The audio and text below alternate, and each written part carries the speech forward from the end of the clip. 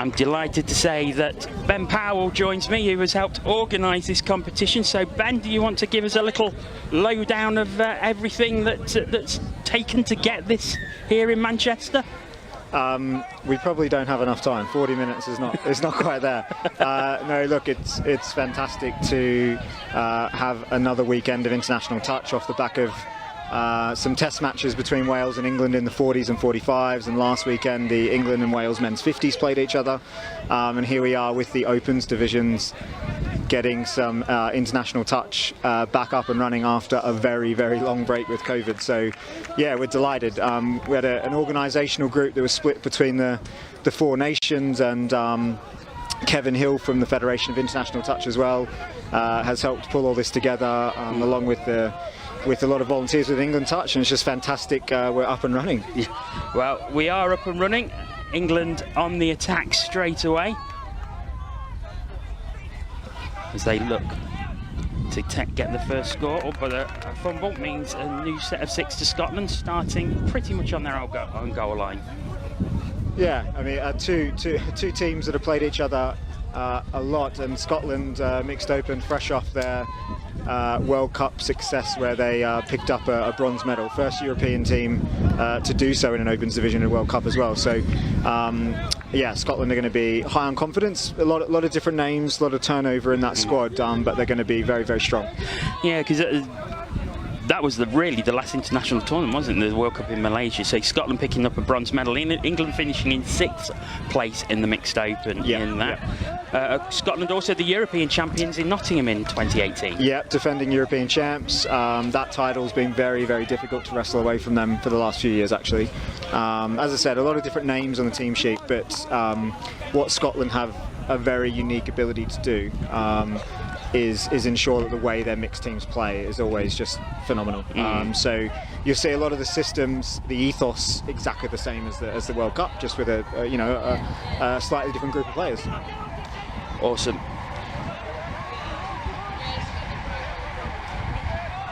So away we go. There's a poor pass which will set a new set of 6 to England.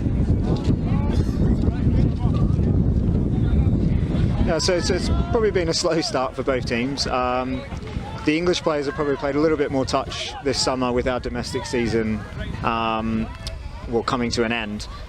Scotland and Wales and Ireland have been a little slower coming out of their restrictions from a government perspective. So we've played a lot more domestic touch. Yeah.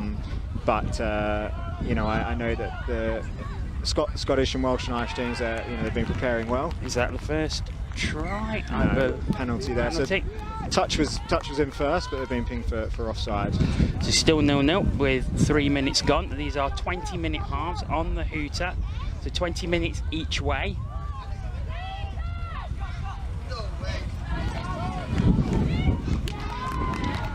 A little bit close to the line there, probably another penalty. So again, I think the ref's calling again offside. Again, and England have got another set this time. Let's see if so 7 metres out, so this will give them the opportunity, hopefully, to take the lead on from their point of view. So Matthew Maynard has it, it goes out wide. I think there was a touch before it went down there. Ella Loveridge receiving the ball. Yeah, young Ella making her international debut in the Opens division. She's come through our junior ranks. Izzy Hobson can't quite hold on to that one out on the wing.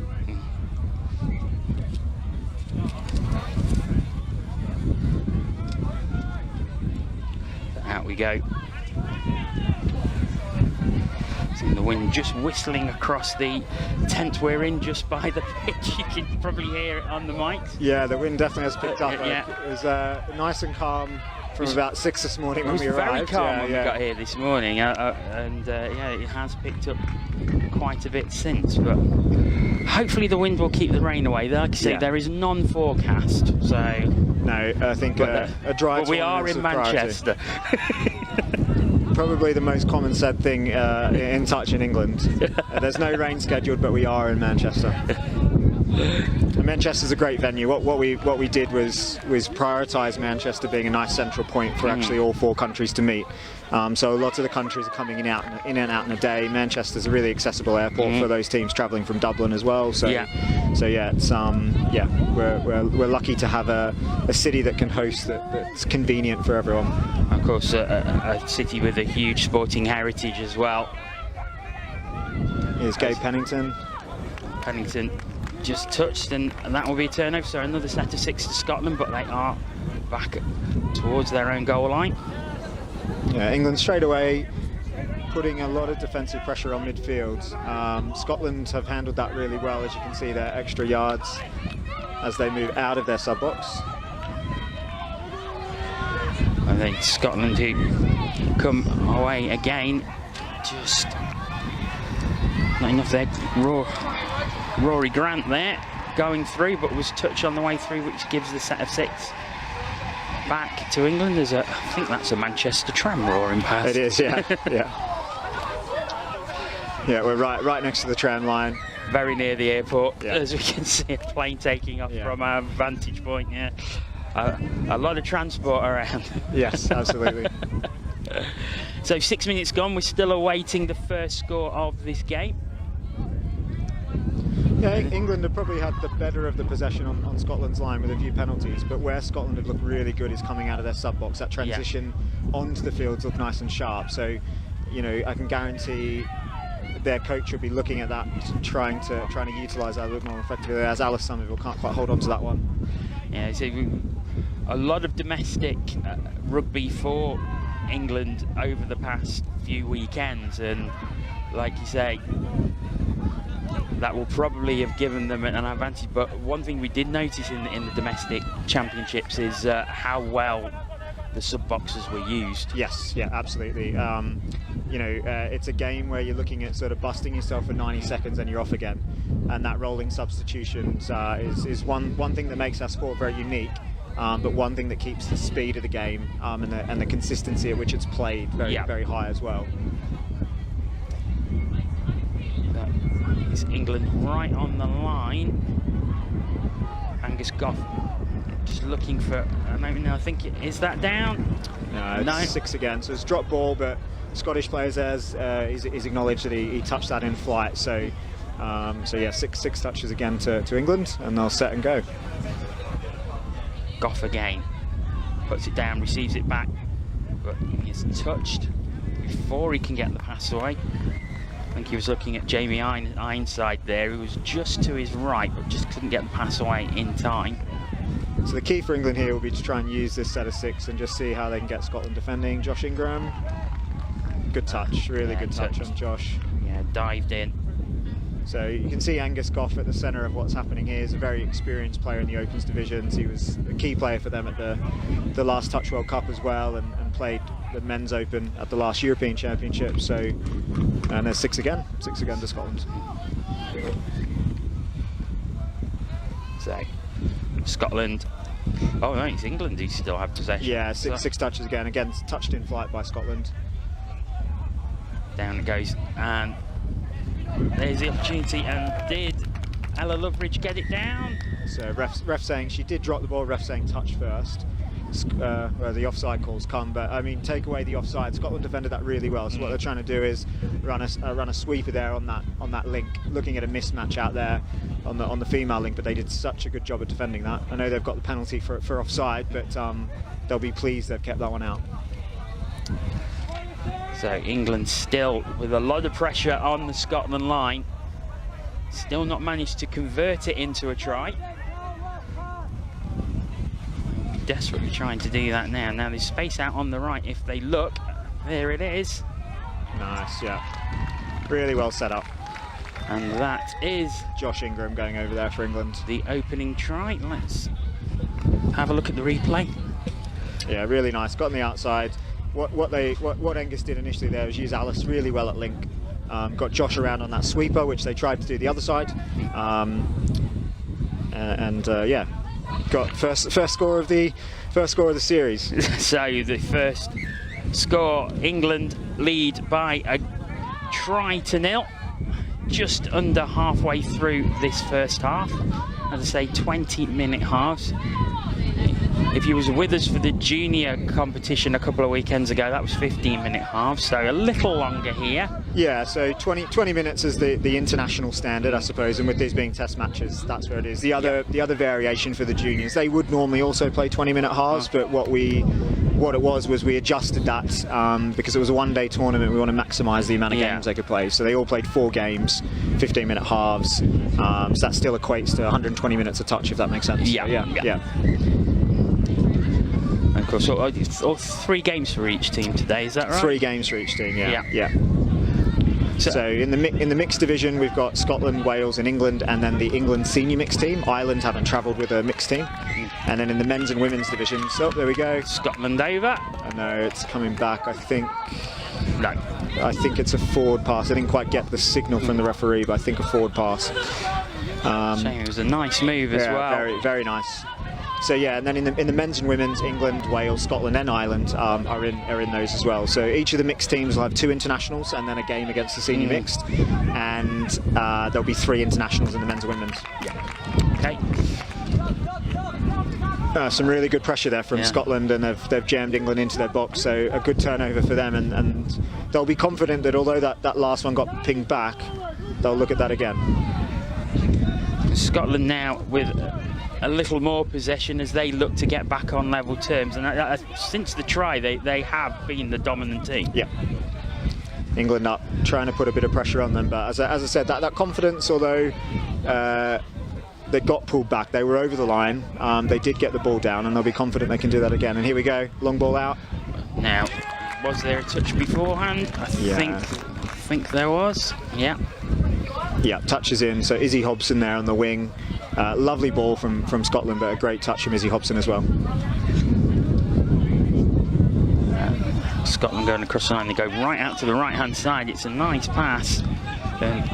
Malcolm Wilkinson picking it up, but unfortunately possession goes back to England, and they'll be pleased with that because they've been under pressure for the past couple of minutes. Well, and I think what's impressive here is not only were they under pressure, now England have gone for a direct set as well.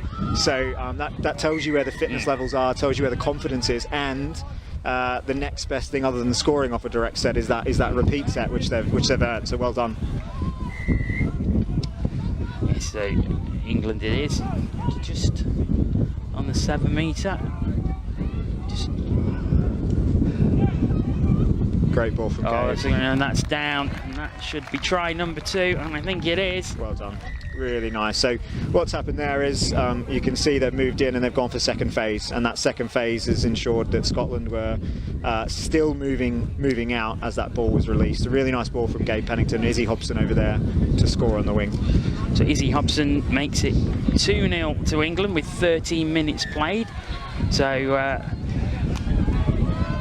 England doing well against the European champions and the World Cup bronze medalists, but like you say, this is a very different Scotland team to the one that won those titles. It is. That Scotland team that went to the World Cup, as much as they've had 1 or 2 players move in and out depending on who's selected, they're a unit that's been together prior to the 2015 World Cup, going into that 2019 World Cup, and in many ways they were hot favourites to get the bronze medal at the 2015 World Cup.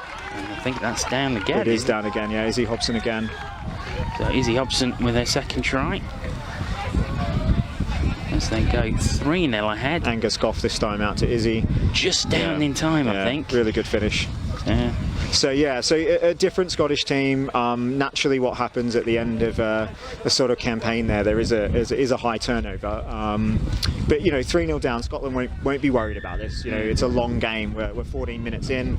It's 26 minutes to go in the game. They'll feel that they can get back in this because England haven't necessarily been dominating the game so far. It has been quite even at certain points. So here comes Scotland again, as they look to get something on the board before half-time. England with 3, and that's just in front. Unlucky. That last ball, we just need to be a little bit more measured there in terms of it was definitely on, but not quite the execution that was needed. And we've got England bringing it towards their sub-box now. Jared Binstead just not quite gathering the ball there, and it's England who are already at halfway.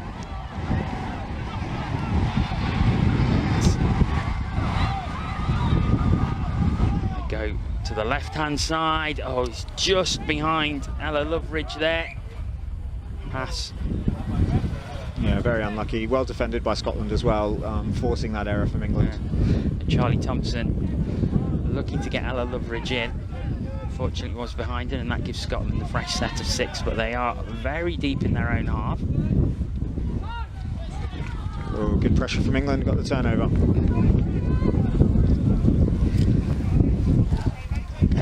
Well, thanks very much, Ben, and Ben has to go off and sort something else out, so you're left with me for the rest of the game as England look to take further lead, and I think they do, yes. That is the 4th try.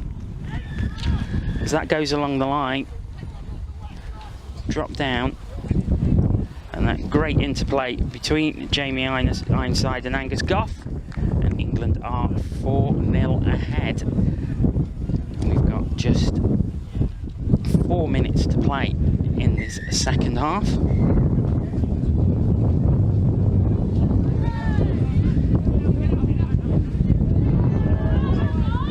Sorry, first half as Scotland come again. Scotland will really want to put something on the board, and they showed a great deal of pressure after England scored the first try. Is that down? I think there was a touch beforehand. And there was. So they will go back to the 7-metre line.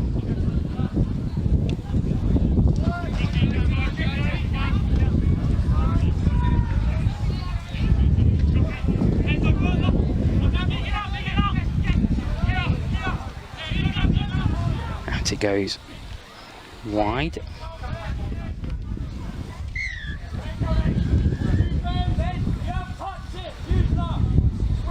Scotland retain possession with 3 minutes to go in this first half. We are on the hooter, of course. The hooter went before kick-off, so it may go a little before 20 minutes.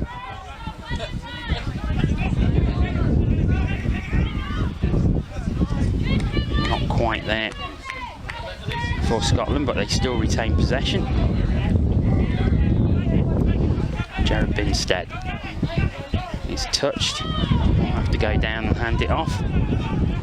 Now, is this the opportunity as it goes out to the left-hand side? Oh, it's a handling error, unfortunately, so it'd be a fresh set of 6 to England.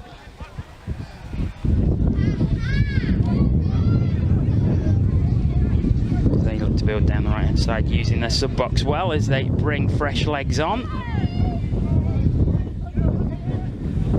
Good interplay. They are attacking quickly and making ground quickly. They've shown that all the way throughout this first half.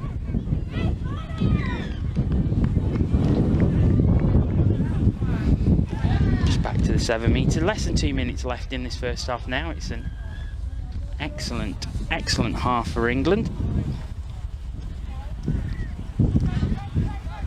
And once again, down it goes. Another one for England.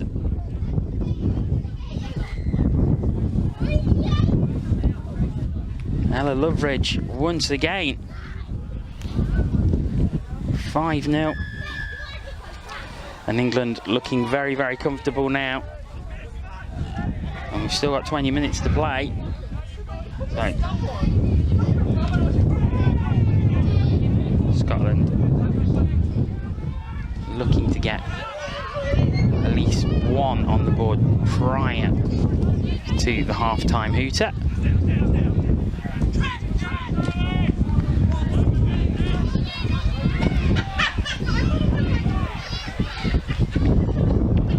Jinking run from Rory Grant, but unfortunately can't find anyone open, and England get a fresh set of 6 after the 6th touch. Are building very, very quickly. Really are. And now here's another opportunity right through, but I think there was a touch. Yes, there was. That's the 6th touch. Scotland will get possession back deep in their own half. And there goes the hooter. So this will be the final play. Next touch. And that is it. That is half time.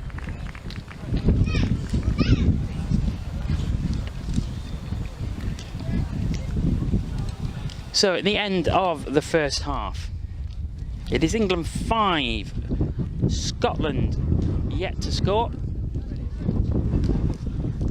Let's get some video on to cover half time, and we'll be back with the second half very shortly.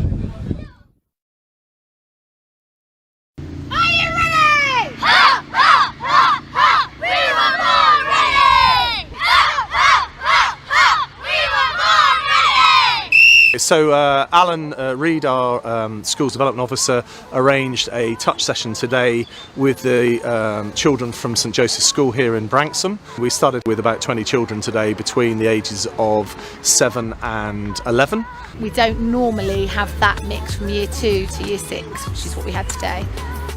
Essentially, we explained to them a little bit about the difference between touch and tag rugby that they've been playing. We organised a warm-up, got them working together as a team, did some ball skills with them, and then we progressively took them into kind of a little touch game. I thought the session was really good. I thought it was great for the children. They were all on task, they were all engaged. Everybody had an opportunity to play. They learnt the new rules, and it was a challenge for some of them, but I really liked that because then they had to really stop, think about what they were doing, why they were doing it, and how they were going to be successful. Once we get them sort of catching and passing, the skills that they've learned from netball or football or any other sports, they're transferable. So they soon pick it up, and they're all playing games in the playground, catching and passing and running, and playing it and things like that. So we sort of build off of those skills and then introduce touch skills as we go along. And generally over about an hour, they pick it up. And we probably end up with a game of touch netball, which is kind of a hybrid, which most of us have all played at some level. And the girls and boys, end up playing that and enjoying it. In the touch game, you don't tend to stop players. They don't, in tag, it's tag, the game stops, somebody comes back. It's a lot of dead time. Whereas with touch, it seems to be ongoing. They're constantly active. You've got to get players in at grassroots level, and if we can get them before they are teenagers, where they've already chosen karate or badminton or whatever it might be, if we can introduce touch earlier, I think that's a great way to raise awareness, get them engaged in a sport that's all-inclusive. And actually the one difference that we've got with a lot of sports is obviously boys and girls playing together, and they don't necessarily have to stop playing together when they become teenagers, which I think they have to when it's rugby and perhaps other sports. I saw the children's reaction to it today. They've really liked it. I've managed to speak to a couple of them, and that's something they'd said that they'd like to do. So from that aspect, if it's pupil voice, the children want to do it, then I'm all ears, and I would like to continue that. So yeah, we can coach them how to coach, if you like, and so they can play some of the games and take those afterwards into the school sessions. Alternatively, if they're really interested, as we have seen with some of the children, we offer them the option to come to Bournemouth Touch Centre on a Monday night, where they can then plug into our infrastructure there, and we've got 4 kids coaches who run a session from 6:30 through to about 7:30.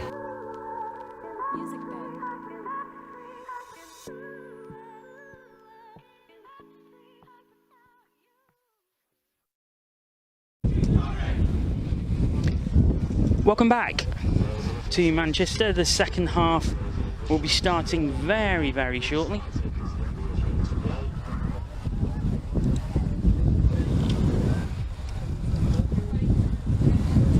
So the teams in their respective huddles. It's a very, very good half for England, as they lead by 5 tries to 0.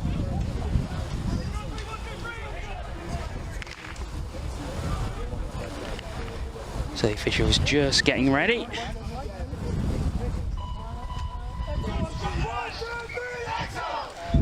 Scotland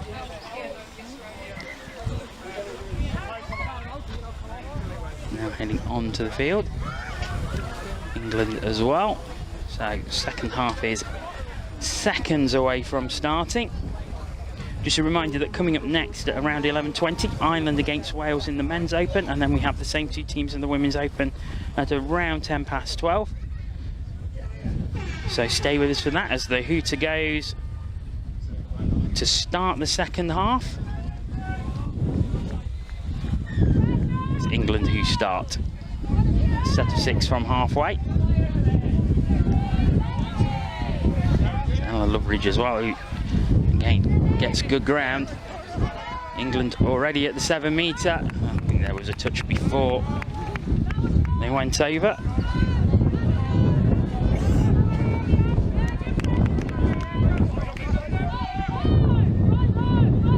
So chance for Scotland.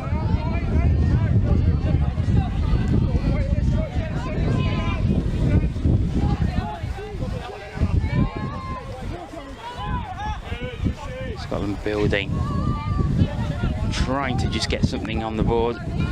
They held England well to about 10 minutes and then England just pulled away, albeit from when England scored the first try. Scotland did have an awful lot of pressure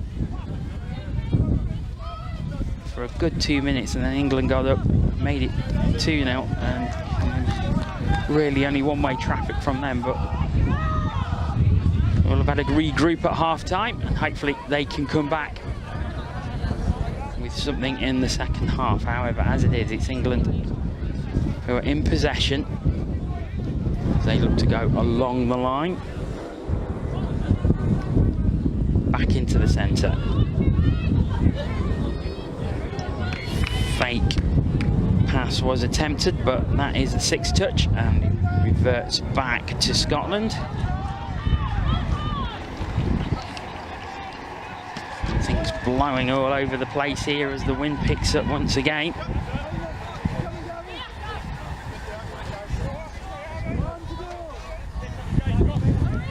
So 5-0 England lead.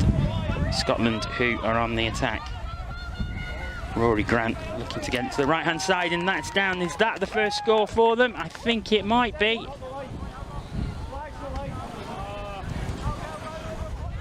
No.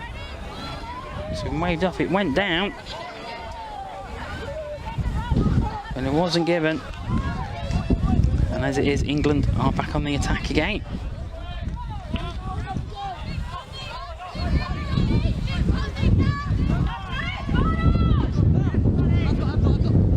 This is a good run.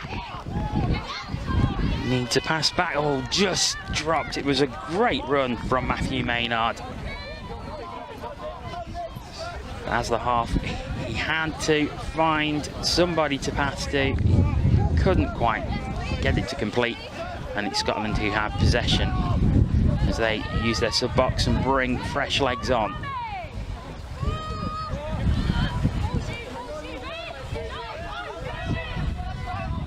Ewan Campbell looking to drive it forward as it comes out to the left hand side, but England get possession back. Seen throughout this match how good they have been when they've had the ball in deep. They've managed to gain great yards.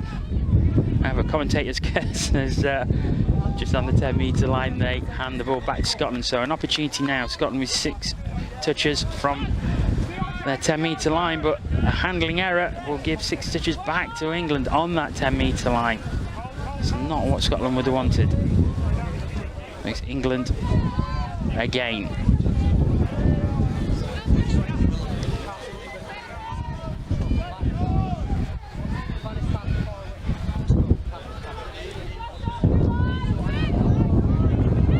And it goes now to the left hand side and down. That will be number 6, and is. Let's watch this one again.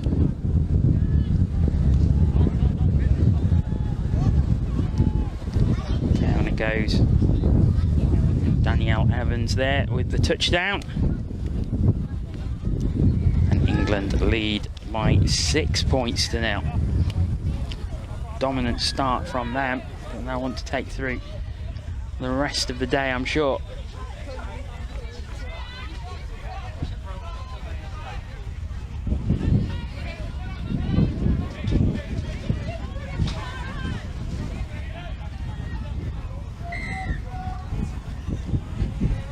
Scotland now with an opportunity. Is this their opportunity? I think there was a touch there. And there was, but Scotland will have possession back on their 7 metre. Goes out to the left-hand side. England defence has been exceptional when they've needed to be. Not giving Scotland a sniff when they've got close to the goal line.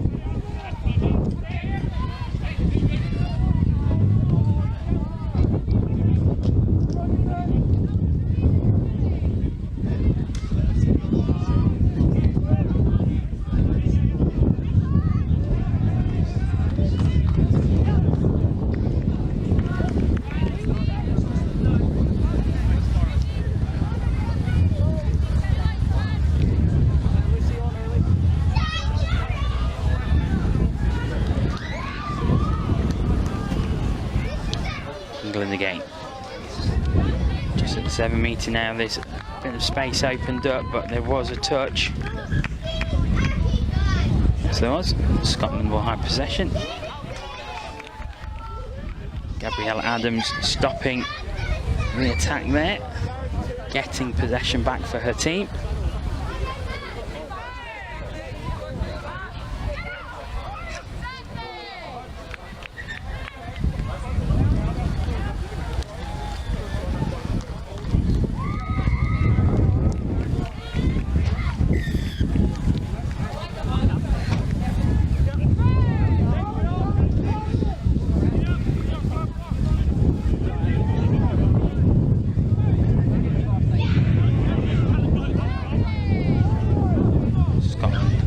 Over halfway.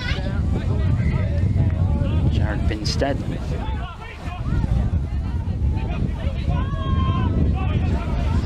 Two touches left for Scotland now. There's an opportunity if they can get it out right now. It's a touch, and that will.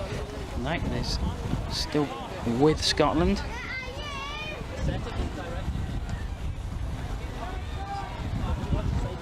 Instead again. Not quite the pass he wanted. Ewan Campbell, it was slightly behind him, to be fair.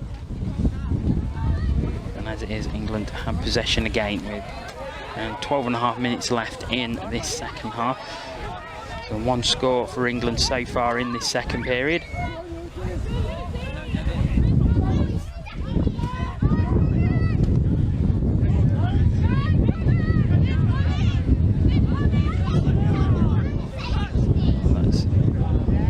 Really, against a Scottish defender, so Scotland will retake possession.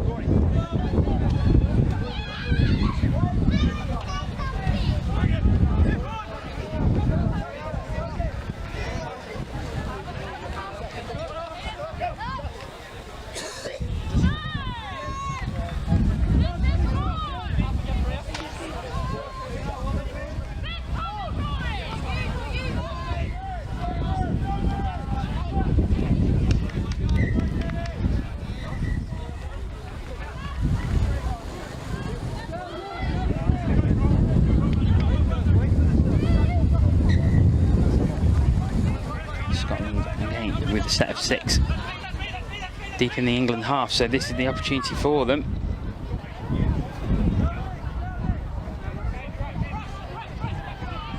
Flipping this, twisting and turning. Rory Grant. Grant pops it down, gets it back. Is this the opportunity? Yes, it is. I think Scotland have their try. Again, great dive in there, and Scotland do have their try, and that is 6-1. You see on the bench there, that's really given them a lift.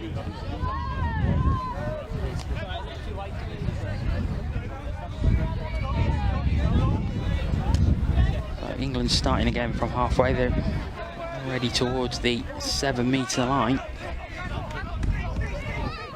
Oh, nice little into passing and a somersault as well. And they get the try straight back.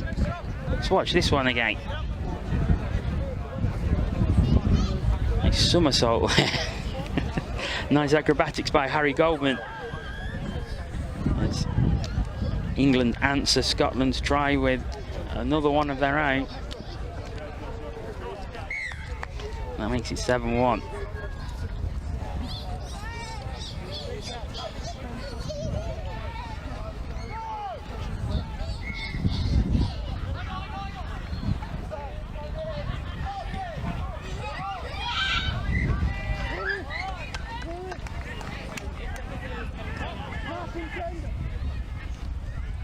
Scotland pressing once again as they look to get their second try on the board.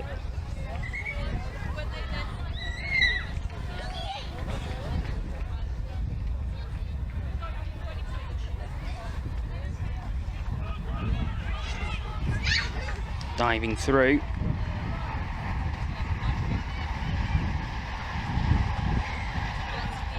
It's not given, but straight away. And off again, Rory Grant, and this time he does get the try.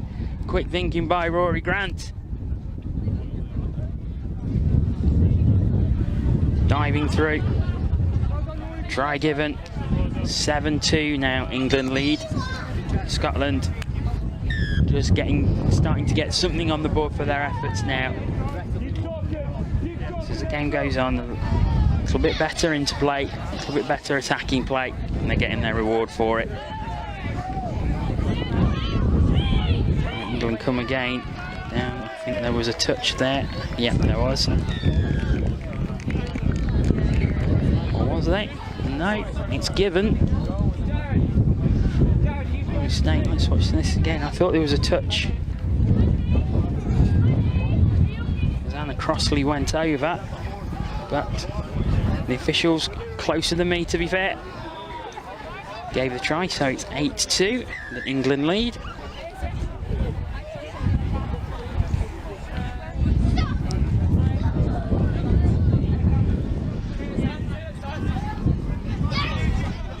Scotland again on the 7-metre.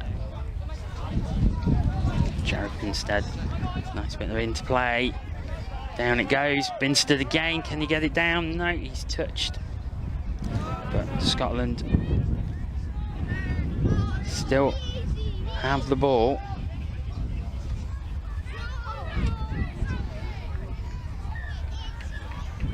Just looking for that hole, just looking for that gap to open up. And it's a long pass over. Oh, it's just not quite taken by Maria Garcia-Basanta. It was a long pass across the line. Garcia-Basanta just couldn't take it.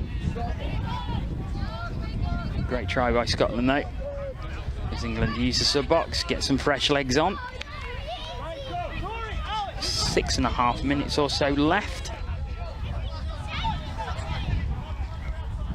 in this opening encounter. So Ireland and Wales in the men's open coming next. So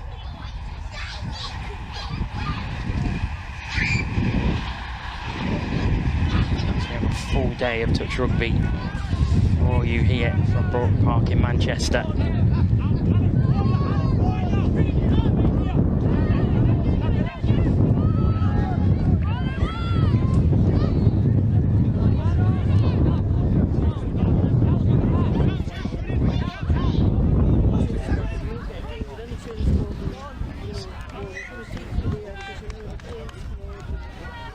Penalty, so a fresh set of 6 for England on the 7 metres, so an opportunity for them to stretch their lead further.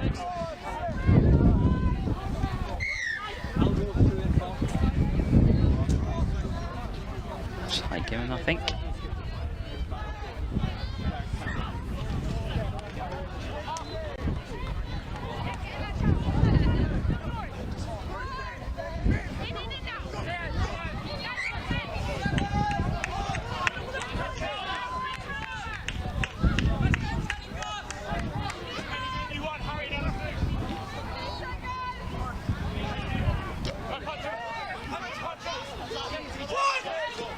Nice pass. Now is the opportunity for Scotland to get some fresh legs on and hopefully drive towards the line.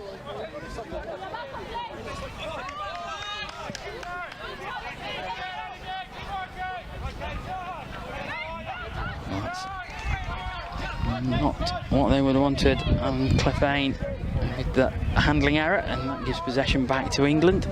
5 minutes left in the game now.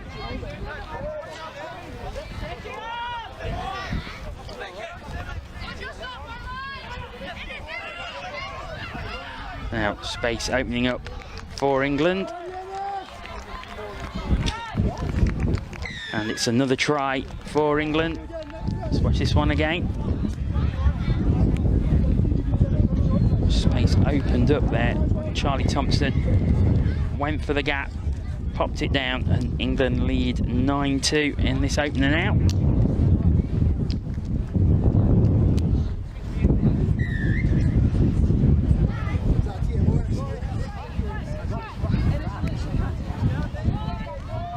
As Ben was saying earlier, differences in COVID regulations from the different governments, that a lot of these England players have had a lot more training time than their Scottish counterparts.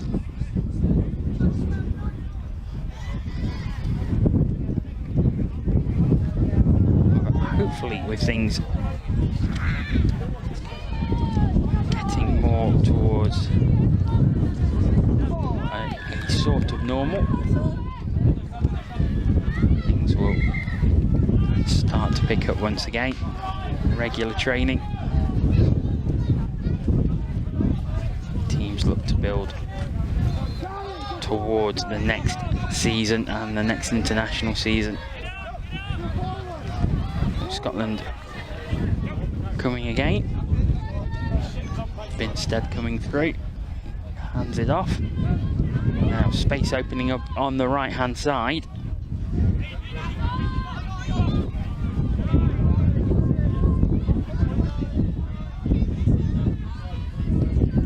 England have possession once again. 2.5 minutes left to play or so. 9-2 they lead, and bursting through. That's a great score. Speed and skill. Watch this one again. Just looking around, but Matthew Maynard with no one around him. And England are in double figures with 10.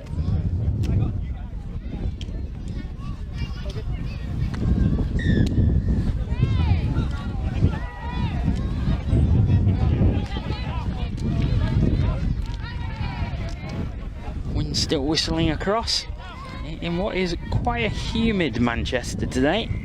It does feel quite close.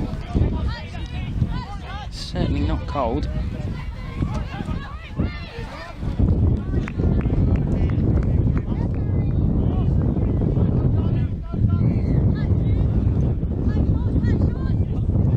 Long pass to the left. Bocci couldn't be taken. Freya Walker with a great effort to pick that one up.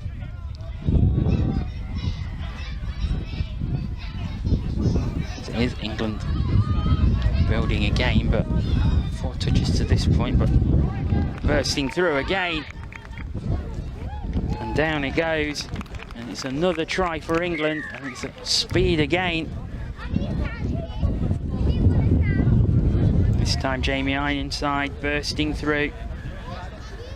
Putting the ball down to make it 11-2 Scotland as we're into the 11-2 to England as we're into the final minute.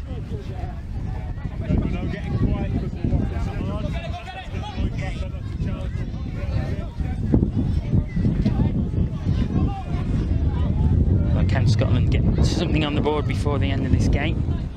Just outside the 7 metre now. Down it goes, the long pass is attempted. Oh, it was a good attempt to pick it up. Anna Ramsey diving forward to try and gather the ball. Unfortunately she couldn't, and England have possession again. There's a few seconds left, so we will hear the hooter any time, which will signal the end of this first game. And there is the hooter, so this is the final play. 40 minutes ticks over.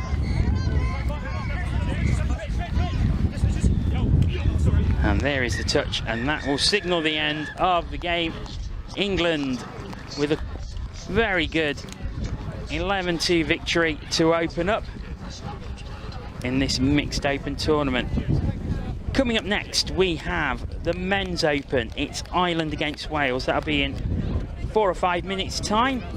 But for now, let's enjoy the highlights of this one. And we'll be back again very shortly.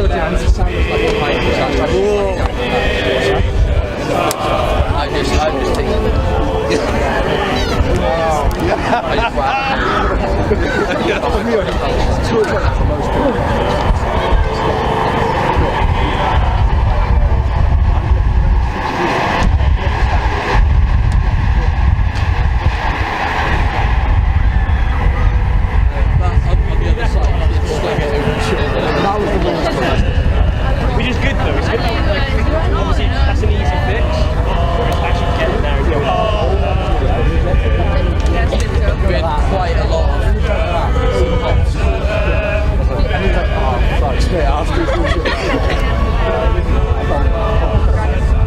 did have quite a lot of pops.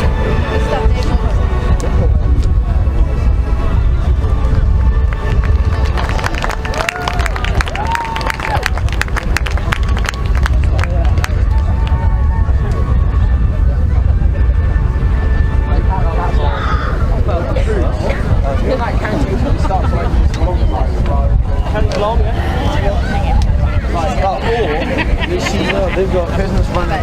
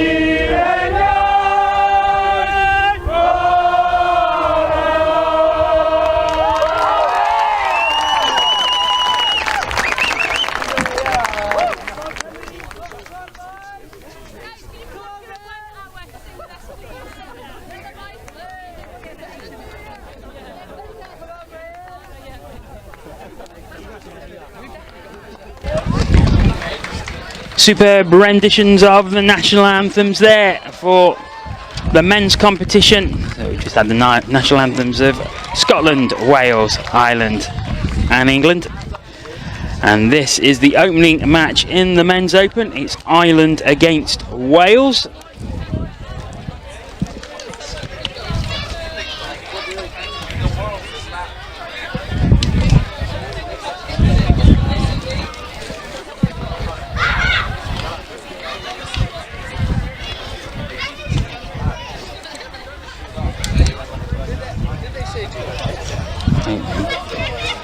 Just awaiting the start of this one.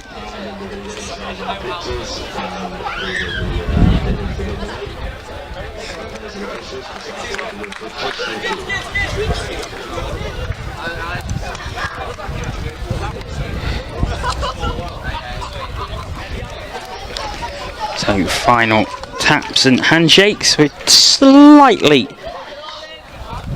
about 5 minutes behind schedule, just to get the national anthems in there.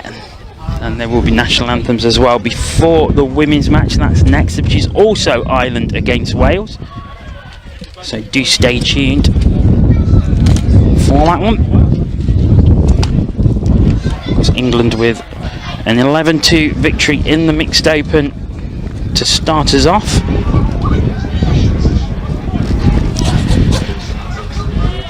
And a 1 minute warning.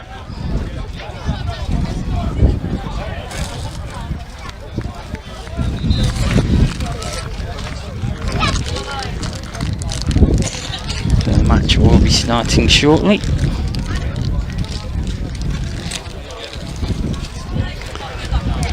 Because Ireland were 12th in the 2019 World Cup in Kuala Lumpur, Wales finishing 14th. Then in the 2018 European Championships in Nottingham, Ireland finished 4th. They lost 12-1 to France in the bronze medal match. with Wales finishing up as silver medalists and losing 10-3 to England in the final. So this one is about to get underway. We're just awaiting the hooter.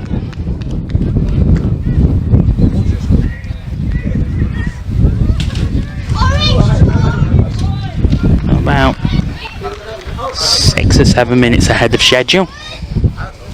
Or behind schedule, should I say.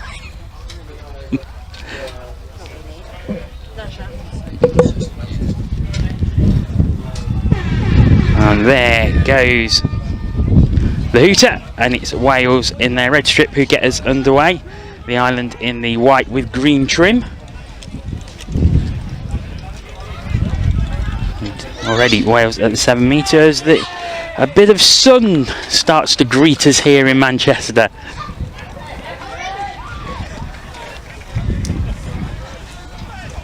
Wales starting strongly in this one in the opening seconds.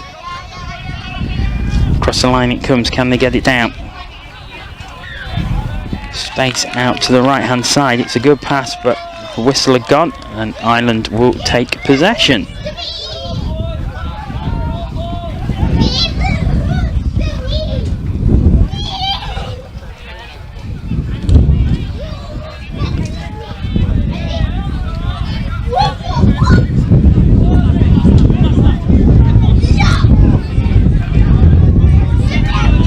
Ireland. Good run forward.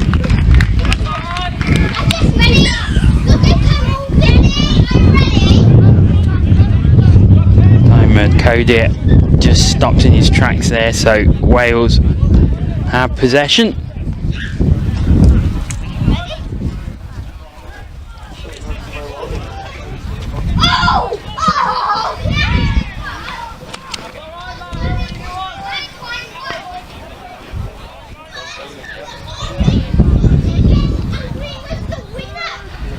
Wind coming through, nice crowd of people here in Manchester today.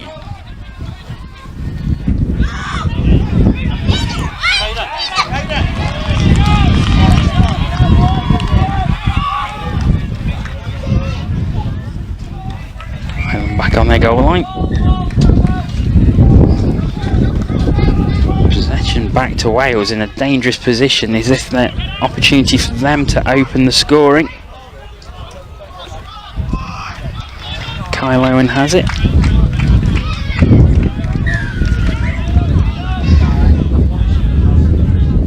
And off. Owen again. Need to play William Smith at Owen. Stumbles really as he went to go over. I think he just lost his footing. The grass is quite long on the pitch.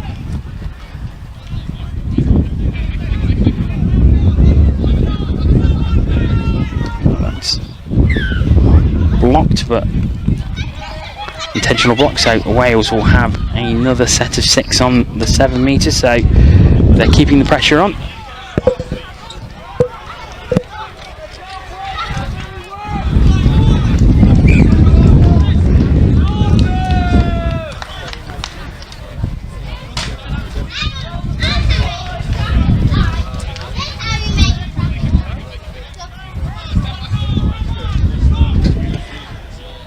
Oh, that's a nice pass. And I think that's going to be the opening try, and is. Let's see if we can see that one again. You see the pass coming over. It was Kyle Owen. Gets it to Adam Thomas. Adam Thomas puts it down, and it's Wales who opened the scoring in this one.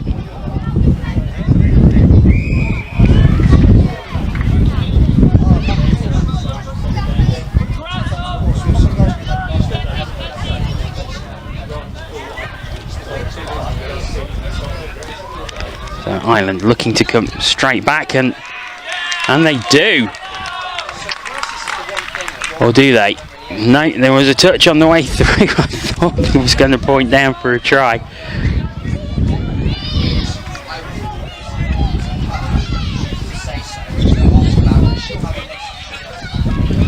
Oh, now out to the right hand side, beautifully taken and down. And that is the equaliser. What a great try. Long pass, well taken. Jamie Mayer putting it down. And Ireland do get the equaliser straight away. Well, one apiece.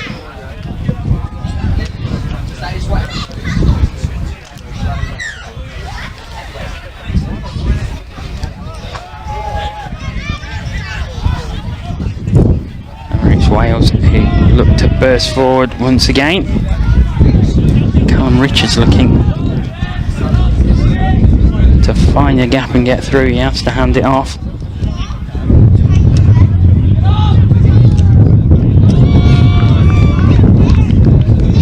Callum looking to go through again. Has to go back to the 7 metre. Pass to the right.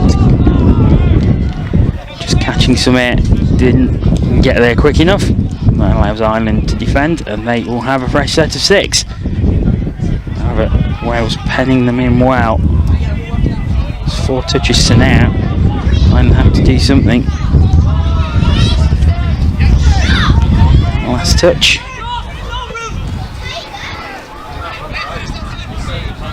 Out to the right hand side. Nice pass back in. Oh, something could develop here.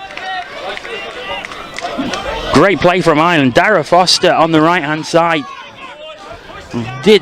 is absolute everything to try and get hold of that ball and put it down. It was a great drive from Ireland. They were down to 4 touches, just over halfway.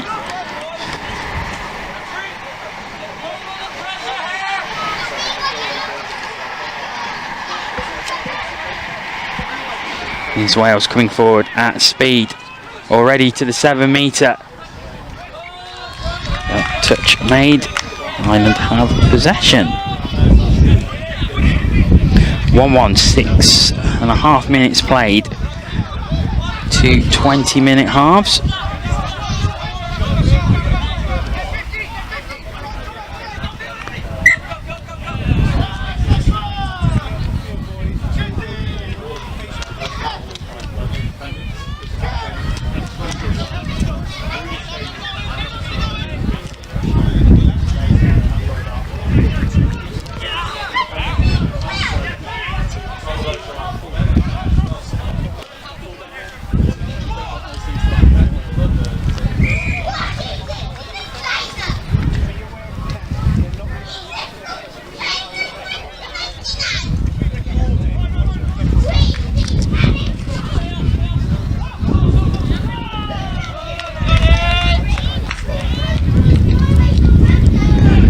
Looking to burst through, but just it's behind the back pass there by Kyle Owen. Doesn't find its mark, and that gives possession back to Ireland. They look to use the sub box. Fresh legs come on.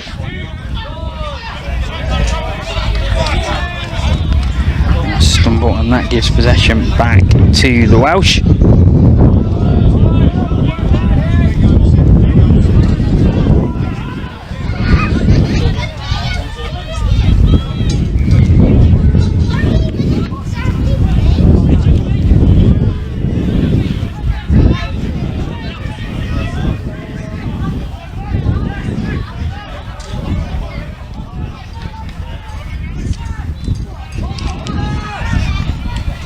Chance now for Wales as they look to go down the right hand side. It was gathered by Reece Lynch. He just couldn't turn and put it down, but Wales keep possession back at their 7 metre. Good opportunity for them now to retake the lead.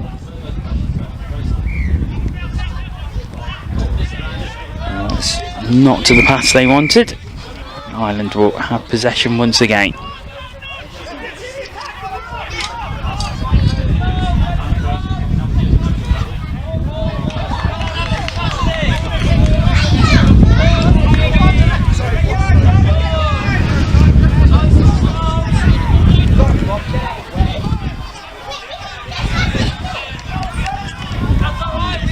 Touches gives possession back to Wales as Ireland were heading for the line.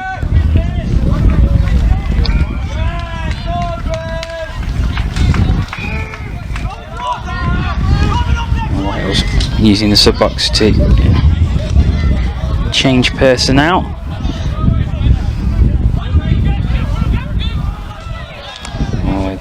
Just kick forward. Ireland will have it back. Gethin Rosser there, just putting it down, but couldn't stop his momentum going forward and ended up kicking the ball forward, which gives possession back to Ireland.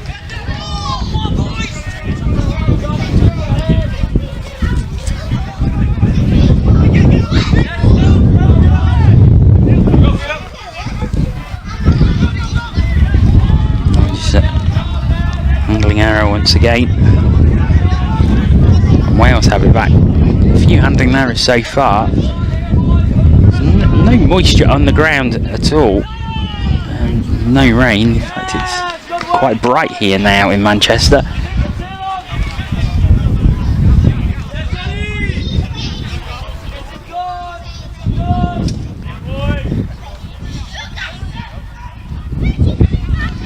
Oh, now chance. Out to the right and down.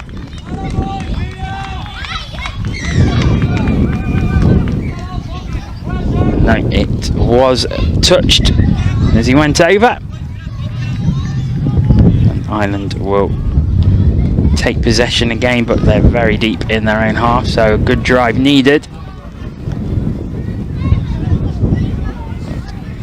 2 touches already. And the third.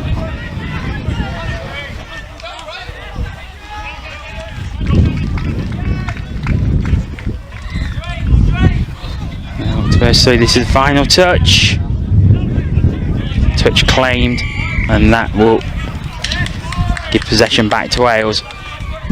Good defence by the Welsh.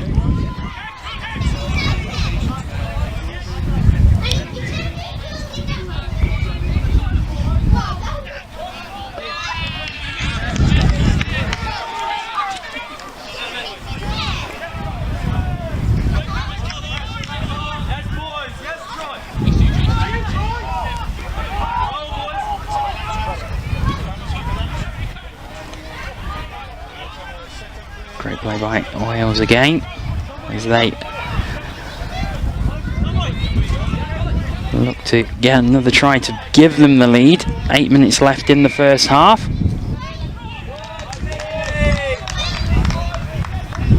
The 6th touch will give Ireland the ball.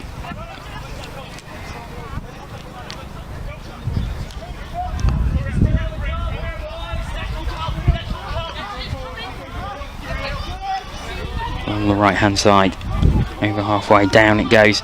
Good drive so far by Ireland. Now there's space on the right, it's blocked down, but it'll be a fresh set of 6 to Ireland. Darragh Foster was out on the right hand side looking for the ball. It was charged down. It was Dan Roberts for Wales who charged it down, which gives Ireland a real opportunity. Down it goes, nice little quick passing and down. And yes, that is the try. Ireland go 2-1 ahead. Right into passing and down.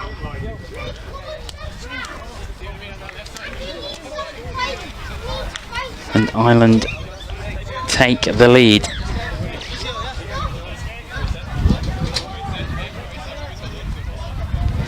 Mark Phelan with the try. He's getting congratulations on the bench in front of me. So 2-1 Ireland lead. Wales taking the lead first. Ireland coming straight back. And now they have the lead for the first time in this game.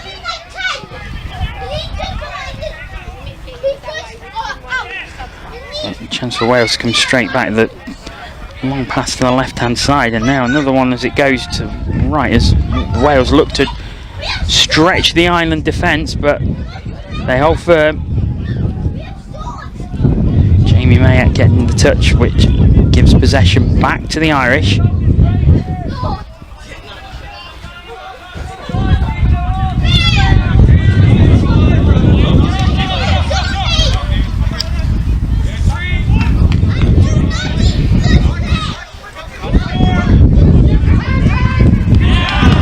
goes. Is that 3-1? Yes, it is.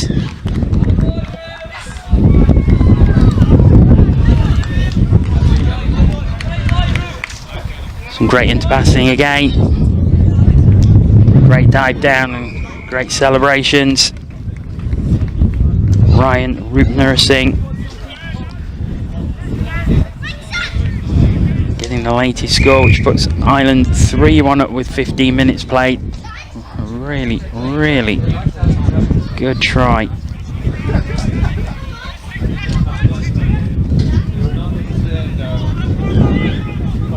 Here can Wales straight back. I think there was a touch there. Great diving touch.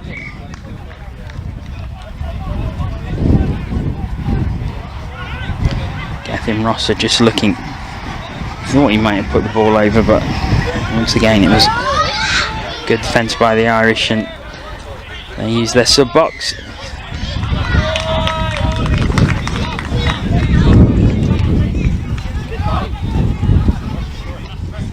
Penalty, and Ireland with a fresh set of 6. Touch made.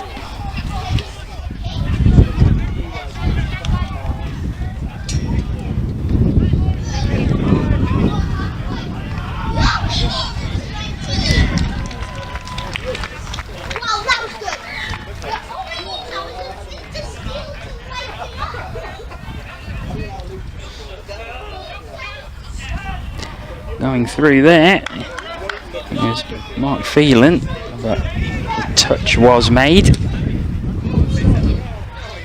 Ireland certainly finishing this half the stronger, 3-1 ahead and looking to get more. Nice little behind the back pass.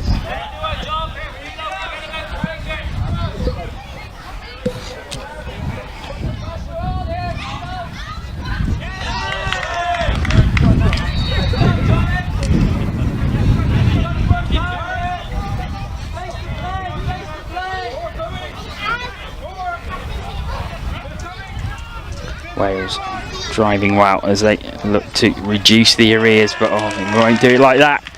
Handling error, and Ireland with a fresh set of 6. Box used to great effect again.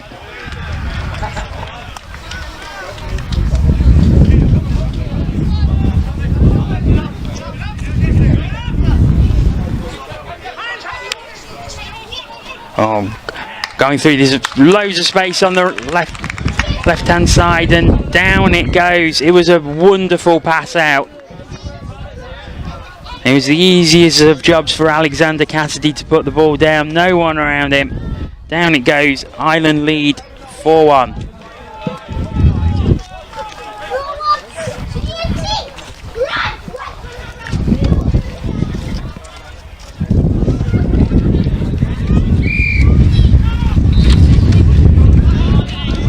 Wales again start from halfway.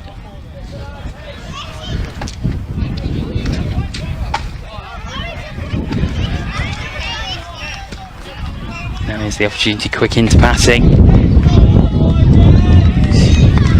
Bit of frustration there shown. Owen Carroll just couldn't get the ball down. Showed his frustration as Wales press for their second try, and they need it at the minute, it has to be said.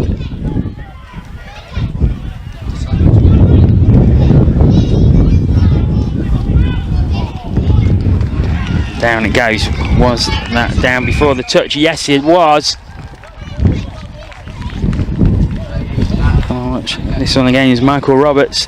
Receives the pass and gets it down just before the touch. Wales do reduce the arrears. It's 4-2. A minute to play in this first half.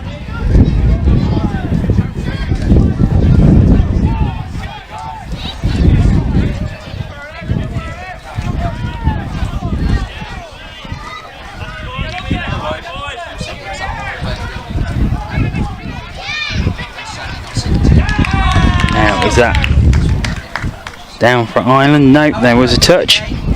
Did you enjoy your time over the water? Mark Phelan diving through, but it is given. It has been given after consultation.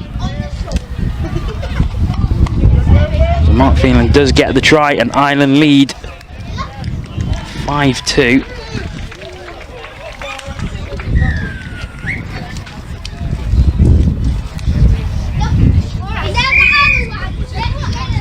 The Hooters should be going any second for the end of the first half.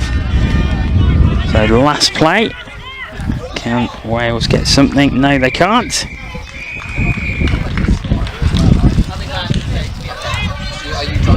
So a great first half for Ireland. They lead 5-2. Join us again shortly for the second half.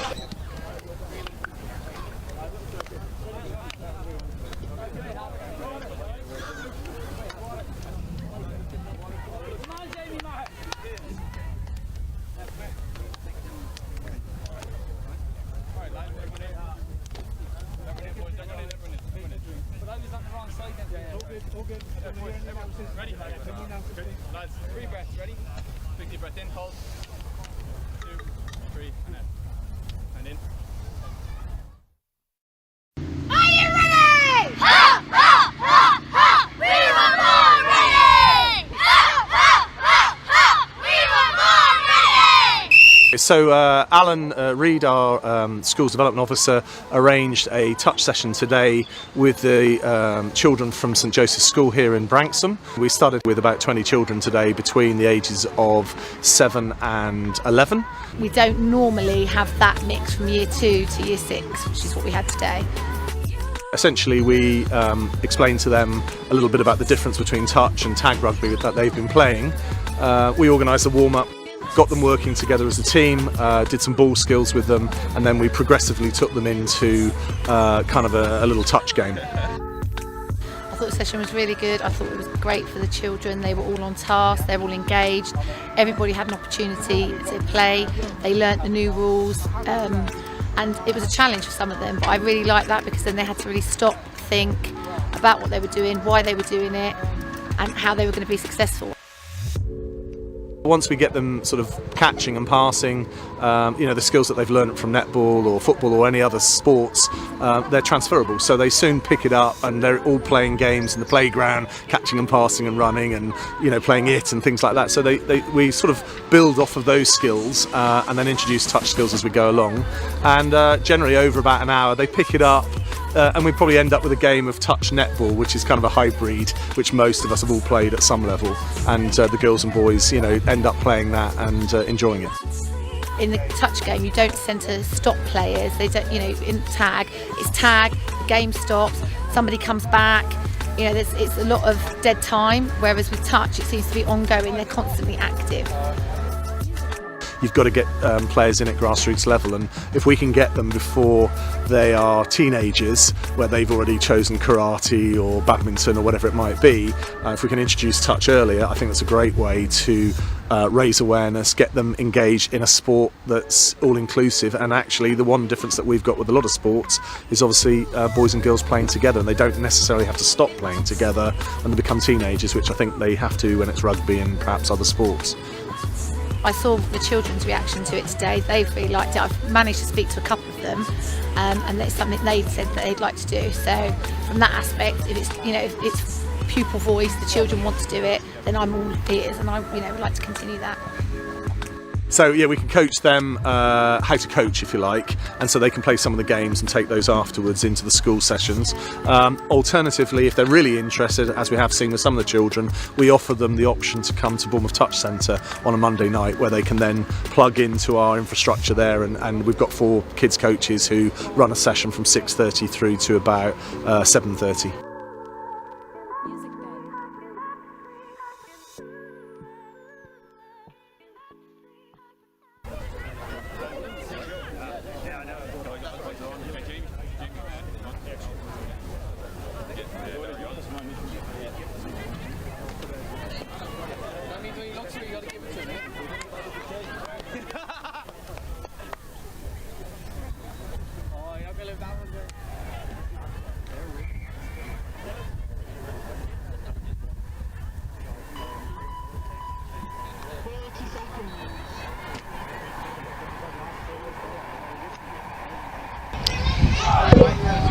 Welcome back to Manchester's second half, about to begin. Ireland leading Wales 5-2 after the first half. A dominant performance by them. We are running a few minutes behind schedule.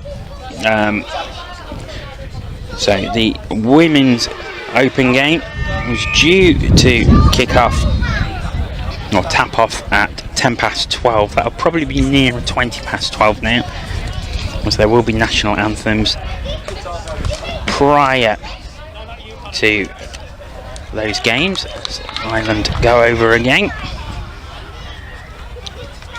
Not given this time. Right, Ryan Singh looking for his second try, almost getting it.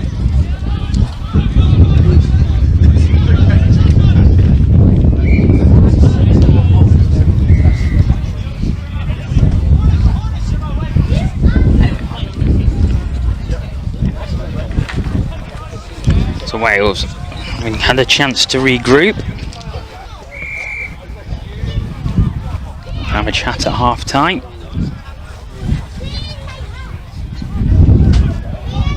Can they get back into this game, which Ireland have looked very, very good so far.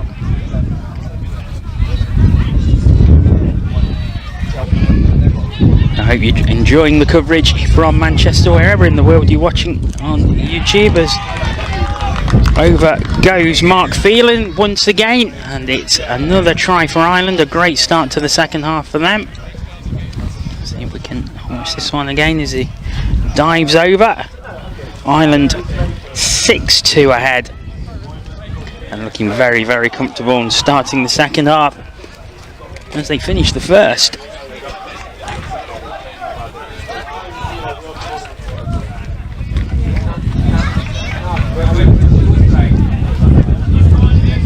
Can Wales get anything back?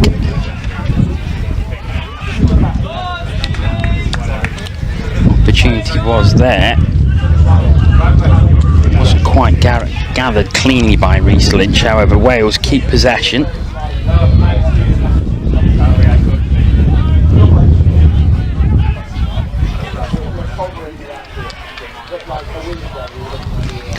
One pass, but doesn't find its mark. Owen Carroll was open, but just couldn't find him with the pass. Ireland have possession again. However, they are a long way from the goal line.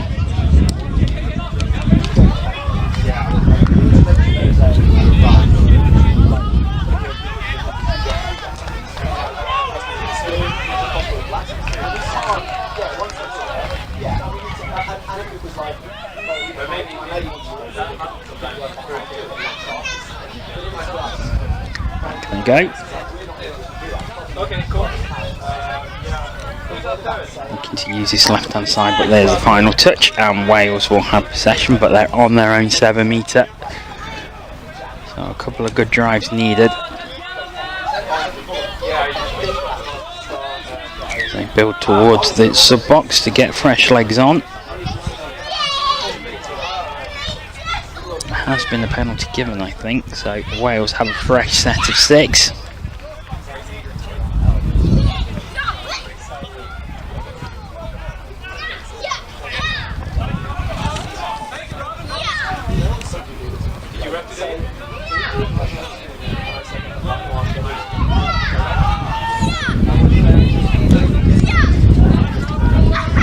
Owen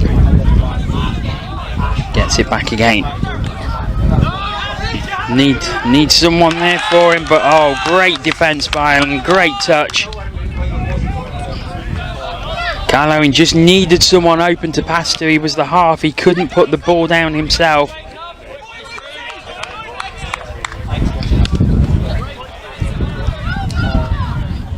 Ireland covered it brilliantly.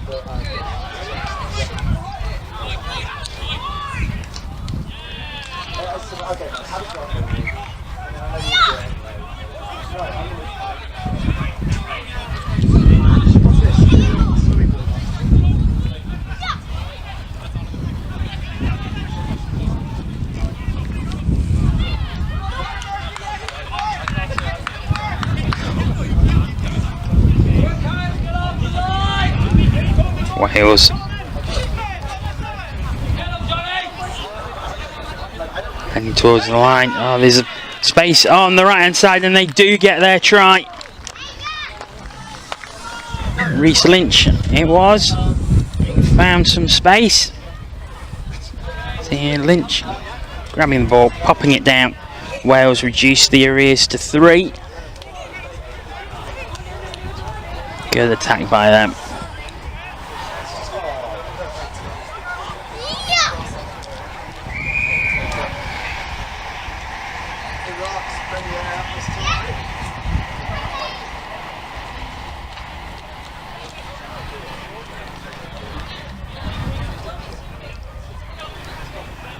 Ireland. Out to the right hand side.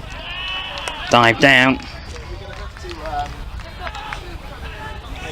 Just not quite getting it over the touch before. That was fortunate.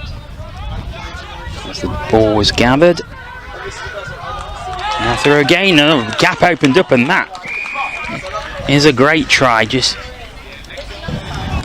parting of the sea in front of him there.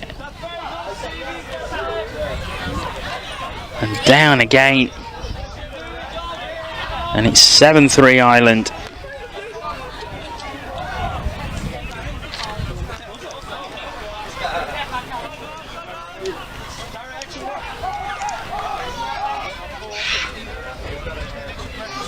So Wales getting it to within 3, but Ireland straight away on the next drive. Getting their 4-point spread back once again.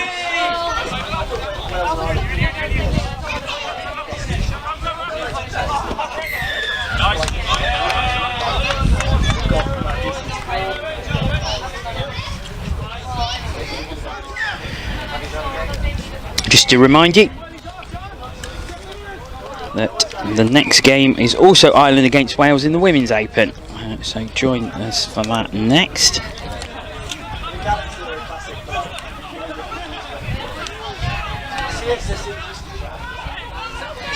I think there's Ireland looked to come again, but I think there was a touch.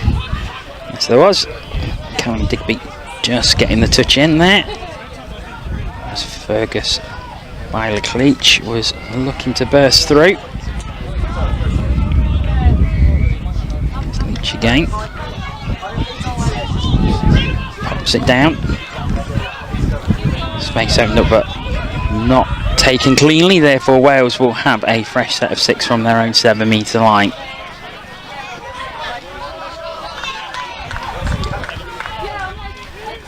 Still 7 more games to come today. Throughout women's, men's and mixed open, so do stay with us. We'll be on YouTube till around 6:15 or so tonight.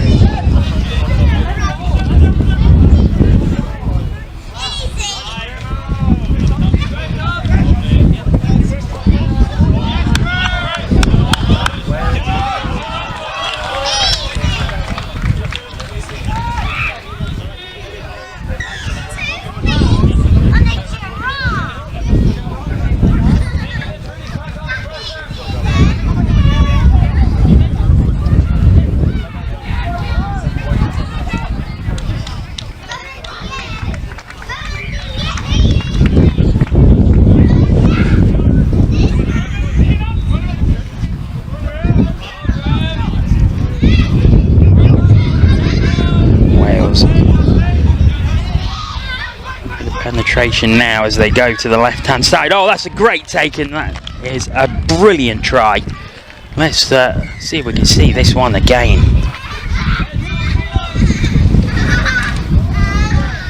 It was a fabulous pass out to the left hand side, and it was brilliantly taken by Callum Digby, who put it down.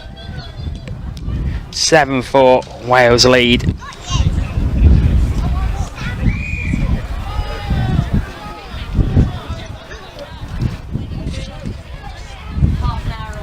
Callum Digby with probably one of the tries of the morning so far.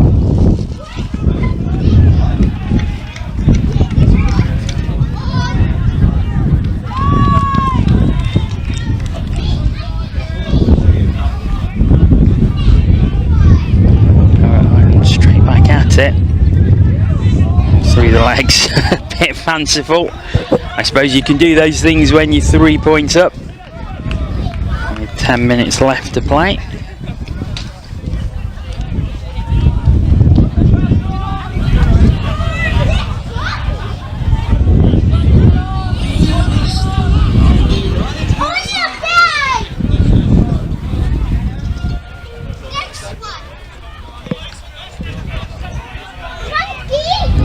Coming again now. Can they reduce it to 2? It's a great sliding touch. Jacob Williams had it.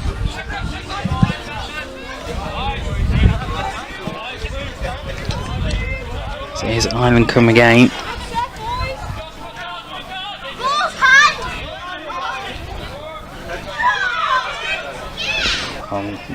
Nice bit of space there. Pop down now. Is this the opportunity?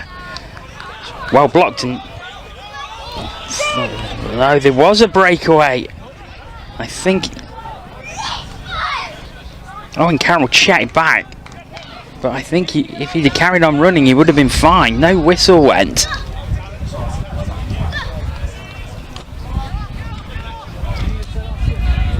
As Wales still have possession, but there was an opportunity there for Carroll to burst through and maybe go on the breakaway and reduce it to 2. Handling error there will give possession back to Ireland.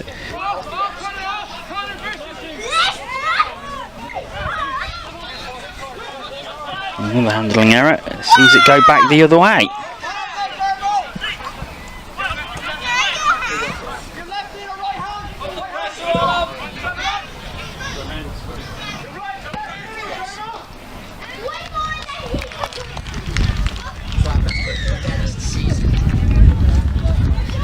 Another try for Wales. Let's watch this one again.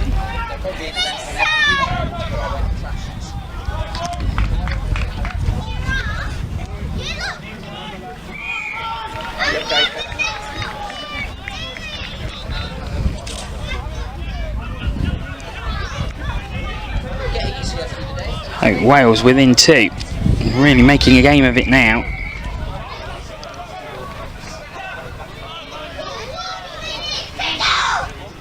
Ireland on the 7 metre, just looking to draw out the Welsh defence, find them holes. Diving through, but there was a touch. Ireland still have possession though. Here's the long pass to the left hand side, doesn't quite find his mark. Dara Foster just couldn't take it.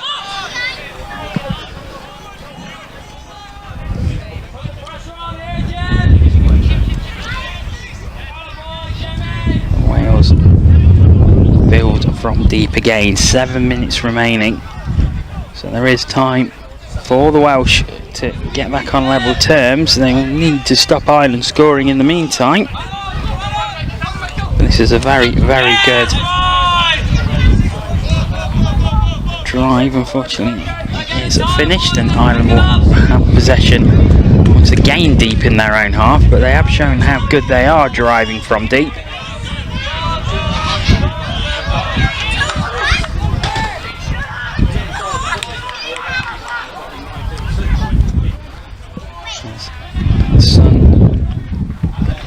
Starts to make more of a permanent presence over Manchester as Dara Foster just couldn't quite take that, and Wales have possession again.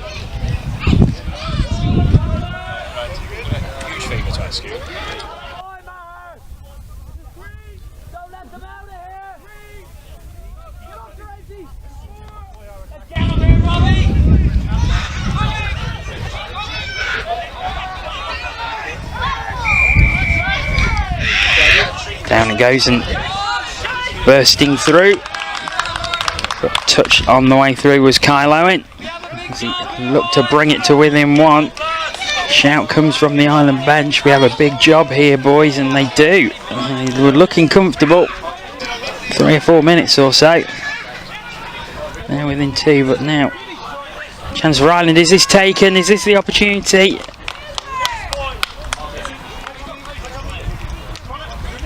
No. I thought that was put down. There's a big discussion between the officials.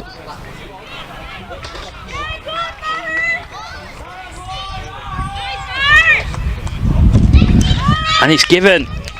It is a try for Ireland. Fortunately, because of the consultation, we've missed the replay. But Ireland go 8-5 ahead.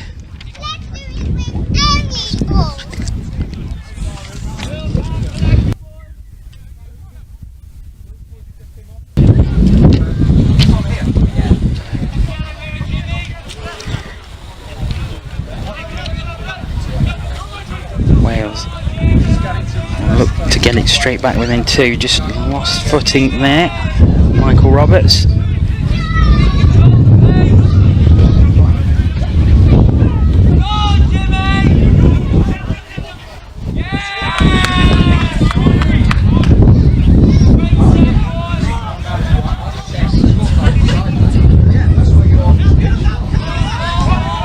And it goes. Ireland not bringing a full complement of fresh legs on. And possession is turned over. So it becomes a really nice day here in Manchester. Beautiful weather, great conditions for playing touch rugby. There's no dew on the ground this morning when we got here, so should be no excuses for any moisture on the ball causing handling errors.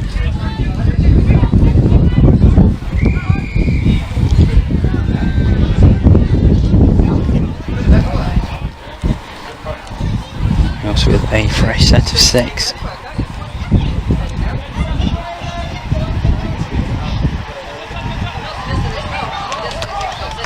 Doesn't find its mark, so Ireland will retake possession.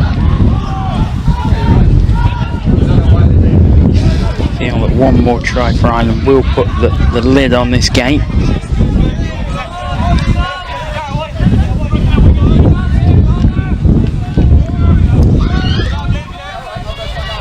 Oh, nice little pass there. And they're coming forward at speed.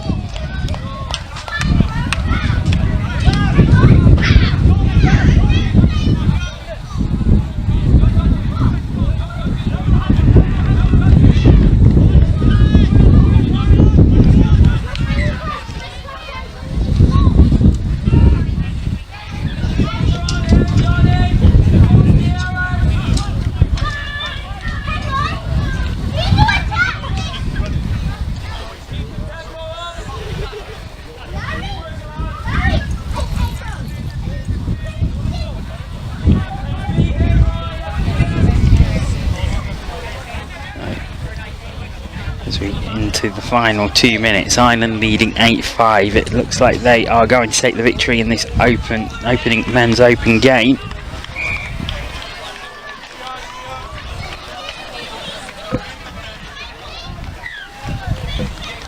Try given, so Wales do reduce it to 2.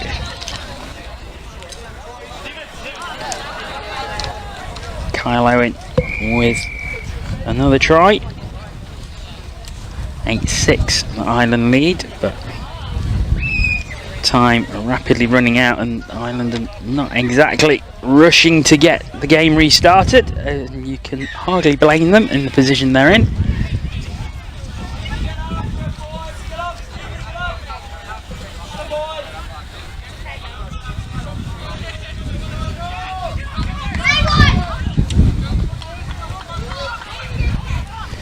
Into the final minute. 8-6 Ireland lead. Looking to put a cap on this performance. Oh, great pass. And over goes Dermot Coder. And they do put the cap on it. 9-6.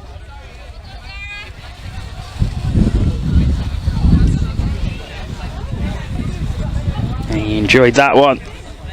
So, around 15 seconds left before the hooter goes. Celebrations on the bench in front of that camera position. Rightly so. And there goes the hooter, so the final play of the game. And there's the touch. And that will be it. Ireland take this one by 9 tries to 6. We'll enjoy some highlights from this game. And then we'll be back with the next game. Also, Ireland against Wales in the Women's Open very shortly. Stay with us.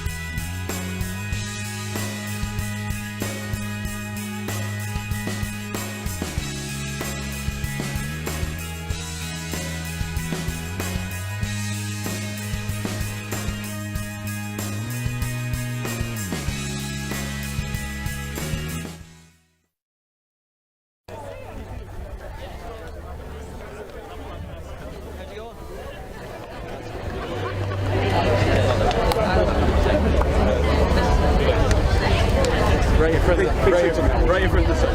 Big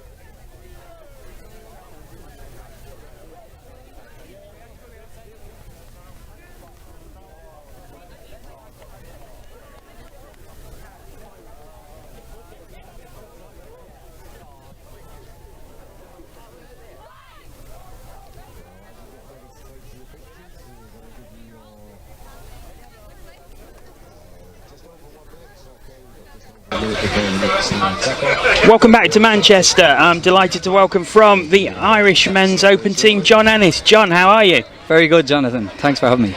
Pleasure. So this one is Ireland against Scotland in the Women's Open. You looking forward to this? Yeah, should be a very good battle. Our girls have been training hard over the summer since lockdown finished, so Scotland Women's Open are always a very strong squad, so yeah, looking forward to this one. Just quickly, let's go back to the last match. Good performance by yourselves there against Wales. It was okay. We had quite a lot of errors. We tried to go through our systems, but yeah, we were happy with the results, but maybe a little underwhelmed with our performance. But we can certainly pick it up throughout the day. It's always good to get off with a win, though, isn't it? Yeah, absolutely. If you can have a game like that where you have a lot of errors and still come out with a win, it's the best result, really. So what can you tell us about the Irish Women's Open team? From my research last night, it didn't compete in the World Cup, didn't compete in the European Championships in Nottingham. So is this a new formation? Yes, this is the first Ireland Women's Open team since 2014. Oh wow! We have played essentially mixed touch for the last 6 or 7 years. Tanya Rosser has led this team from basically non-existence to the pitch here today, and they've put in a great effort to get here. So, I've also been told that the Irish Rugby Union have been putting some funding into touch, which is obviously going to be a great help. Yeah, actually lockdown had its benefits in a way that a lot of the contact rugby in Ireland ceased, so they looked to other avenues to still use their skills and play a game with their rugby background. So touch was fortunately the sport they chose, so there's been a lot of work behind the scenes from the Ireland Touch Association. Eddie Devitt, who's on the men's open squad, has put in a great shift in developing touch across the country. And just going back to what it's like out here, the conditions out there, because it is quite warm, quite humid today. Very little moisture about. How was that in that game for you? Yeah, it's actually deceptively warm out there. I think we're lucky that we've had a couple of heat waves over the last month or two, so we've been training in that. But let's just say we didn't pack the sunscreen based on the forecast, but maybe that was in hindsight we would have done it again, you know. I mean, if it was forecast to be dry for the whole day as we get underway, but I don't think sunshine was in that forecast. No, it wasn't. But it's a great start. So Ireland, who with the turnover. Ellie Boyce on the ball, looking for the touch. Faye St Ledger running an ML. Now it's a space on the right. Good snipe from Scotland.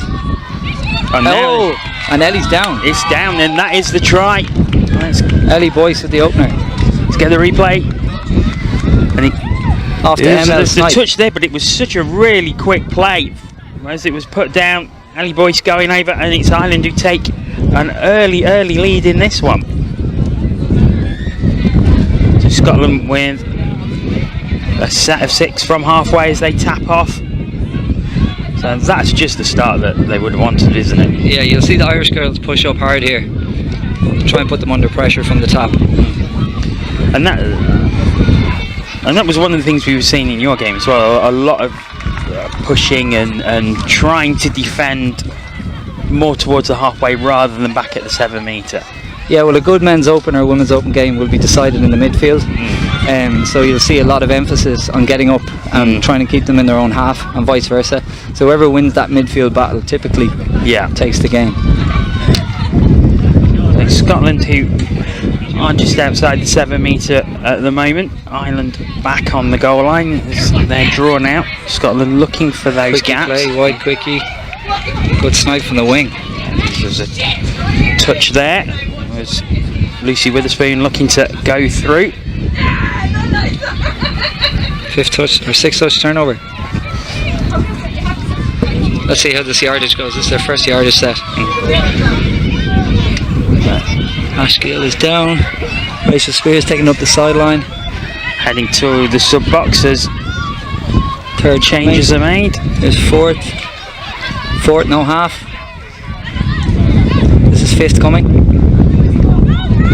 Bursting through. Ball away. 5th. Link sweeper, no. Back inside.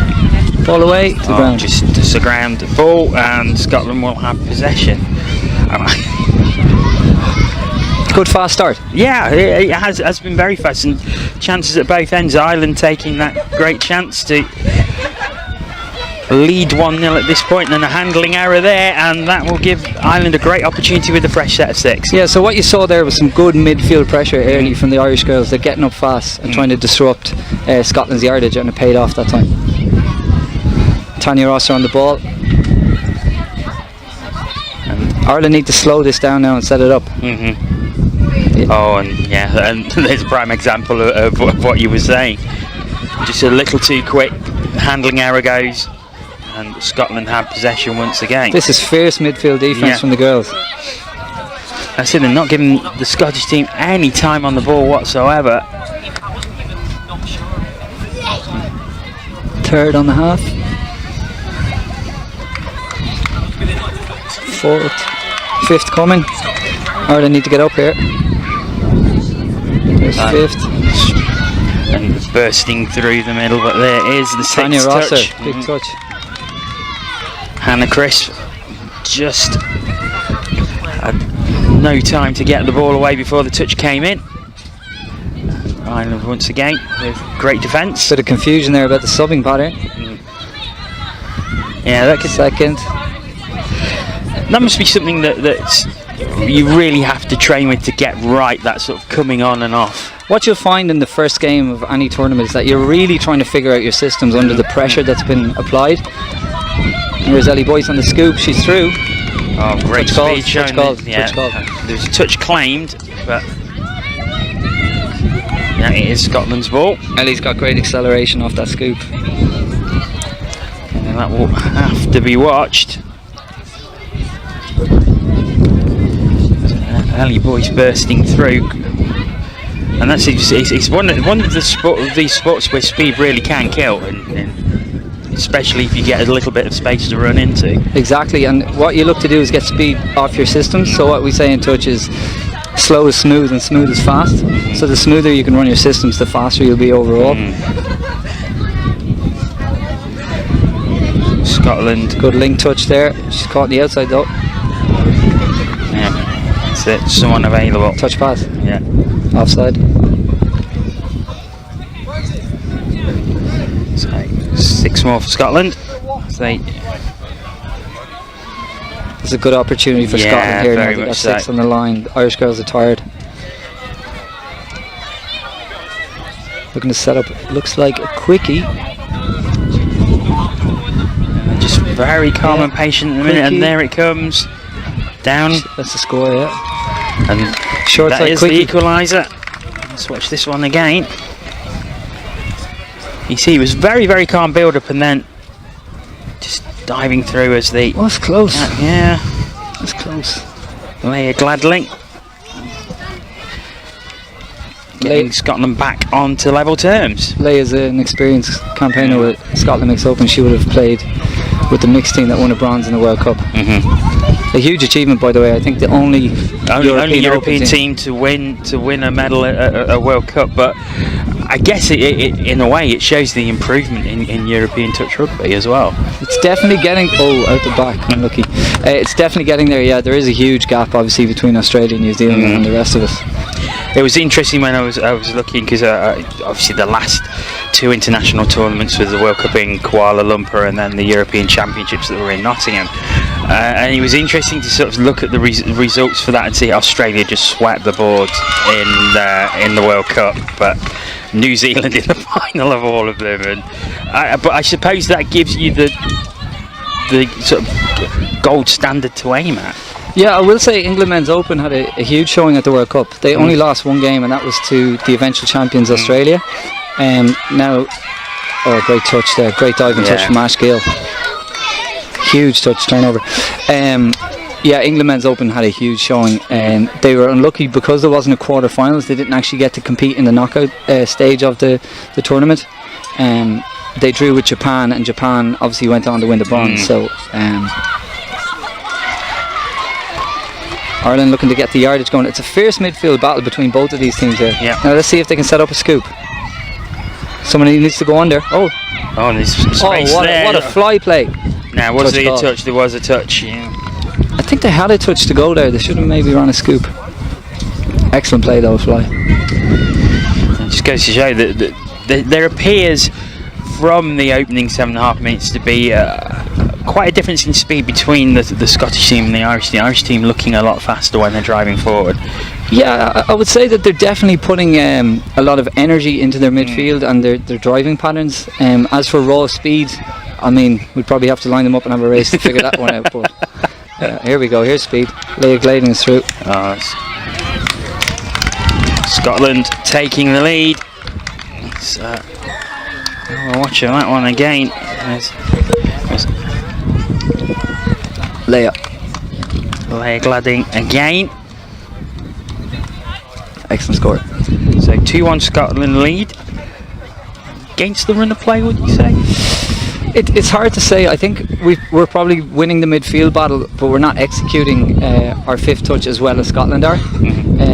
Scotland have also had a couple of penalties in our half. That's a risky pass. Risky pass. So turnover allows Scotland with a fresh set of 6. Jonathan, I got to go warm up for our game. We're playing England Men's Open, so thanks for having me. Thanks for coming on, John. A pleasure to have your company. Thank you so much for joining us. Cheers. So, as John goes to warm up for his next game, Men's Open. The next game on, we will have Scotland against Wales on here next from the Men's Open. So Wales, of course, were in the last game here against Ireland that John was playing in. Ireland with that 9-6 victory. However, the Ireland ladies are not at the moment following their male counterparts' footsteps, but there's still plenty of time to go in this game. Scotland, though, are leading by 2 tries to 1.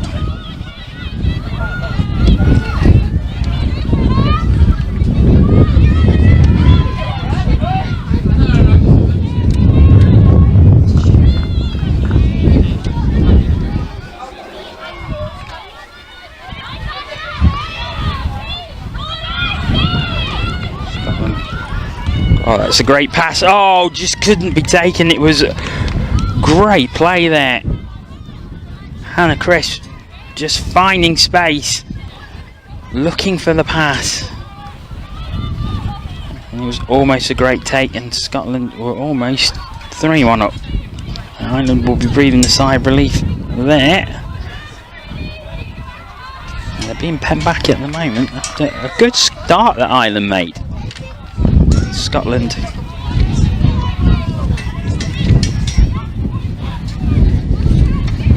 who are in the ascendancy now, but it is Ireland with possession. It's bursting through and down. Try given, I think, or is it?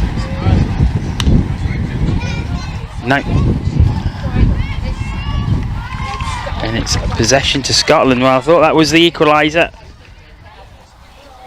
Not so.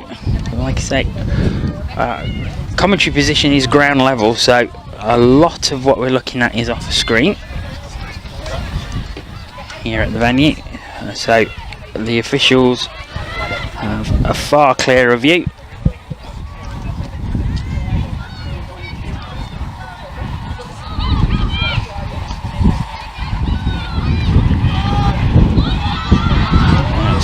Oh, nice footwork and straight down, and once again it's Leah Gladding who makes it 3-1 to Scotland, and that's her third. Great burst of speed, finds the gap, puts the ball down, and Scotland are 3-1 ahead.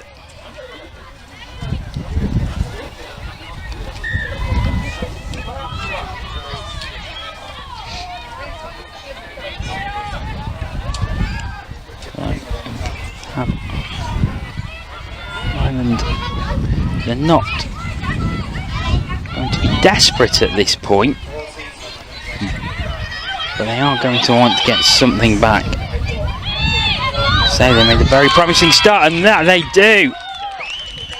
Great try, great movement across the line. Let's watch this one again.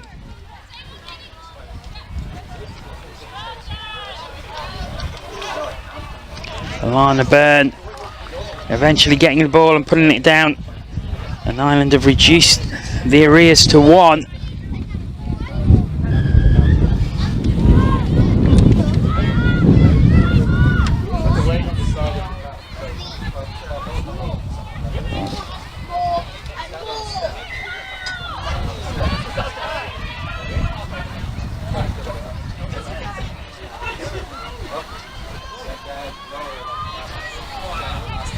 Scotland, right, pressing once again, looking to restore that 2-point parity.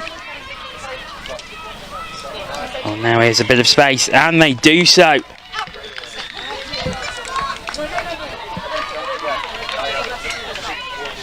Fiona Craig taking the pass, well found by Grace Burton, and Scotland get their 2-point stretch straight back on the next drive after Ireland had pulled it back to 1.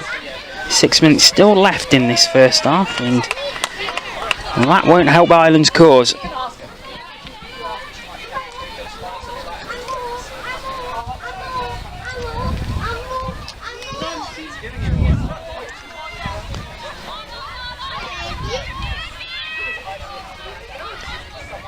Scotland come again. Patient build up. Now they'll look for the drive. Wasn't too clean a put down, but they got away with it.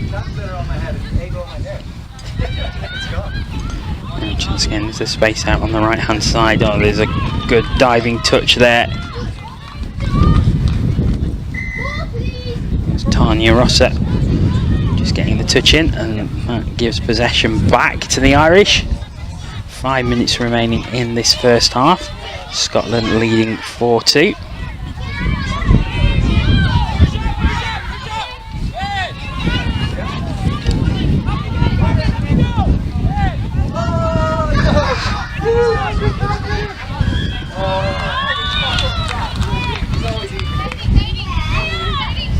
Whistle goes.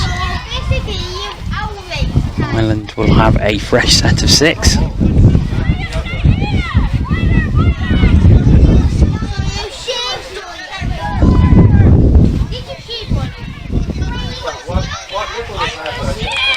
Oh, nice pass. And it is given. Or is it? No.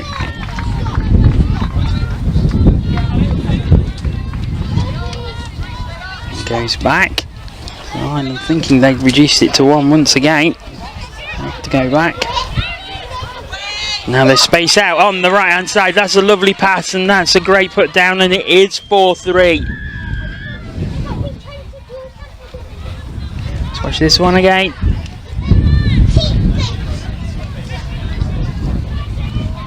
Here's Rachel Duggan on the right hand side. Very well found. And Ireland are within 1. So good response from the Irish. As we saw last time, Scotland came straight back. Can they do it once again? Looking strong on this drive.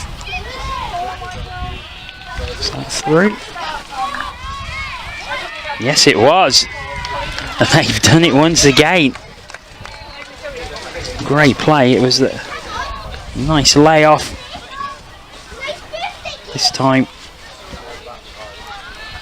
it was Leah Gladding being the provider, and Claire Hill put it over the line. It's a 5-3 Scotland lead, and they're doing an excellent job of coming straight back after Ireland have scored. Twice they've done it now.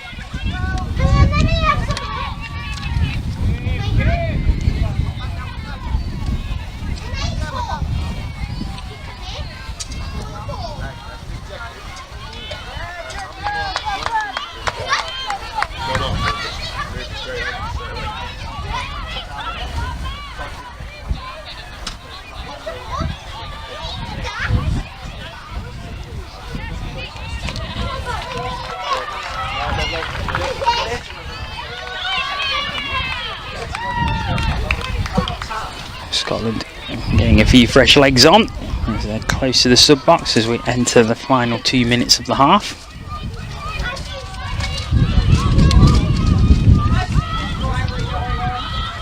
Breeze picks up slightly again. Great run, but so the halfer needs to find the pass and does so. It is given. Let's watch this one again. It was great speed shown by Hannah Crisp. She gets the pass off to Carmen Cree, who puts it down, and Scotland stretch their lead further. Excellent try. 6-3 they now lead.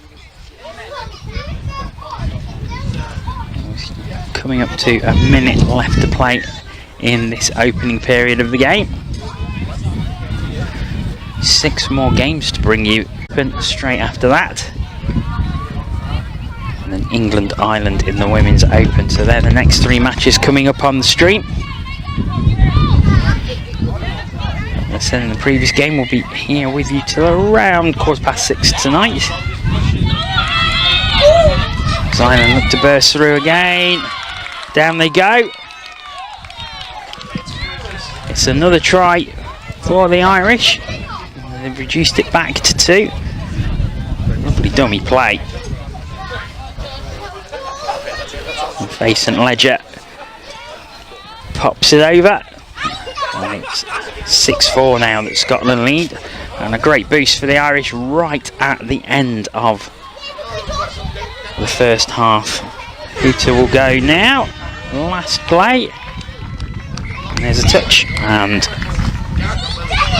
that will be it for the opening half. So great display by both teams.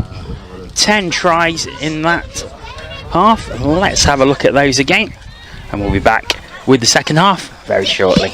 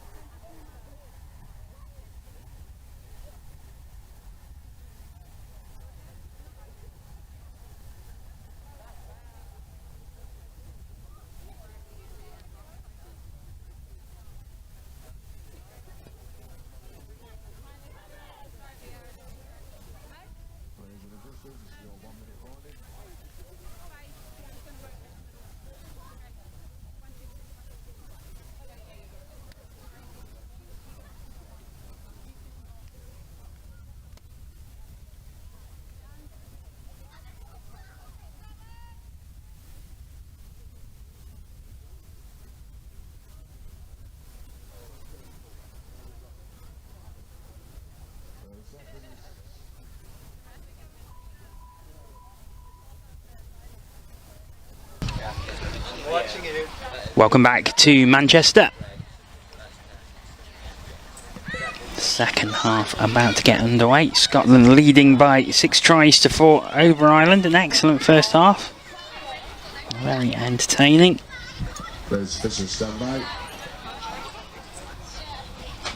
So, work for Ireland to do. And there goes the hooter, and we are underway. It's Scotland looking to drive straight from the tap off. Already at 7 metre and down it goes. And again, this space out on the right hand side, it just couldn't quite reach Catherine McHardy though. And Ireland had possession once again, but a very good drive from Scotland, and the handling error will give them a fresh set of 6 in a dangerous position.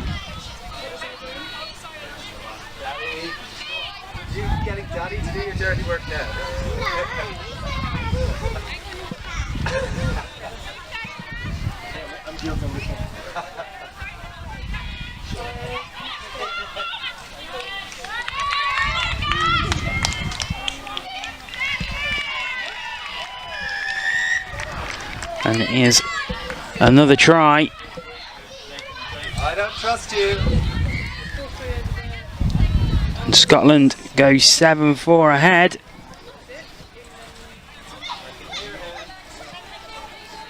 Suzanne Brownie getting the ball down.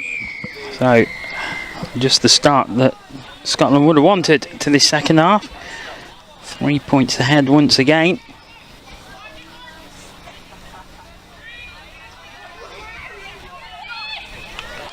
Have space on the left hand side for Ireland, and now it opens up once again, and it's a great try.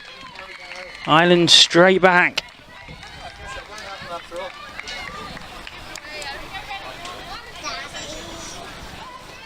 Running through Lana Byrne to put the ball down. Great speed shown, and they reply straight back. Scotland had scored the early try in this second half. 7-5, and you can't really call it from here.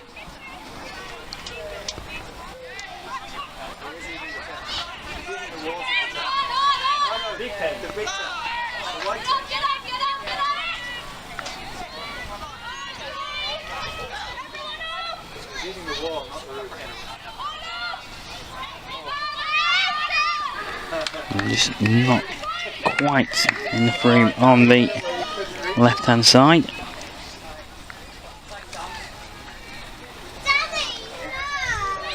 Scotland still have possession now.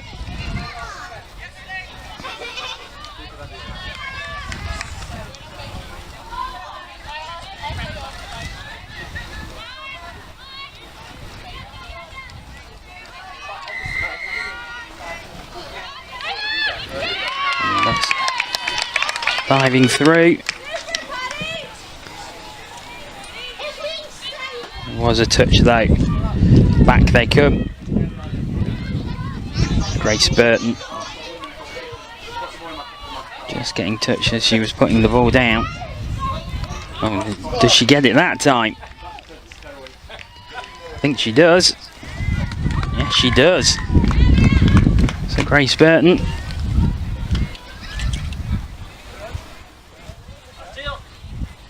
gives Scotland a 3-point lead once again.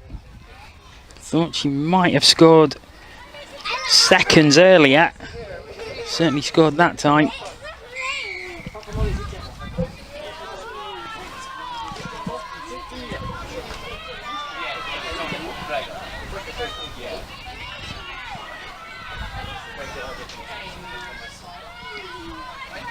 So Ireland with work to do once again. However, it's a good drive from their tap off. They're challenging once again.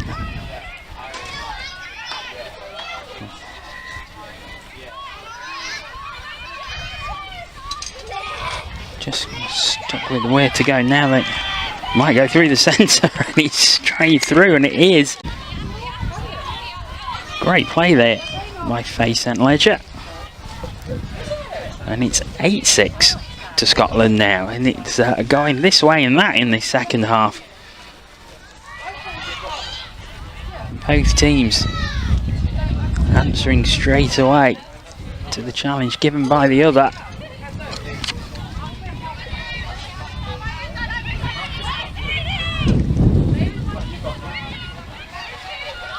But Scotland coming again, and can they get a try straight away? They can, you know. It's like a game of basketball at the moment. 9-6. And once again, it's Leah Gladding. I think that's her 4th try of this game.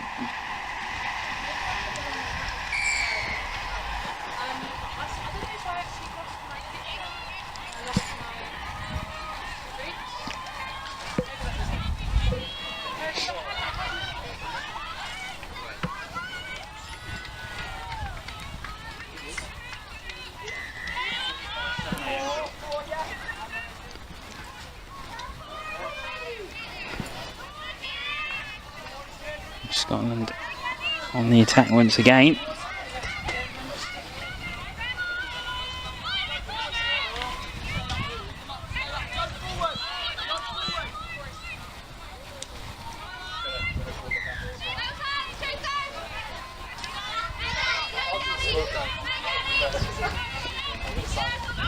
That is charged down, so that'll be a fresh set of 6 to Scotland.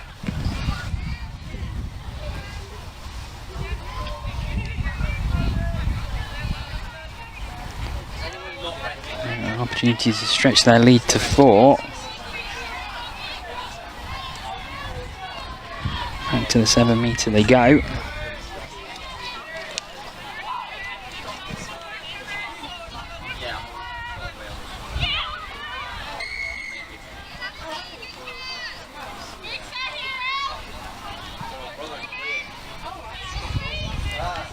Patient build up.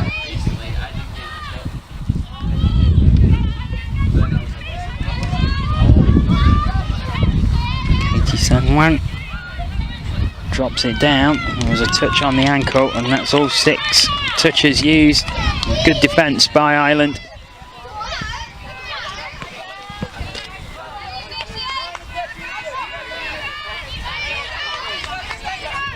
They have to start very deep. That hesitancy won't help.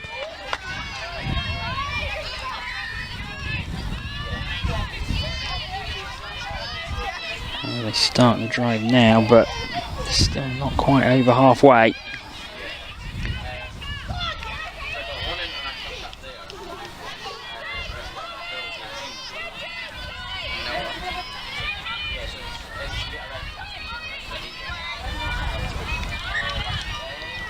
Handling error means that Scotland have a fresh set of 6.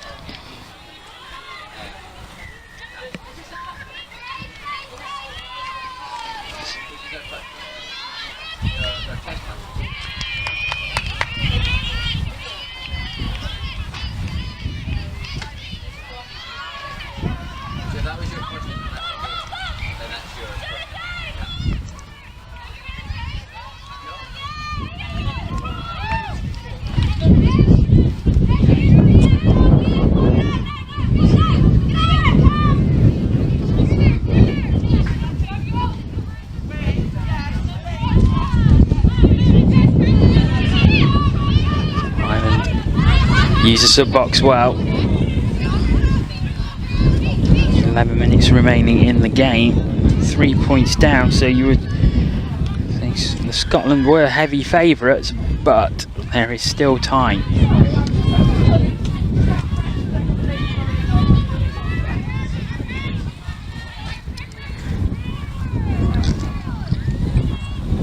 As it is though, Scotland who have possession.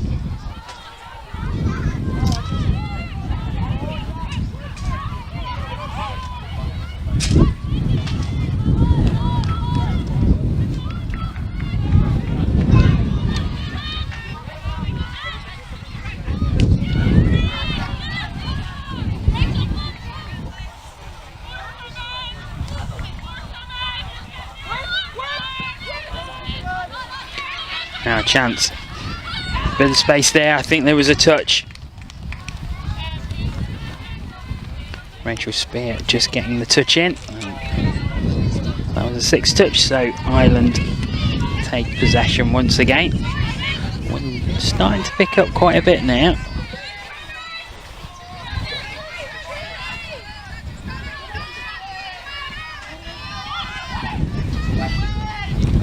Oh, that's a nice take, but also a good touch.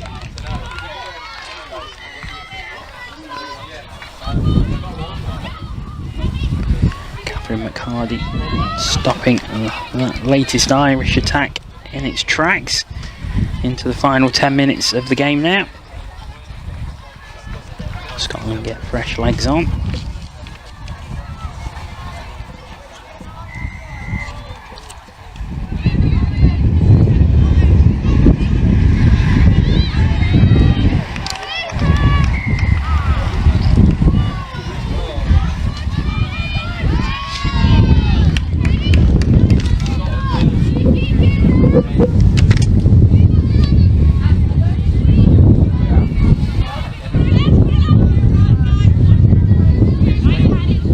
Straight through. Easy try. Let's watch this one again. Mia Gladding. That's her 5th of this game, and it takes Scotland into double figures. 10-6 they lead. That will probably put the seal on this game for the Scots. So great performance by them.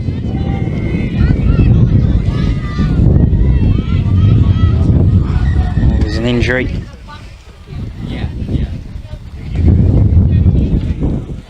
think it might be a twisted knee by the way it went down.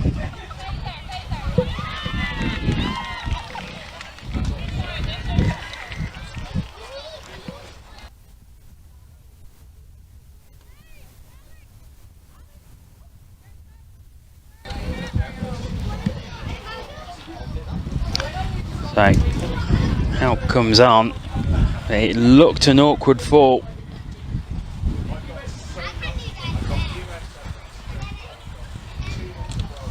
Irish team taking the opportunity to get into a huddle. Obviously, with this being on the hooter, the clock will continue to count down.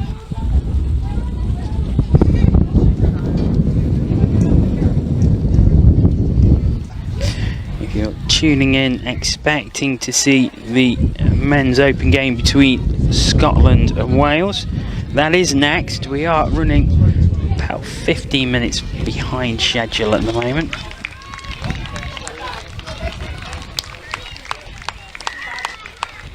So that will be on approximately 1:15, maybe a little earlier. The injury is cleared from the pitch.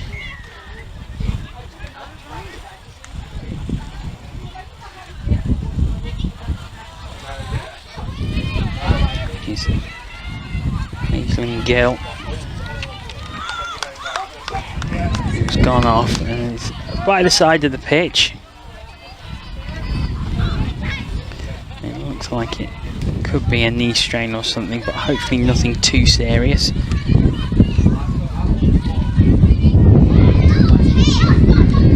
It's Ireland with possession. Space out on the right hand side. Just had to stop to take the ball, which killed the momentum a little. But they come again. Down it goes. Juggling skills, just not up to speed there. Rachel Spear just couldn't quite take it and put it down. So Scotland had possession deep in their own half.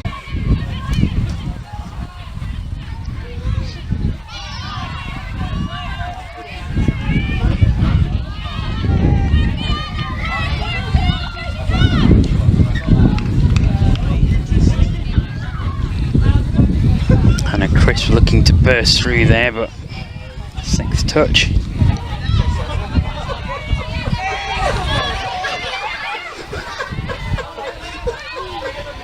delighted to say Aislinn Gill has just walked past our commentary position. She is putting weight on both legs, which suggests the injury is probably not as serious as first thought. She does look in a bit of pain though. She's been taken away to obviously get some extra treatment on that knee. She was putting weight on both legs, which is a good sign.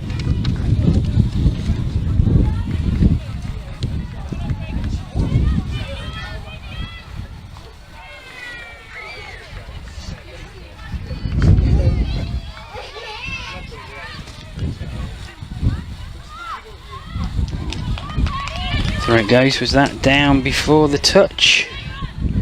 No, it wasn't. Patty Grogan almost with Ireland's 7th score of this game. As it is, they go again. Let's get it. Just looking for that space that pass out the back of the hand doesn't find its mark, so Scotland will get a fresh set of 6.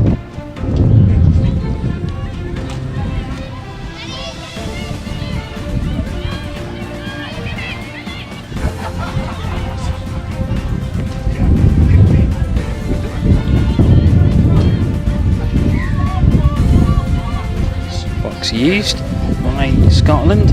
So fresh legs come on. 3 minutes remaining in the game.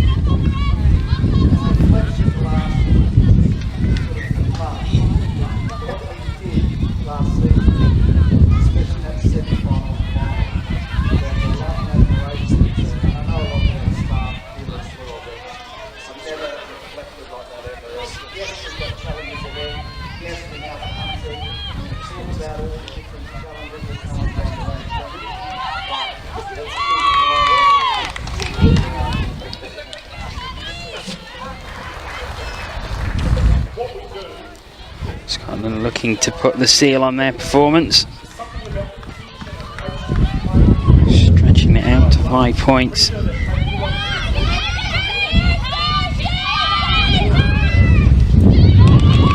was the touch made before the ball was grounded? No, it wasn't. Let's watch this one again.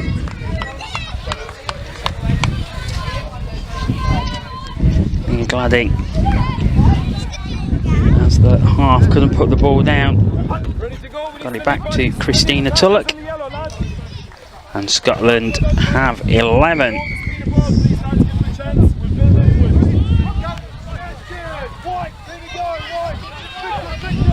Ireland can't win it from this point, but will be looking to get a consolation as a boost to take into the next game.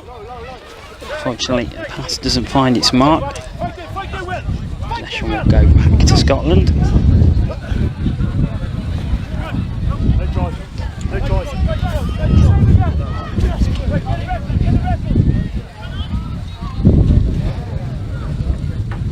So this morning we were measuring the body fats. So what we do is we use the ISAC protocol where we take 8 sites from the body. Have it back again. The body fats using So, calories. this will probably be the final opportunity they have to get something on the scoreboard before the end of the game. Oh, and they might just do. No, there was a touch. Very good touch coming in from Catherine McHardy. Who put on a couple of kilos last season, but we really saw gains in lean muscle mass and gains in the gym as well, so his strength was really high. Patient build up. But with a hypertrophy program, we put him under a diet plan. Now he's the space on the right, but the really helps promote those gains. dodging run just doesn't quite work out. Has to go back to the 7 metre. What he's eating, what he's having for lunch, post training, also looking at what he's doing in his off days as well. Now a bit of a burst of speed. Touch is made. This time by Katie Sanjuan. Into the final 20 seconds. Scotland will look to run this out. Oh, but bursting through. Is this the icing on the cake? A joint approach, so we might get some coaches. Grace Burton bursting through, and she puts the ball down. We'll make sure we sit down as a and gets the try, and that will be the last action of this half. She burst through earlier, but just saw the gap and opened up, and Scotland win the game by 12 tries to 6. Coming up next, we've got the men's open game. It's Scotland against Wales.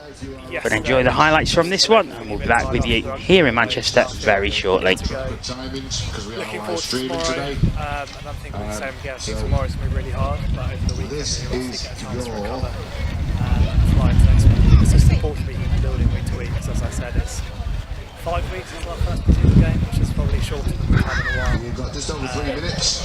I'll give you a countdown as we get nearer to the time. We're just over 3 minutes for the next tap off. So if you can be on your pitches ready to play, we'll get the referees to the coin toss as quickly as possible as well. We are a little bit behind schedule. Fairly new, we've been adding in, and we're doing it as general fitness for them. Because as you can imagine, for today, so there's no more national anthems to be played at the games. So just be on your pitches ready to play. Forward-wise, they're the impressive ones because they're the big, heavy guys. You've got Matt Simmons, which is crazy, he's amazing at swimming. Tommy Ward, Ross Chisholm, James Chisholm. And then at the back, you've got the other Chisholm, Ross Chisholm. Just the line was fantastic at it. And then you've got the guys you would expect, like the Staffords, the Steels, they're the good swimmers. The wind you're going to carry over the game. Midway into the corner,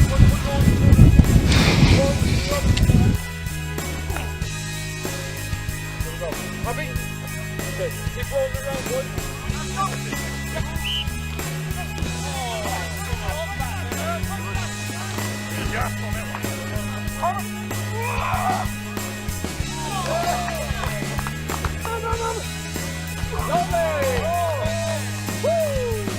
Been trying to get to know the new boys as much as possible and try and help them settle in. But yeah, it's been good so far. I'm really enjoying the training at the moment. I'm looking forward to the weekend.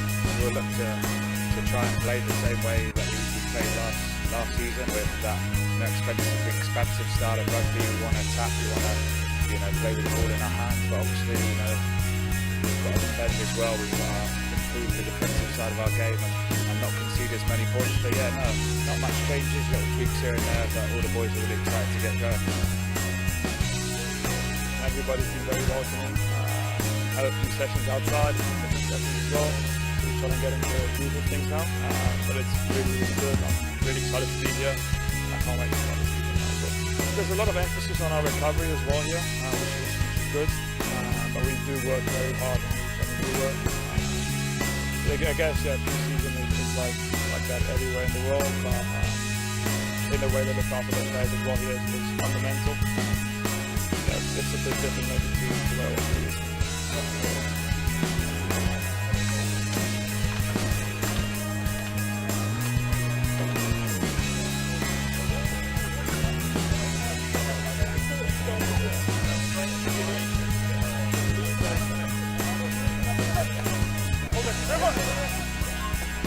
Last one. Yeah, stop it. Give it a stop. Right. Come on. That's right.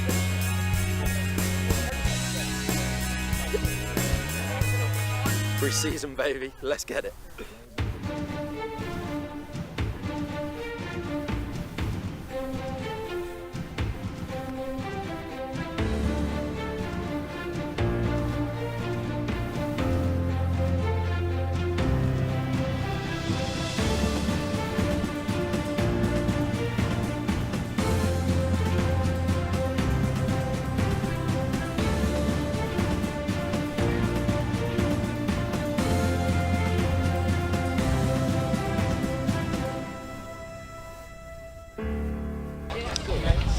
Welcome back to Manchester, as you can see.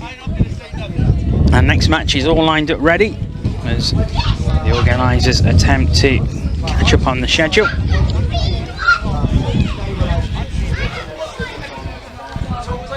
So, about 12 minutes behind schedule at the moment.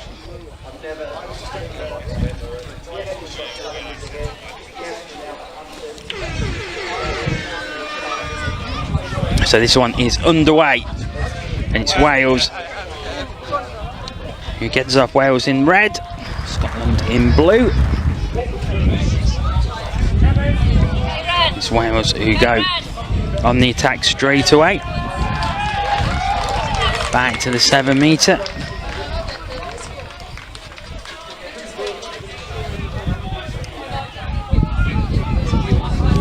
Long pass out to the left hand side, and was that put down? No, there was a touch.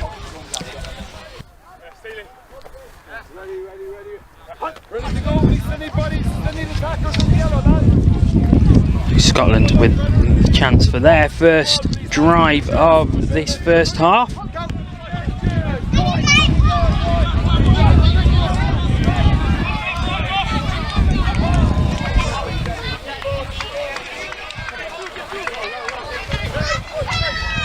Good drive it is as well. Down it goes to the left hand side, but there was a touch before the ball went down. 6 touch as well, so Wales start a drive again, but it is from deep in their own territory. Sub-box used to great advantage. So what we do is we use eyes that go forward, where we take 8 sites in the body and we measure body calibers. Each player has their own position, what they are developing. It's all about how they perform on the pitch, and that comes first, and then what their body composition is. Someone like Dino Lamb, who put on a couple of kilos last season, but we really saw him put on the head shift program, the diet plan, supplement program, that really helps promote those gains of muscle mass. And that was looking at things that he does in and around training. So what does he come in, what is he eating, what is he having for lunch, for training, also looking at what he's doing in his off days as well. How we can continue to promote. Was that batted down? I think it was, so that'll be a fresh set of 6 for Scotland at the 7 metre line. And try and develop a culture around food. So you've seen that today. We have a great culture in the performance kitchen. We have two new chefs that help them drive that message across. Oh, now, is that the first try? So we might get some information from the coaches. No, it's not. How they're performing on the gym. Then, number one thing is how do the Joshua Lee looking to go over in the corner, was just touched on his way through. Get target together and then put something in place that support that target. But that is the opening try. Cameron Hart going through. Let's have a look at this one again. Great pass finding him. Huge gap for him to run into, and Scotland take the lead in this one. 1-0 it is. It's Cameron Hart with the opening try. Looking forward to tomorrow.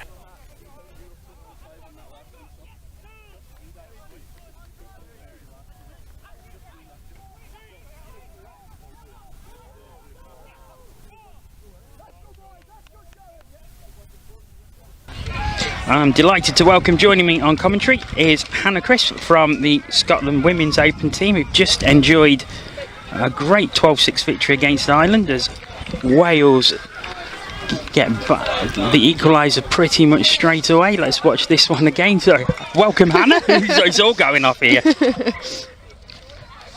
was a good return try. So 1-1 it is. Quickly talk about that last game. Yeah. You must be delighted with that performance. Yeah, it's really good. It's I assume everyone's in the same boat, right? You've not seen what any other teams are like for the last 18 months, and to come out and get quite a confident, comfortable win for us is really good. So yeah, very happy with that opener. Onto your men's side, and they've really doing well. Took an early lead in this one. What do you know about the men's side? More than I'd like to know, I'll tell you that for free. Let's not go into too many details about that one. All jokes aside, they're a really good bunch of lads. They're training hard. The last few months, I think, it's been a short run-in. We've had quite delayed COVID restrictions, so it's been a tight turnaround for them, but there's a lot of the boys moved in from the mixed open side that were played obviously at the World Cup. So yeah, it's a really strong side, and they work hard. They work really hard. And that was a really successful mixed open side, but I mean, or when things were back in the day. Back in the day, but you know, it was a bronze medal, wasn't it? Yeah, it was. I mean, a huge achievement. Yeah, a really big achievement, and against some really tough kind of Asian teams as well. The Hong Kongs and Singapores that they had in the draw. Well, that is 2-1 to Wales, I think. Yeah. Lovely try in the corner there. TMO might have had a word to say about that. Unfortunately, with just one camera, that's a bit beyond us at the moment. No, I think we're doing well with the setup we've got here. Is phenomenal. It's really good to get these streamed for everyone back home. Yeah, it's been great actually for the last few weekends. Actually, putting all these on and travelling all over. It's good. Gives us a wee sneaky insight into what England are doing as well. You're just putting it out there for the world to see. Yeah, so you have video, you have video training here and the markers. And come and watch back clips from your nationals, and you know, nothing's a secret in England anymore. Oh, that was a great pass out. Unfortunately, just couldn't quite be taken. There was a lot of space on that right hand side for Hamish Munn there. Unfortunately, he couldn't take it. And it's a fresh set of 6 for Wales, who lead 2-1 with around 30 minutes left in this first half. So how is it on days like today? Because you've got 3 matches, and I can imagine it's quite busy at times. It can get frantic. You're off one game, cool down, feed, water, back to almost straight away back to warm up, come commentate in the middle, you know. It is good. I like this style of day because I think actually too much downtime you give time to overthink and tighten up and stuff, so I really like it. And the fact it's one day means you can go hard in every single game. It's like the men's, they've only had one game off. You've now got a couple of games off, I think, we've got before 2 your games. next one. But then you've only got one game off before you go again. So this is our long break. Make the most of it. Get lunch number 1 in. Oh, break, that would be lovely. Are you commentating all day? Every game, yes. It's a good shift. Very good shift. Now, was it over? There's a touch. There was indeed. So, we start again. Just looking for that gap now. Diving through again. I think that's given, and that is the equaliser for Scotland. Let's have a look at the replay.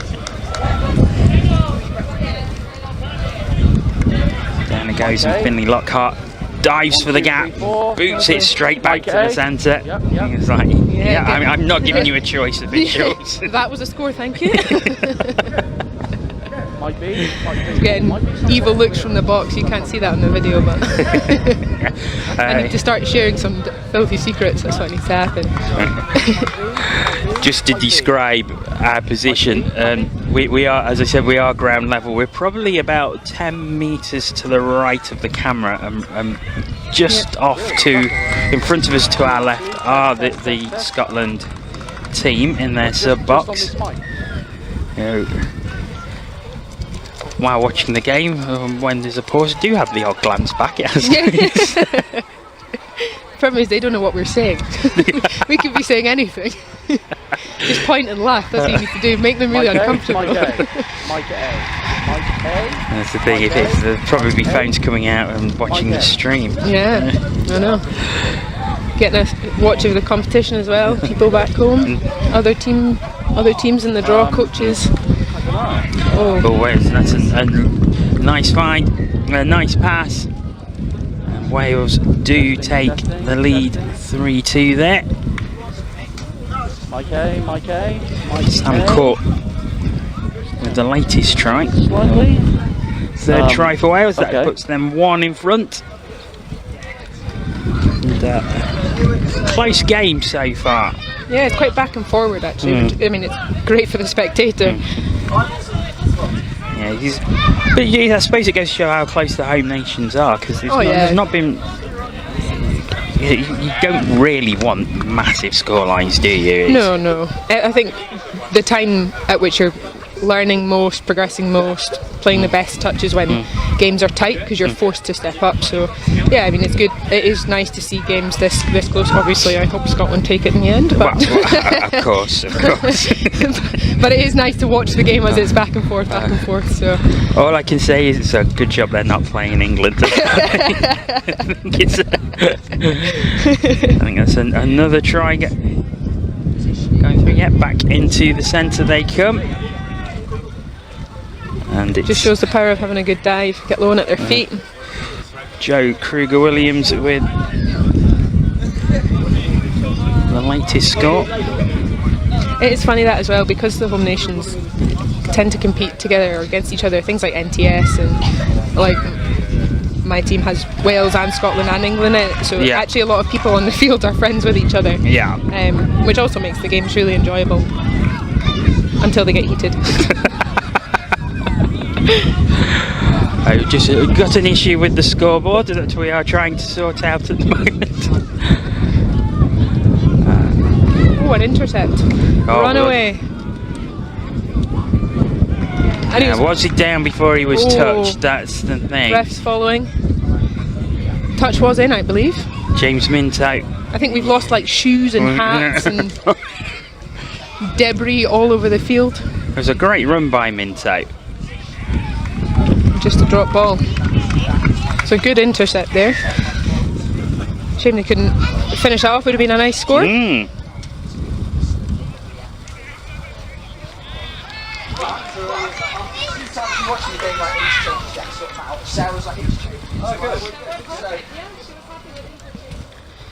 Got turn over here. Wales still in possession, holding on to the ball. Another set of 6, so it gives them a full set to attack the line, which is dangerous for anyone to defend out. It's not easy work, especially after just having defended a set.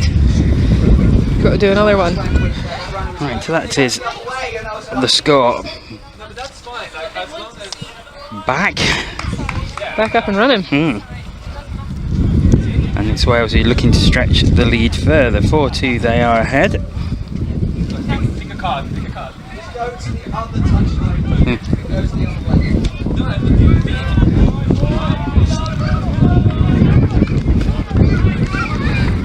Getting some referee noise in the background. Having their off period too. Yeah, the microphones pick up everything. Wind blowing across. No. National anthems, everything. Oh, that's a good pass. Good intercept. Right, okay, so it might be the one apiece might be the XLR connecting the just a shame, I think the drum to the he was looking to put the burners on there. Ross Maudsley, as he plucked that out of the air. Good drive up the field from Marshall there. He runs so direct. The other thing as well about this training, great finish. That's a great finish as well. They've reduced it back to 1.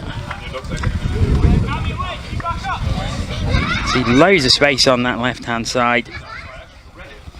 Lovely ball out to the wing. Down it goes, and Wales' lead is cut to just 1. Yeah, I was just going to say the other weird thing about this training phase is normally you'd have chances as teams to play against other teams, go away on trips and play as a team against club sides or whatever, but we've just been playing internally, so like as a women's team we've been playing against the men, which has been a great test actually. It's a really good way of training and pushing your physicality and intensity, because they do play a completely different game. But just got to make do.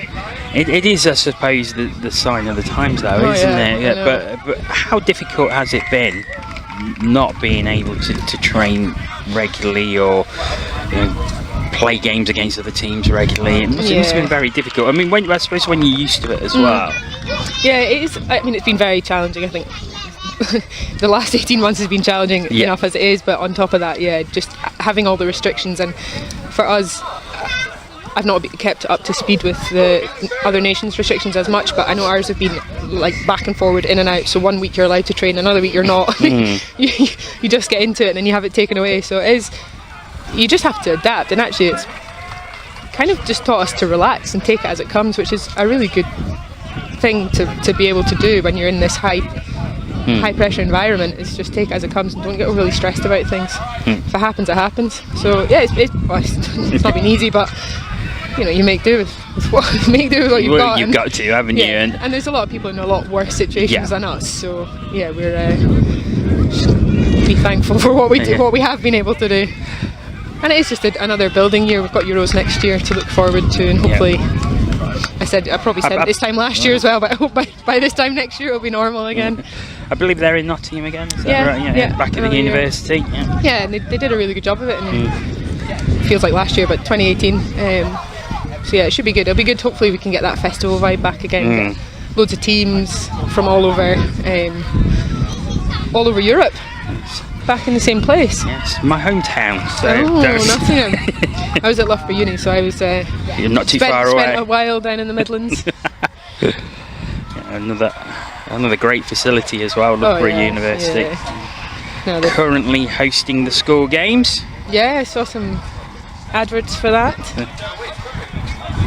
It's just such a good campus to have so much in the one place. It's great. We need to get some touch tournaments on there. Yeah, I know. Close to home. Oh, that's a nice pass and down. There was the touch before. No, score's good. The score is given. Let's watch that one again. It was a good pickup and then straight through the gap and down. Lovely. Good honesty from the Wales player there as well. Not claiming that. Yeah.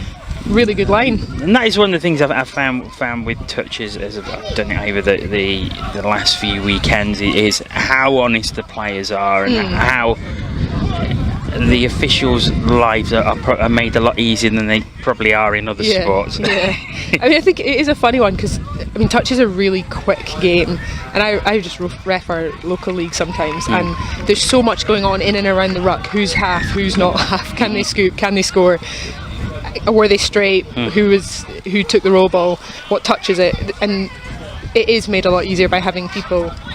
It's an honesty game, yeah. If you made the touch, you call it. But I mean, they do have a rough time of it. Anyway, the refs. There's a lot going on at really high pace. So we're lucky we do have a good set of refs. Especially the NTS bringing up that pathway has been really good. Thanks, Scotland.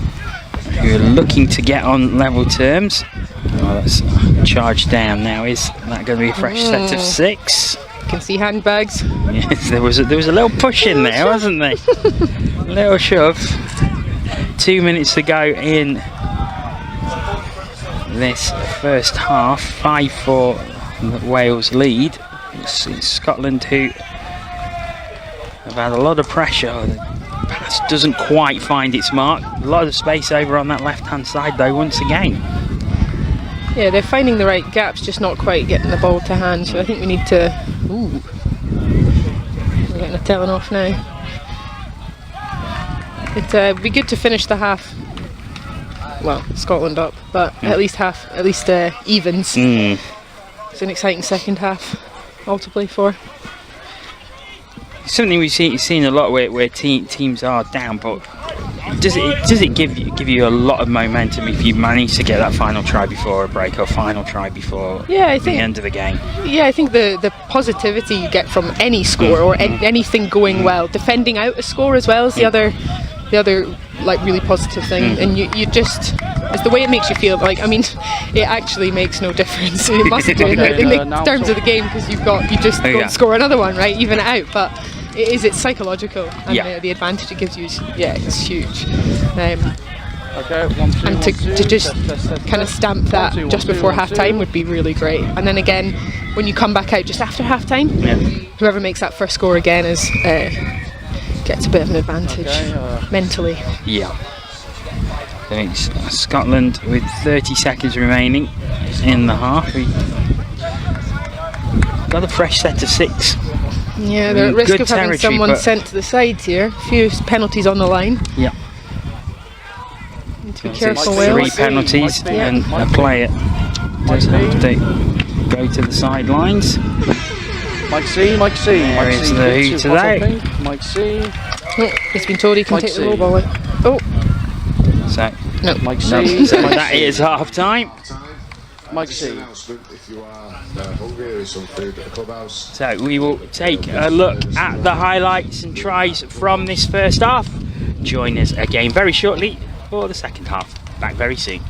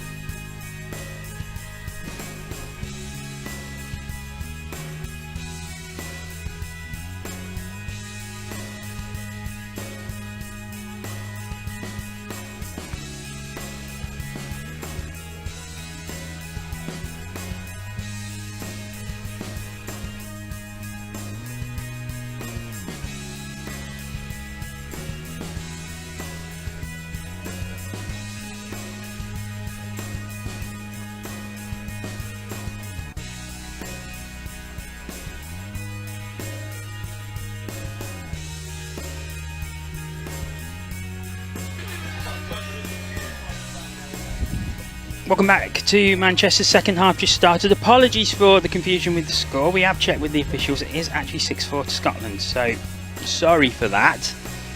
A little confusion at our end. All sorted, and that will be 7-4 to Scotland. Hannah has just had to go away to receive an important phone call. She'll be back very shortly, hopefully. Scotland with a great start to this second half, and they are 7-4 ahead.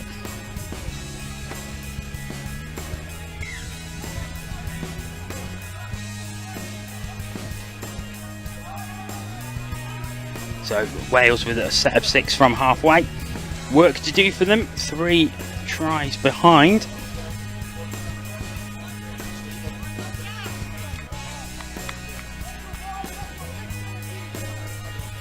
Back to the 7-metre line.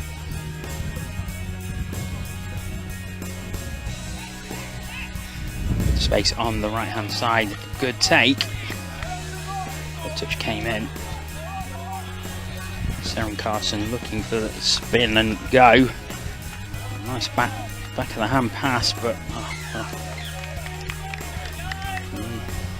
didn't get away with that. So Scotland have possession once again.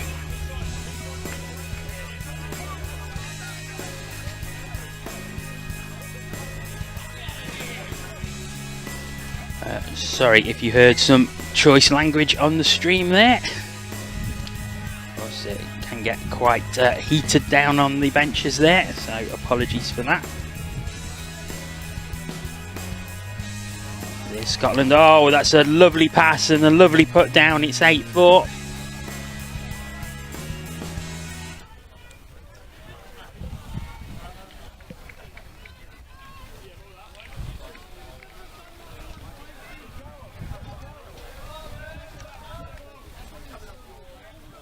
Apologies, replays have just got a little gremlin in. We'll try and fix that.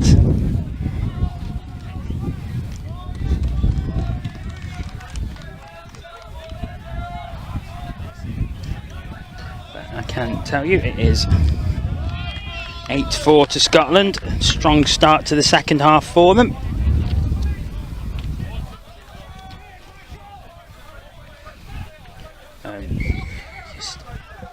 Quickly looking at the chat on YouTube. Thank you very much, Alistair. It is a lot to keep on top of, I can tell you.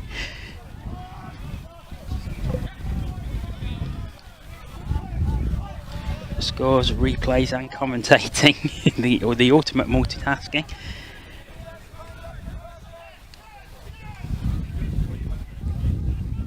And goes out wide again, but this time the pass doesn't find its mark.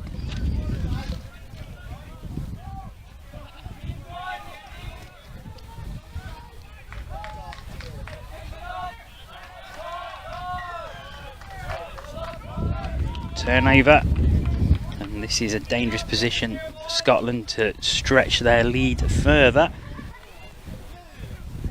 16.5 minutes to go, so plenty of time left for Wales to get back into the game.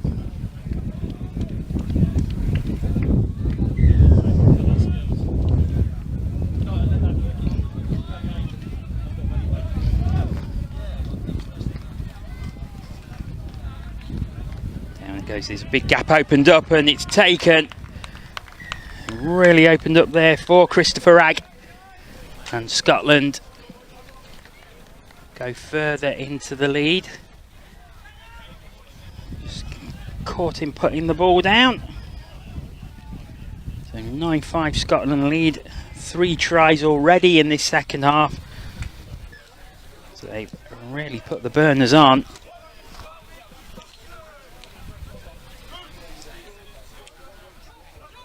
So, what is Wales' answer to this?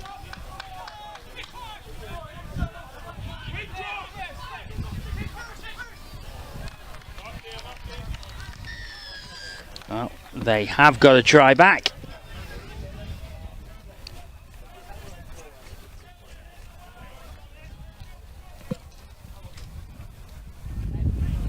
James Minto going back for Matthew Francis to put the ball down. And that is 9-5. That Scotland lead. Wales need a few more of them over the next few minutes to try and get back into this one. Scotland looking dangerous every time they come forward.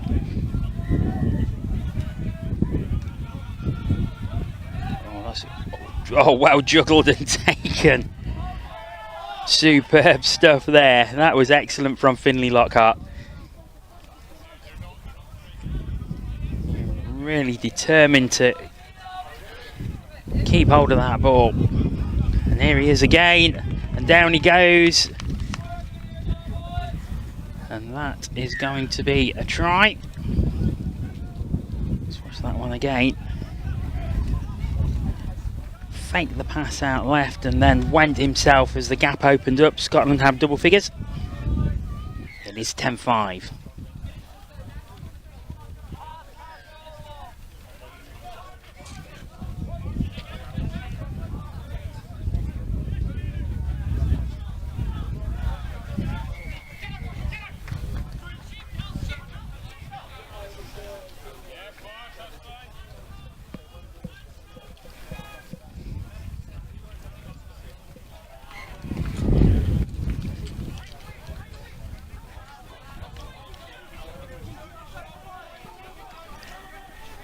Well, straight back again, over it goes, and it's another try.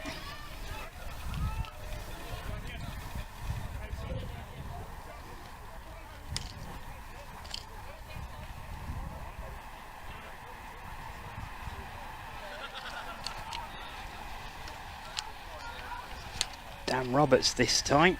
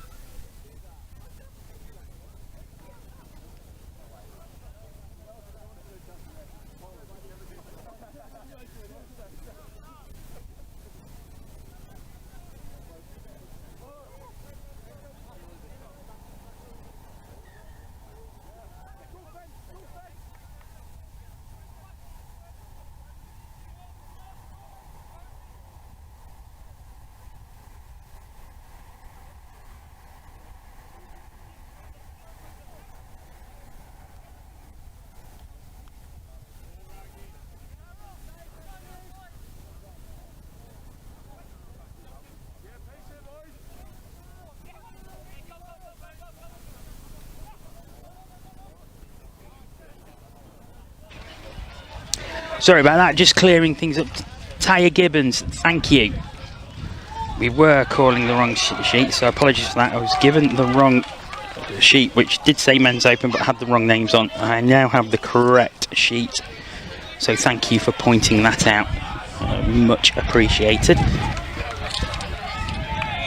So here we are, it's 10-5 that Scotland lead. There's 11 minutes left in this game.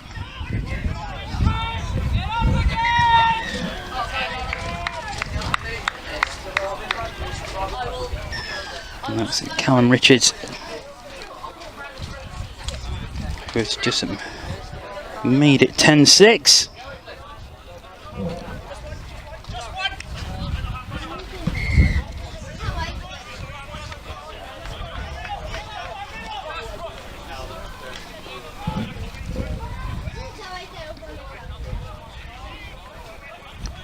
Scotland coming in.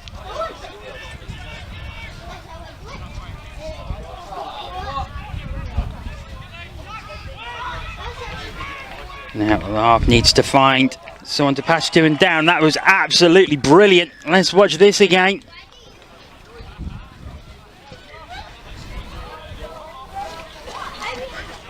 Bursting through was Lewis Burns, and the long pass over. Callum Anderson putting it down. And that is 11-6. Brilliant stuff from Scotland.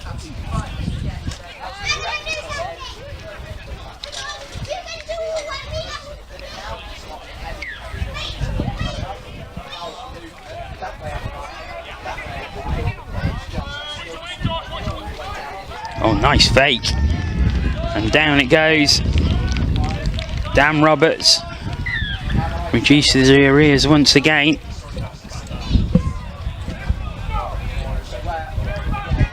Using a burst of speed to go down in the corner.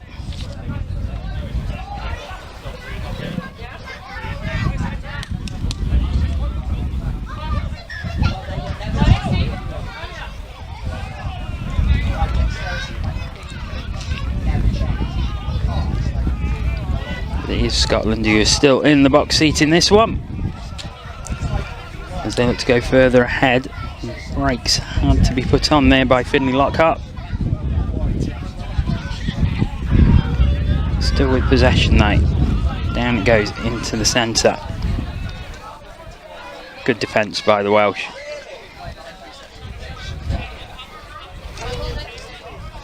And they take possession.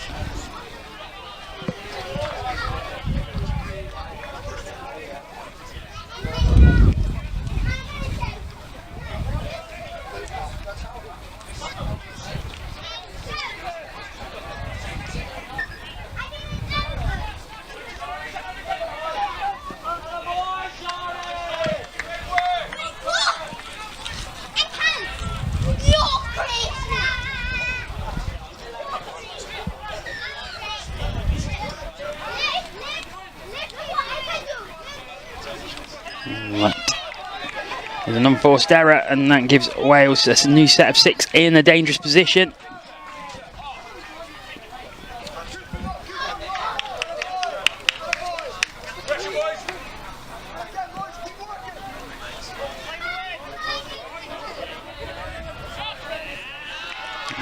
Dive through, and that is a try. Callum Richards.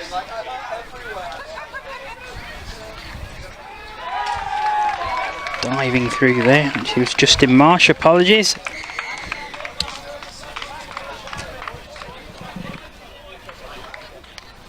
(11-8) it is now.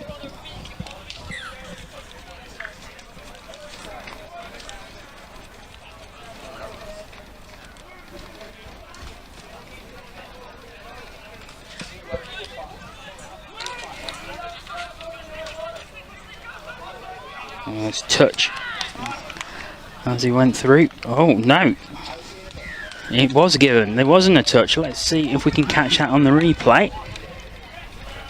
No, it wasn't. And that is a great score by Callum Smith.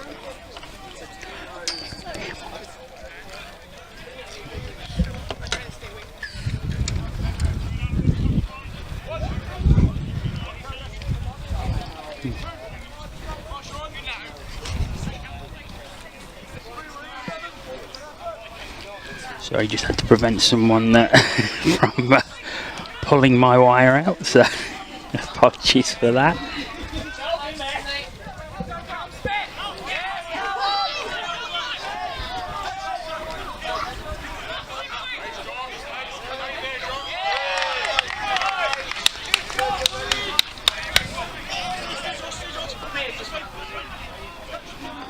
Oh, back of the hand pass doesn't quite come off.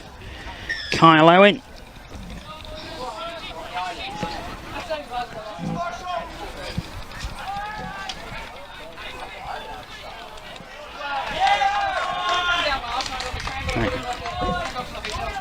Thank you to those of you who are updating me with the correct score. I will get that sorted as soon as possible.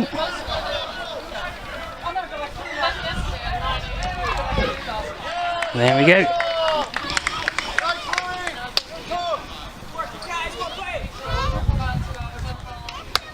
Touches, that one went over, so back to the 7 metre line go the Welsh.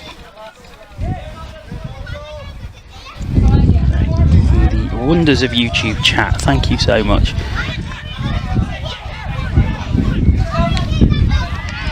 And that is down, and that is going to be another try, and that is 12-8.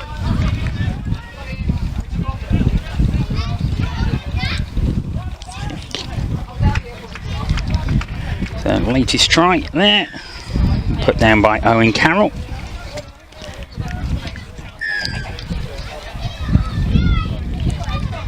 And Hannah returns. Welcome back. Sorry for my little interlude. That's absolutely fine. Where are we at? 12-8? 12-8, yes. It's missed a good second half. Maybe I'm a bad luck charm. This is all going to go to pot now, isn't it? To be honest, the score was wrong at the end of the first. So I checked with the referees and got that corrected. And it's a try that I thought was given that got confused. I put on and wasn't, and we've had to take off. So we got into confusion. But thank you to the wonderful people on YouTube chat. We are correcting you. We are correct. Yes. So if Scotland start playing badly now, I'm going to have to leave. So Mike one. I don't want to be a bad luck omen. That always happens.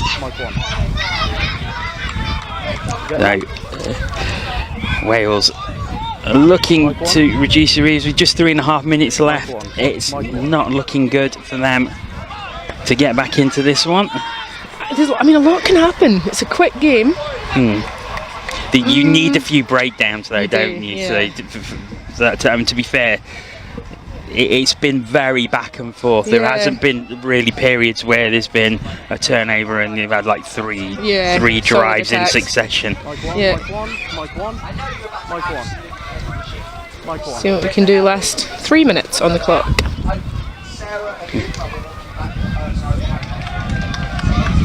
Scotland just need to keep their heads here and keep focused, because it is, you just don't want to put your foot off the gas. Nice quick passing along the line, but the touch is made.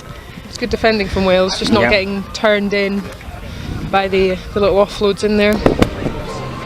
Mike two. Just a reminder that our next game is also Scotland-Wales, this time in the mixed open. Okay. So Scotland we did see earlier in the opening game. And the first chance to see Wales in the mixed open competition.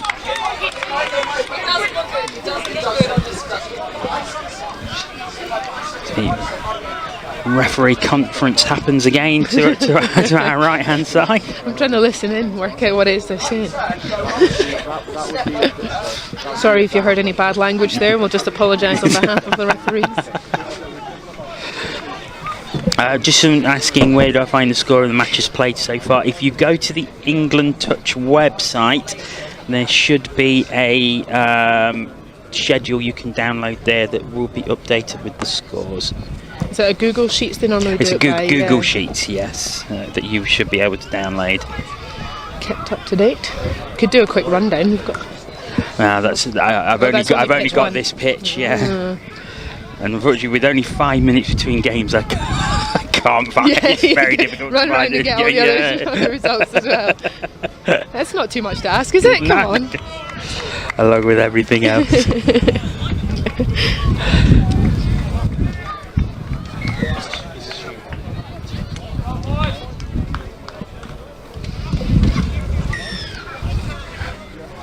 So 1 minute remaining. It's Scotland who lead 12-8. Yeah, looks to be looks to be the game wrapped up kind of score-wise, but then they're going to get a fresh set of 6 right by the sub box. The thing about this is it is a series, and obviously we play each other once this weekend and again next weekend, so score difference could come into it in the end. So it is important for Wales, and Scotland, to keep going and make the best of the scores that they can get in the last 30 seconds. But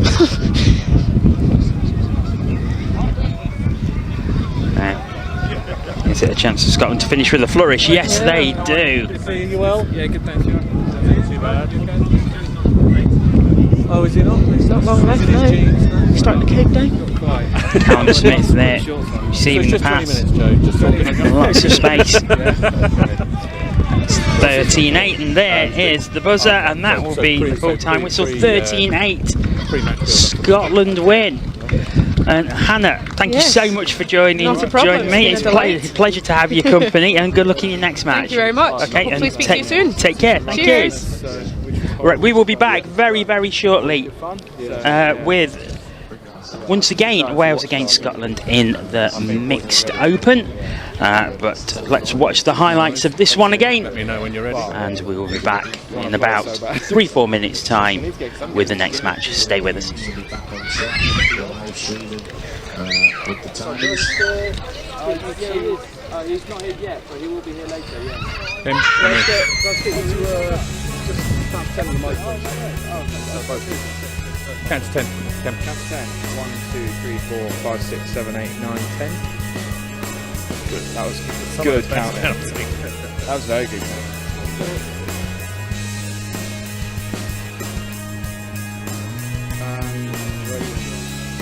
Well, Joe, thank you for joining us. A smile on your face. It's another new season. What has it felt like this summer? Yeah, it's been a crazy summer, to be honest. I mean, all the boys were celebrating the win for a long time. Probably a bit too long, but yeah, we're back now. We've had a good pre-season and we're ready to kick off the first game today. Now, you're not playing. Talk about your little bit of frustration. You were saying off camera there, you desperately want to play, but it is a patient process getting back in. Yeah, I was obviously one of the players today so bad, but you know, you've got to trust the S&C here, you've got to trust all the staff, and you know, they're saying that maybe this week's not the one because I haven't been back too long, but hopefully in the next couple of weeks I'll get to play, and yeah, I think we're all looking forward to it. Few new faces amongst the squad. Yeah. One big one at the top. Yeah. How have you been treating him? Have you been nice to Tabai Matson? Yeah, he's nice. I haven't really, obviously, none of the new lads have been in for too long, so we've only had a couple of brief conversations, but he seems to have settled in really well. Yeah, really friendly face, always easy to chat to, and yeah, I think he's going to do well. It's always difficult, a pre-season game. It's not the same as a league game. Cardiff come here, you've got a double header against them as well. Yeah. Talk about what the players will be thinking about today. Is it all about putting a marker down, trying to put your best foot forward? I think so. It's always about putting your best foot forward, but for us at Quins, it's always about playing your part in the team. So there's so many boys here today who haven't got as much game time in the last couple of months or year that they'd like to, and they've got a real opportunity today. So they'll be absolutely buzzing to get out there. But if they play the way we play as Quins, then yeah, they'll all be lighting out. As a team, you achieved so much last season, but I know as a team you will be thinking about what you can do better. Yeah. You share that with us. What sort of things are you thinking about being a better Harlequins this season? There's obviously a big one, which is our defence, which we always speak about, and yeah, it's an ongoing thing. We're trying to really front up and make sure that we're a really good defensive outfit as well. But in terms of our attack, it's just about emulating what we've been doing last season, but also stepping that up and really not letting any teams have a minute off or whatever. Make sure that we've got the ball in play, we've got the ball in our hands, and we're playing some really good rugby. Now, the fans are just about traipsing in. Yeah. How good does it feel to have this buzz just building again at the Stoop? Yeah, it's so good. It's always great to obviously have fans, but the fact that we're back to normal, it'll be really special today. And I mean, although we didn't have as many fans at the end of last season, the noise it made compared to when there wasn't any was amazing. So yeah, everyone will be really excited today. Welcome back to Manchester. Scotland against Wales in the Mixed Open is our next game, and there goes the hooter, and we are underway in this one.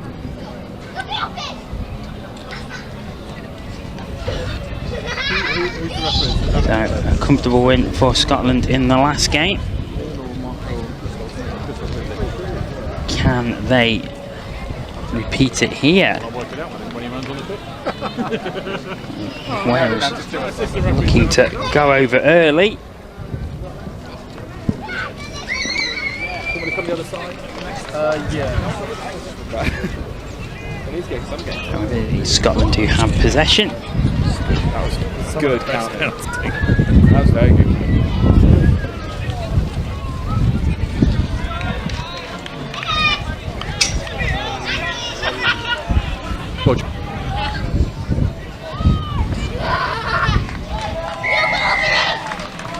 Well, Joe, thank you for joining us. A smile on your Wales face. once It's again. another new season. Well, Joe, thank you for joining us. Hearing all the fans today. Well done. Get back soon. Thanks very much. Cheers. Cheers.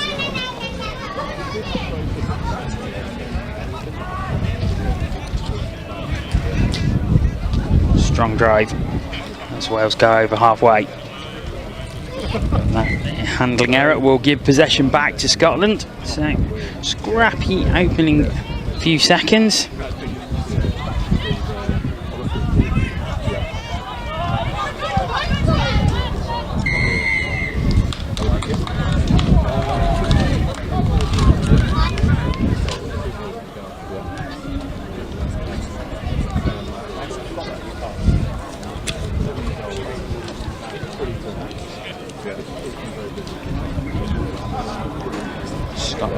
Looking for that opening. Oh, and again it's another error, which is going to give a fresh set of 6 back to the Welsh.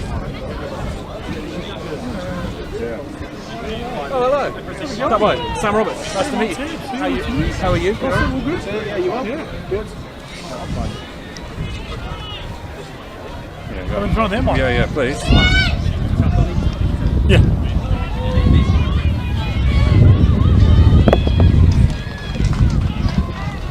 What do you reckon? Good touch. So what are they going to do? Local? Scotland will get possession back once again. Fingers crossed. Won't matter too much though, will it? Well, the Surrey Sports Park's been like the Mediterranean the last month. And people were saying tabs, it gets Baltic up there. But anyway, down there. Yeah. Okay, Dan, let me know when you're ready.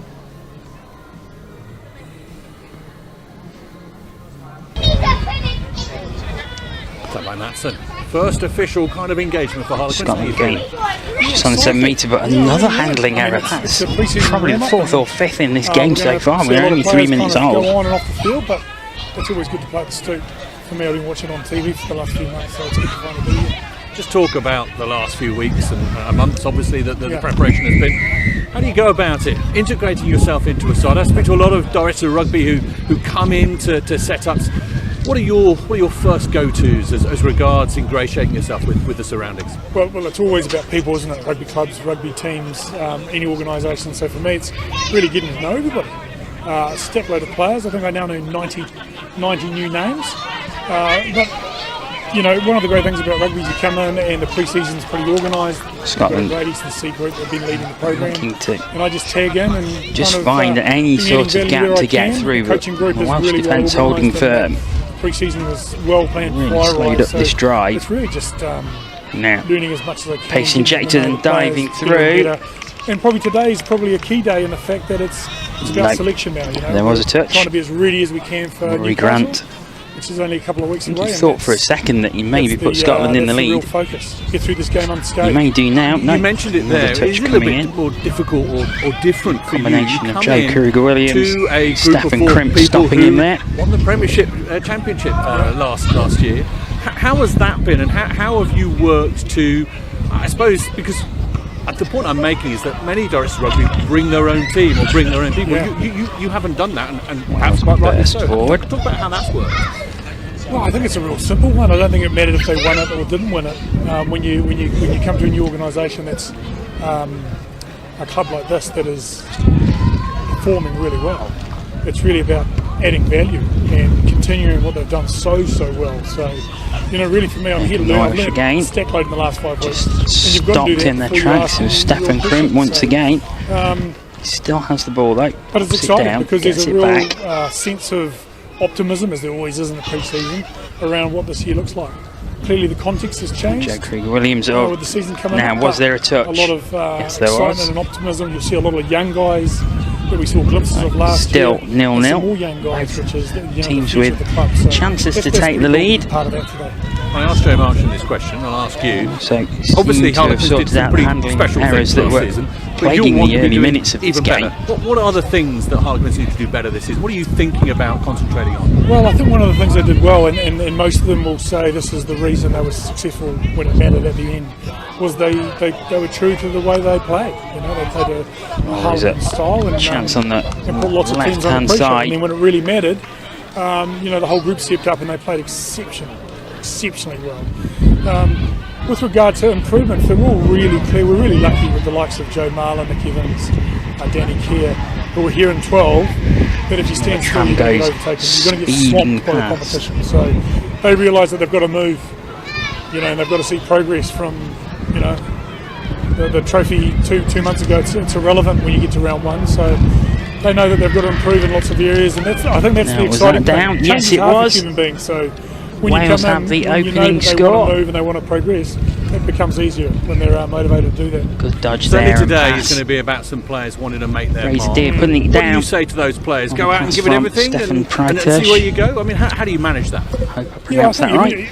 If you're going to be successful, And they've it got to is do it within the Wales team who framework. take So, a 1-0 lead. which is exciting because the framework here is expensive. But we're playing Cardiff. They've come a long way to bash us today, and so the underpinning everything in rugby is a physical component. So for all of them, they'll have to make sure they bring that first. But some of them do have to, will have to make an impact. We've got a great roster, and if they want to put their best foot forward, it starts with today. They're not going to get 2 or 3 games to roll into it. So expect a little bit of fireworks out there. Really good to speak to you. Good luck this afternoon. Good luck this season. Appreciate it. Cheers, Tabai. Brilliant. Russell, all good? Very good. How are Right. you? Yeah. Have you thought it? I am. Yeah. I'm actually really excited to see some of these young guys go. Yeah.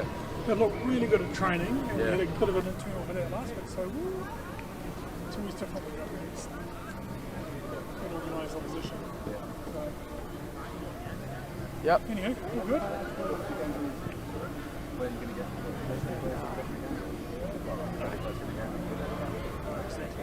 We get 40 minutes to really put it in. Dan, let me know when you're ready. Should be With a wide shot and some graphics and what voice you got? yeah. I don't necessarily. Tabai Matson. Because otherwise you'd be. Yeah. Just do it. Just do it as an intro. What's that going to be? About 40 seconds. First official. So we've had a little bit of change in the commentary. You've got myself, Adam Really good to Brunlow speak to from you. the Good luck men's, this and afternoon. we have Good luck Carly this Wynn from the women's team. Just as we've got Wales attacking the line, dive, but referee says no.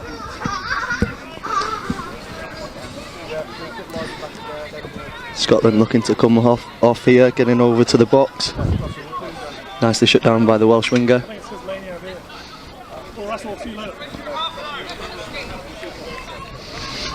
Did he lose it there? Unfortunately, yes. So Wales have a pretty decent chance to go at the line here from halfway.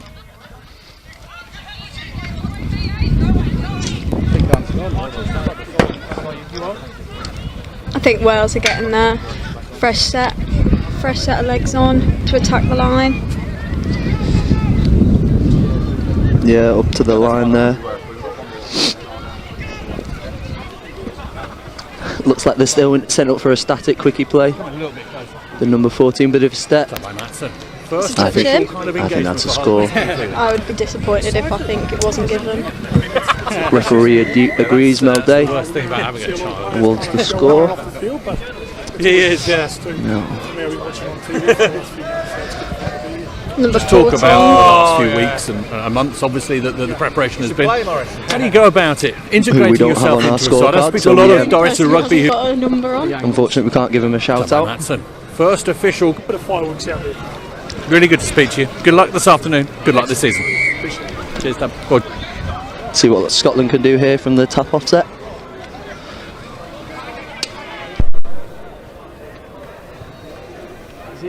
Is Dan on the phone to you? No, I can't hang up on you. I said we're going to speak later. We should be with you.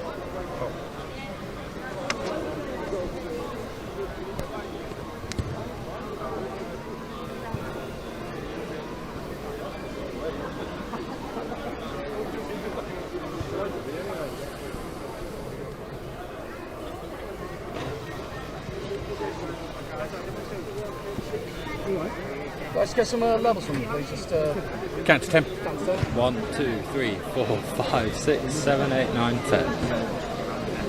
It's much better than Joe Marchant. Yeah, I can imagine. A few ums and ahs. Yeah. He just wanted to count to 13 and make it all about 13. Yeah, no surprise there. Be 14 soon.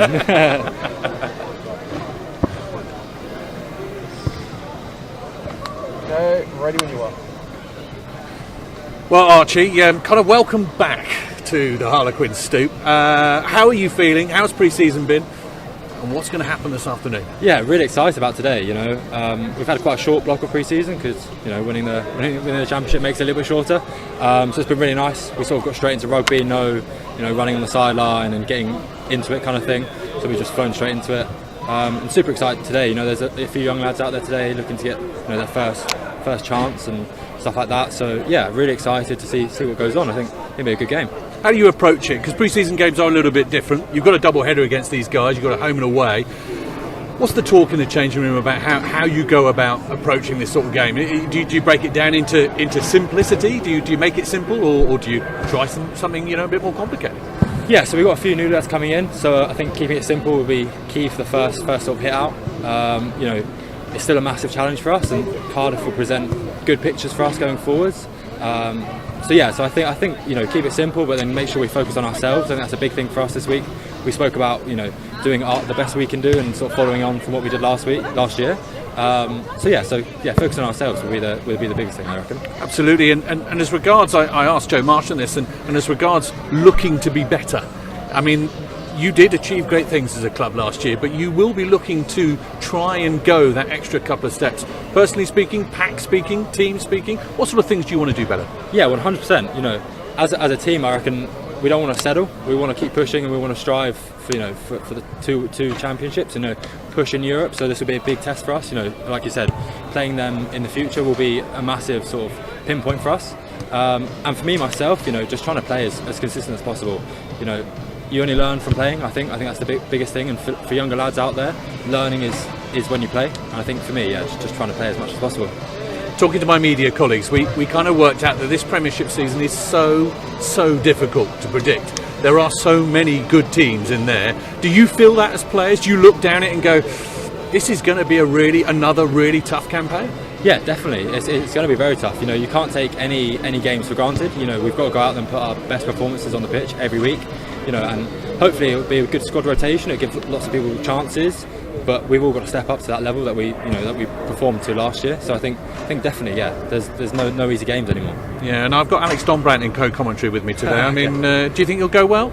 Yeah, I think he'll go well. I think he'll go really well.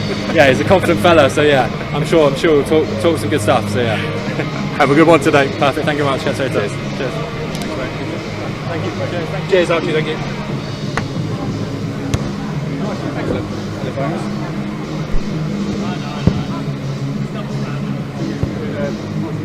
Yeah, so then we'll go to that. I'll bring the players in. Done? Yeah.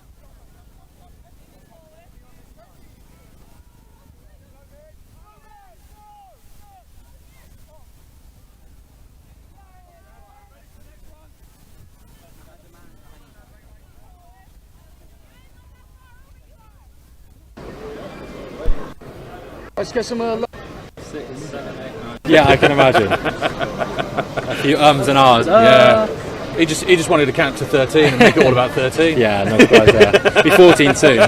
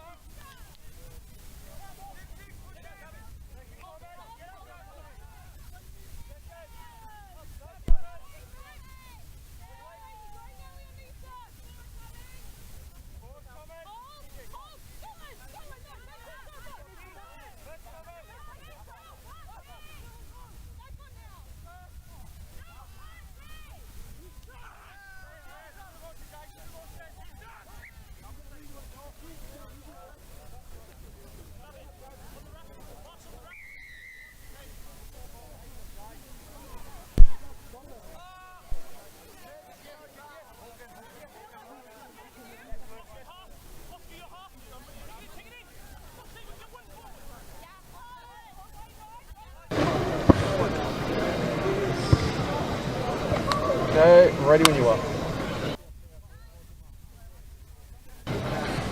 Well, Archie, kind of welcome back. Well, Archie, kind of welcome back. So yeah. Have a good one today. Perfect. Thank you very much. Cheers.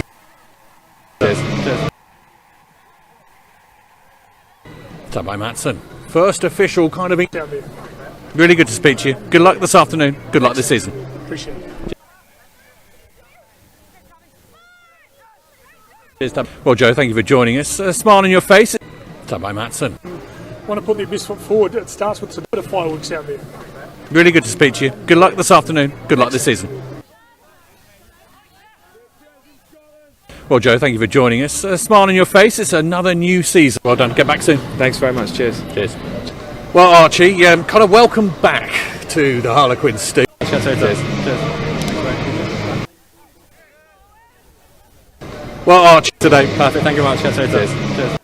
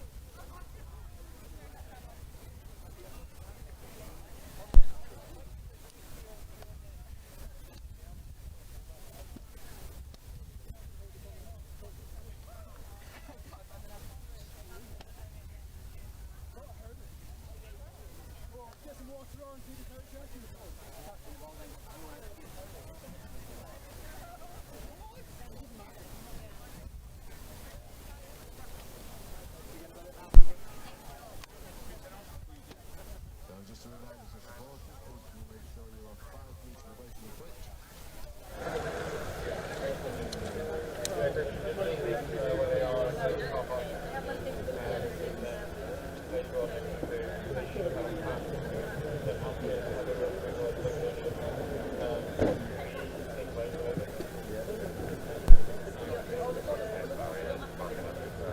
Testing 1 2 1 2. Testing 1 2.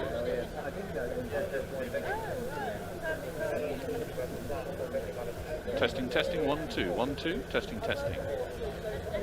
Harlequins, Twickenham Stoop. Testing 1 2 1 2.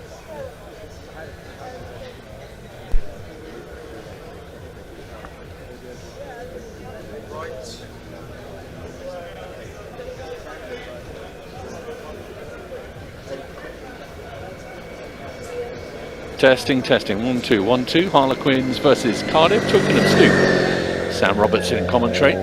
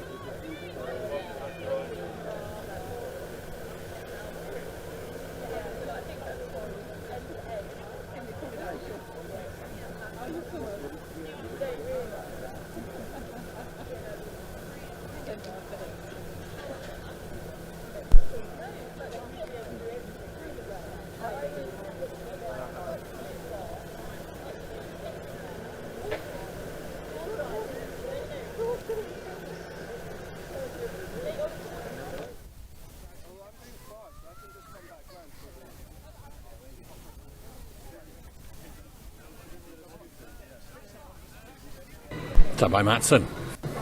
Really good to speak to you. Good luck this afternoon. Good luck this season. Well, Joe, thank you for joining us. Smile on your face. Cheers. Cheers. Well, Archie, kind of welcome back. So yeah, cheers. Cheers. Just an announcement as well, as you can see, looks like there's going to be a game of rugby on the alternative pitch. Please do make sure you walk around the blind areas when going to the clubhouse.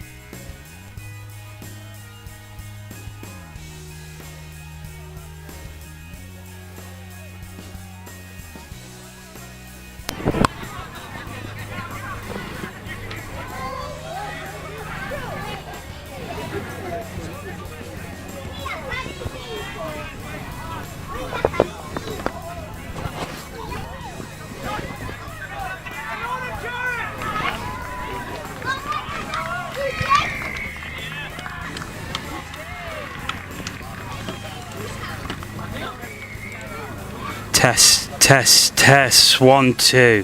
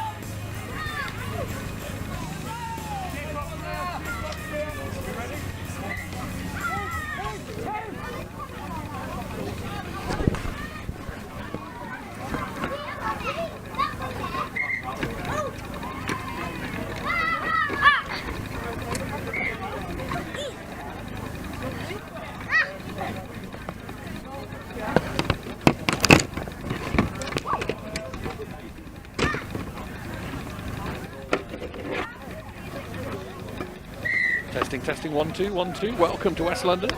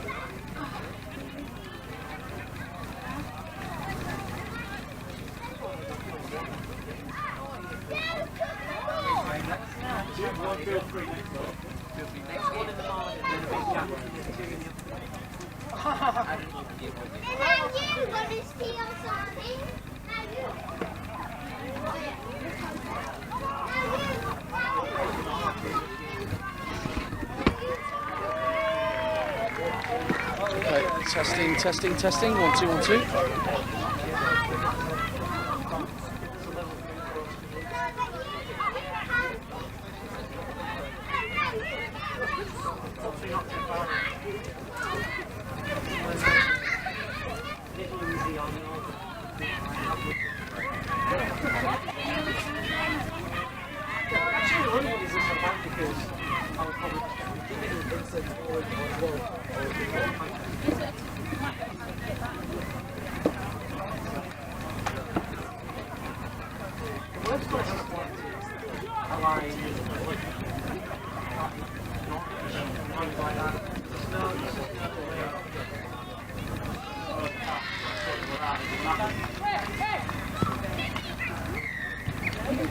It's quite hard to get to because unless you want to change like 3 times, go to London or Australia.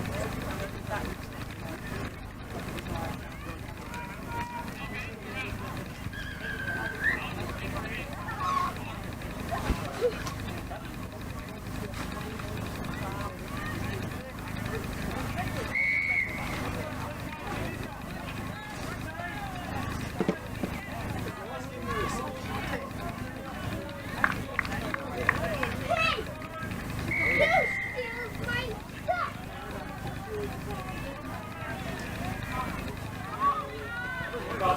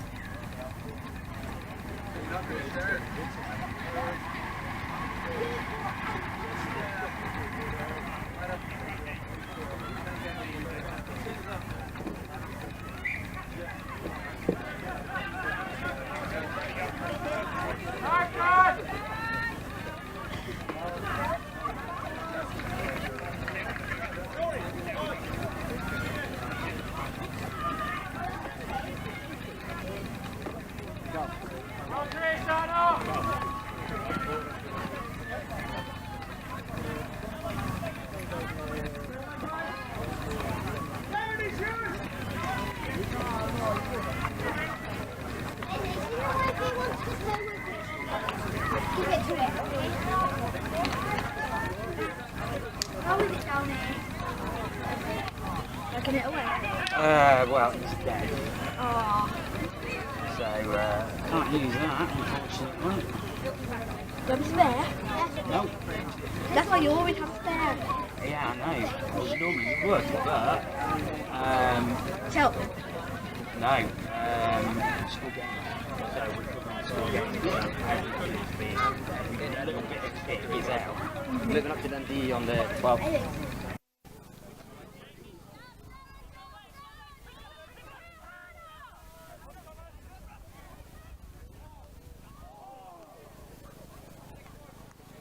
It's just filming now, eh? Sorry? I guess it's just filming or you're using the microphone. I'm going to use the microphone, right?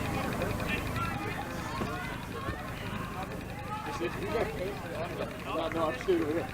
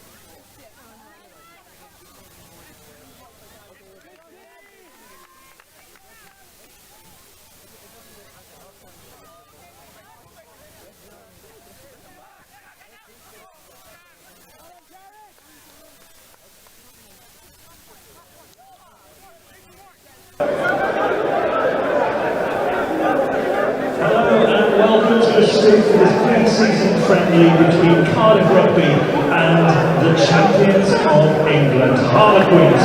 What an exciting end. That's right, that is worth a cheer. That's definitely worth a cheer. Winning over the road at the big stoop against Exeter in the grand final just a few minutes ago. After that epic semi-final against Bristol, and now we get a chance to cheer them on here at the stoop. So good to see so many of you here today for this pre-season game. We are in for a thrilling match this afternoon. Lots of familiar faces in the Queen's lineup, a few that you won't have seen before. Very exciting academy prospects who will be on display for Harlequins this afternoon. And our new senior coach, Matson, has been carefully pruning the squad along with the group of coaches who did so well to get Harlequins to the championship last season. The shop is open, so make sure that you go and get your new kit. You can see for the first time this afternoon, the first glimpse of the home jersey for the 21-22 season. Training ground stuff's available as well. And we hope all yourselves some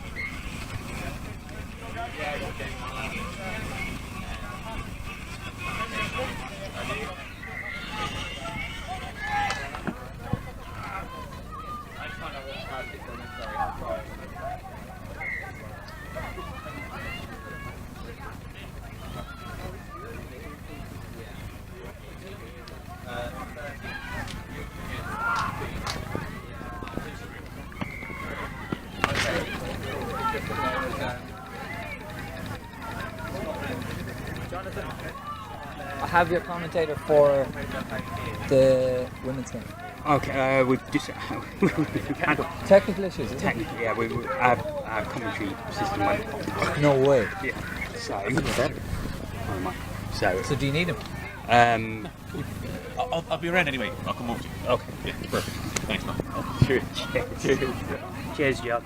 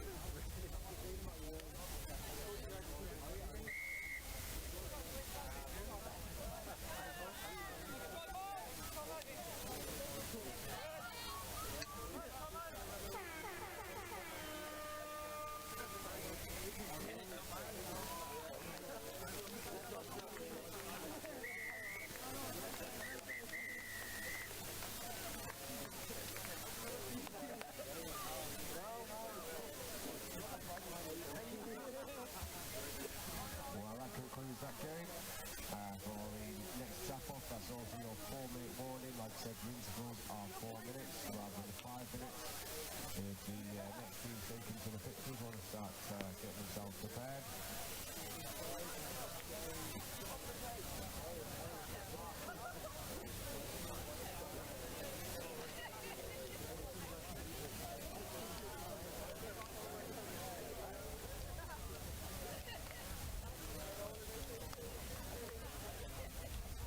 So already this is your 3-minute warning. Players and officials, this is your 3-minute warning for the next tap-off.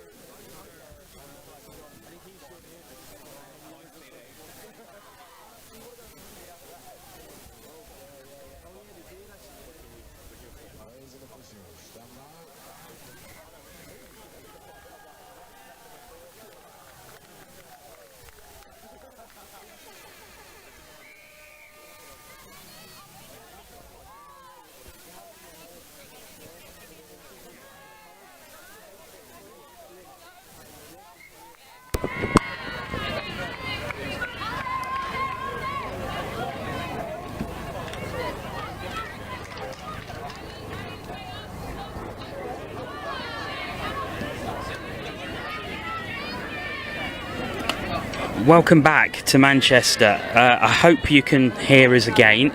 Apologies for the sound issues. Some equipment dying on us, not a great help, unfortunately. But we've managed to get some commentary at least, so we will stick with this for the rest of the day. Thank you for sticking with us. If you can hear me and it's in the chat, please let me know as a try is scored in this latest game. Let's look at that one again. England going one ahead. And this is England against Ireland in the Women's Open. So, like I say, if you can hear us, please let us know. As the Ireland look to go straight back on the attack. Nice pass out to the right hand side.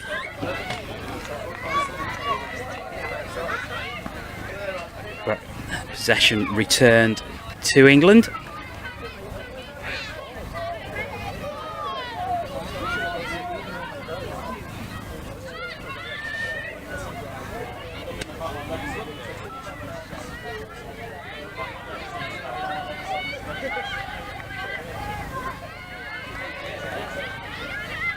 England over halfway.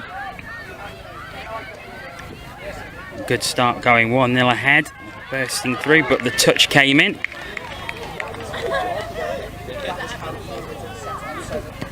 Susanna Hudson going through there, but was just touched on the ankle. Amy, thank you. I'm glad you can hear me again. So that is one relief. One weight off my mind. So thank you for letting us know you can hear us.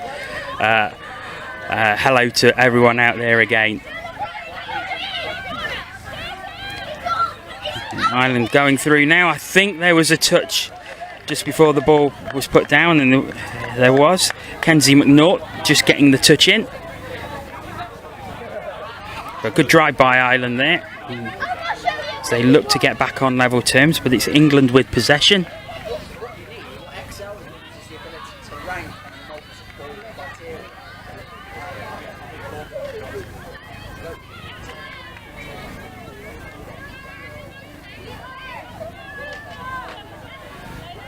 It's England again on the attack, so 7 metres out. There's space on the left hand side, but the pass doesn't find its mark, and that will be turnover possession to Ireland.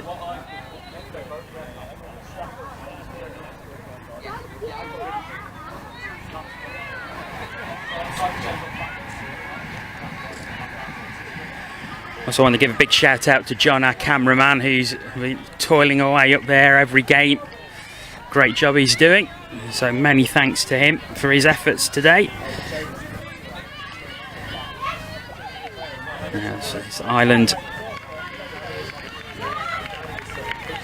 who were looking to break down the left hand side, but just stopped short. And the handling error means that possession returns to England for a fresh set of 6. So this is our 6th match of the day. 3 more to come after this one.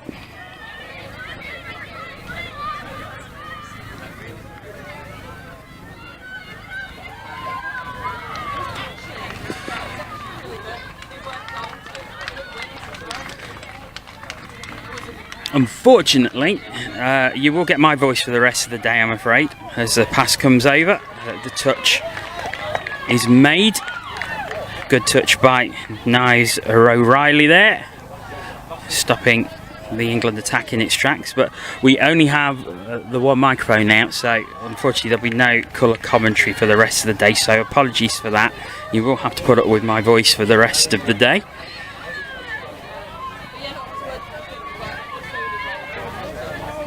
As it is,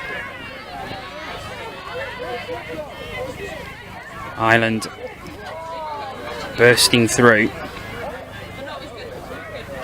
looking to build down the left hand side, but once again there's a whistle. A fresh set of 6 for Ireland.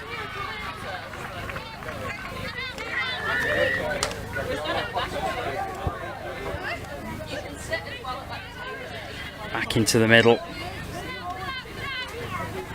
And look to get on level terms, but good defence so far by the English.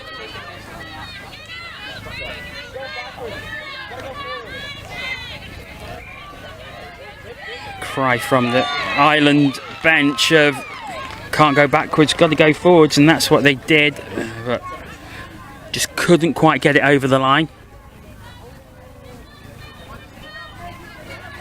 Thank you to everyone who has popped in the chat that you can hear us. It's great to be back with you again. Just stop. Papers blowing everywhere. It's all going on today, I can tell you.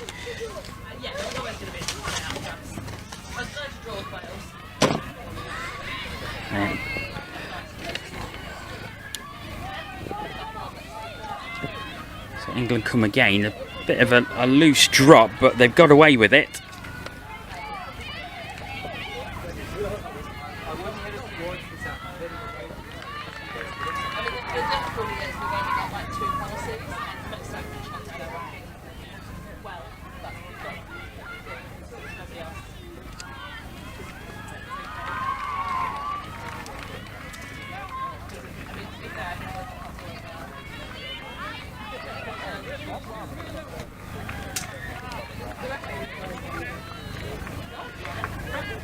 Turnover, and England had possession once again.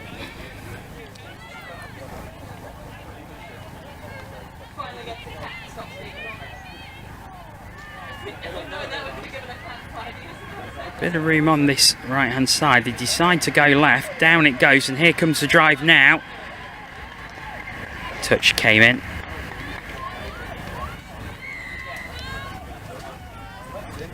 Susanna Hudson looking to burst through again.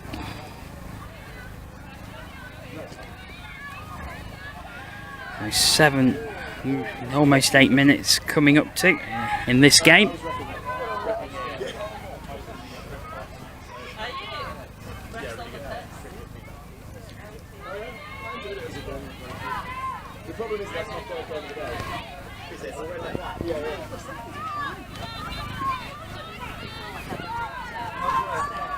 England again. Long pass, it just doesn't quite find its mark. Hands up an apology there from O'Reilly. It certainly wasn't an intentional clash. Battered down, so Ireland will keep possession, but no, it does go back to England. So a fresh set of 6 in a very dangerous position. Kenzie McNaught starts off the drive.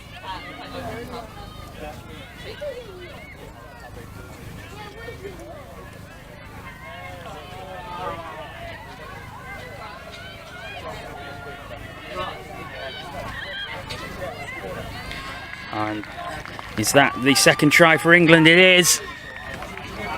Let's see if we can see that one again. You see it coming along the line there, and it's a great pass. The last touch was in vain, and Susanna Hudson puts it over. England go 2-0 ahead with just over 9 minutes played.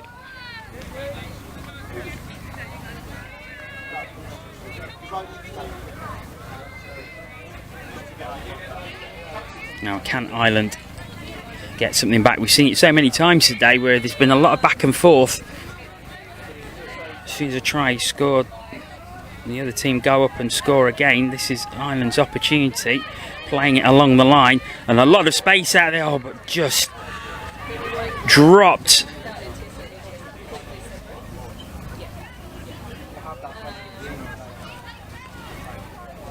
Alana Byrne just mishandling there, which gives possession back to England, but they've got a lot of work to do. They'll use their sub box wisely.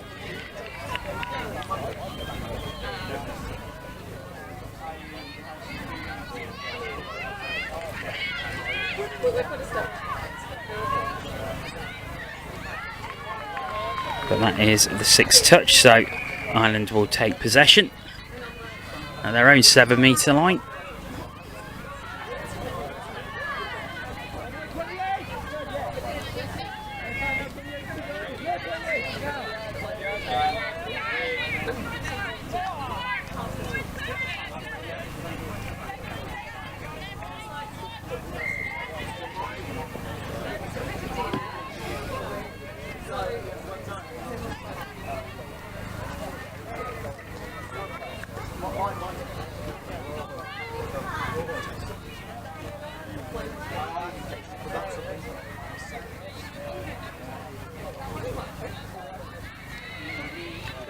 England have it again. They're going along the right hand side, bring it central now.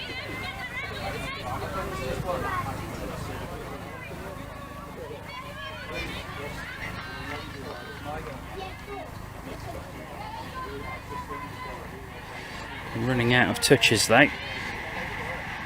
That's the final touch. diving in, but I think there was a touch before. There certainly was. Good defence by Ireland there. I think it was Katie O'Byrne who got the touch just as England were going over the line. So good defence by the Irish there.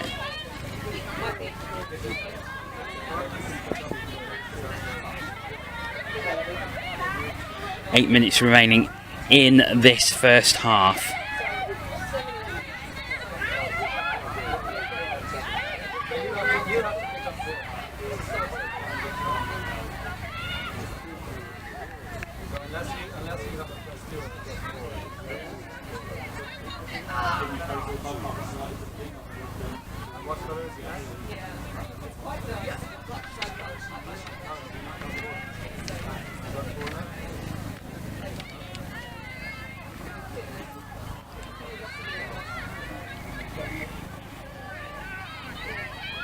And there's bursting through now with speed. But it's the half, needs to find someone open to pass to. And there it is. Naomi Furnett finding Katie Fielding. That is 3-0 England.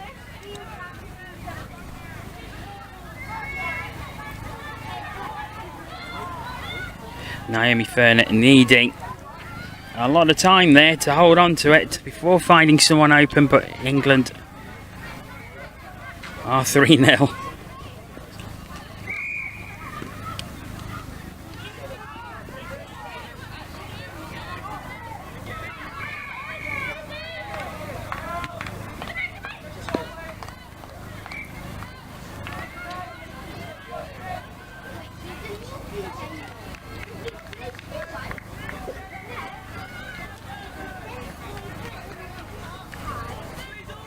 Chance for Ireland here.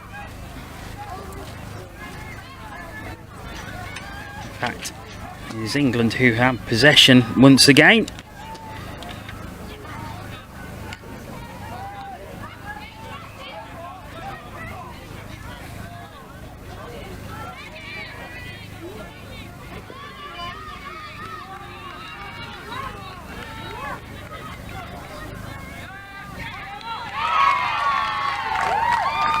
Touches, cheers from the pitch behind me. You'll probably hear that on the microphone.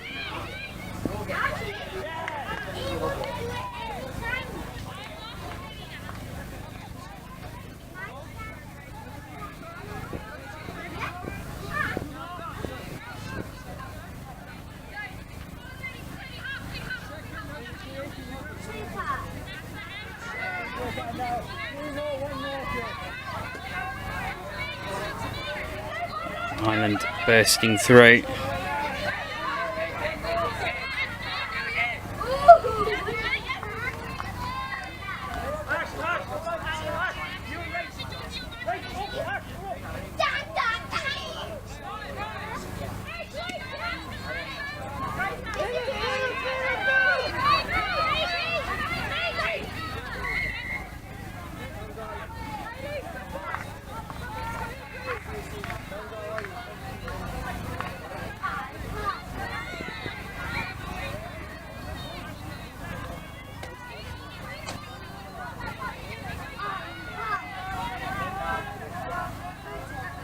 Bursting through again, England.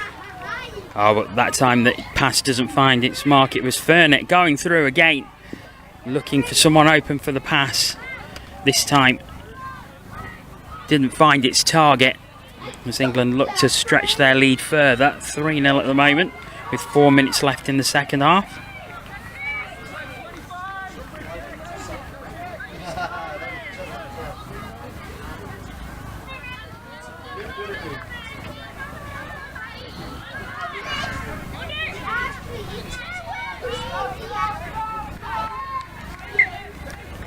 Once again, the Ireland move breaks down and possession returns to England.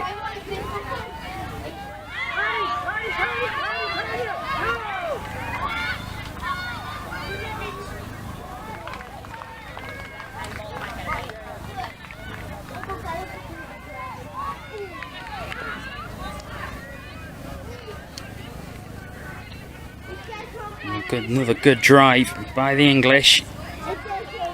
Down it goes now.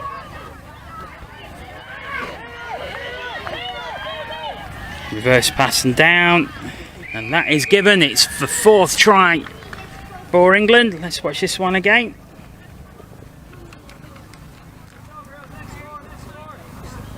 Burst of speed. Ball goes down. And that's 4-0.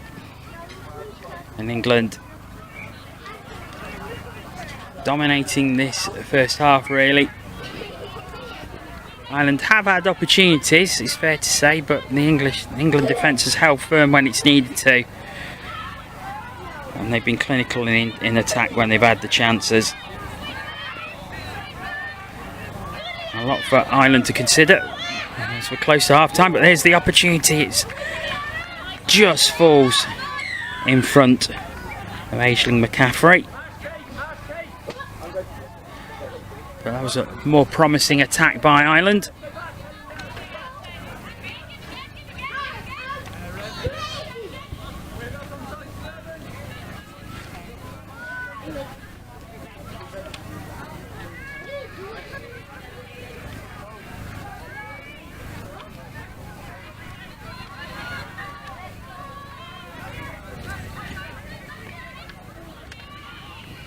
Yeah, come England once again, and again it's down. Is this one given? Yes, it is.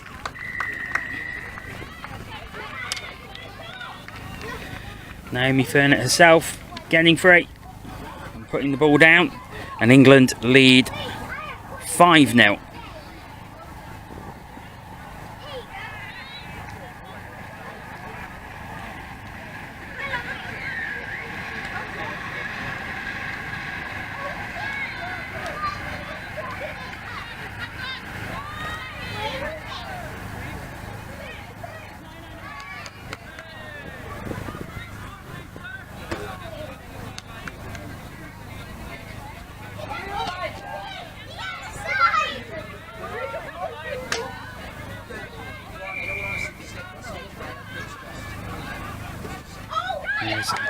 Come Ireland, and that was dodged, and Ireland are on the board. Great bit of skill, just dodging the diving touch, and Rachel Duggan puts it down for Ireland's first score, and that'll give them confidence going into the second half as we enter the final 30 seconds of the first.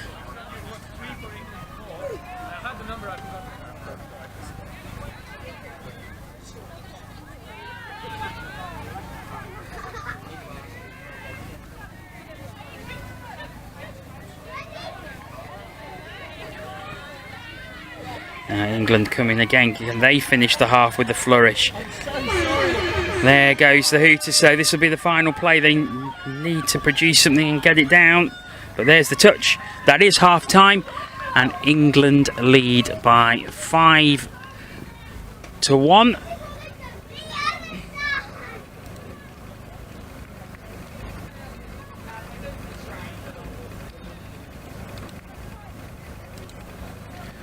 We'll enjoy some highlights from that half, and we'll be back with you very shortly for the second half.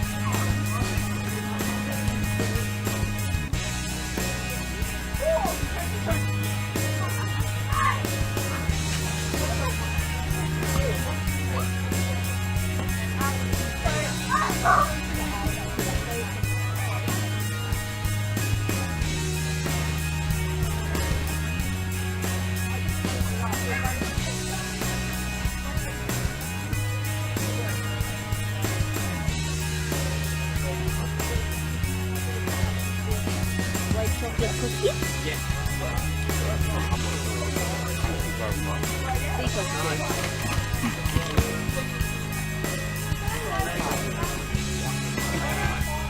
I think it's awesome, isn't it? Even though you're not playing.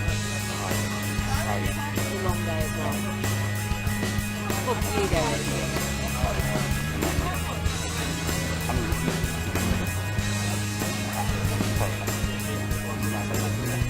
No.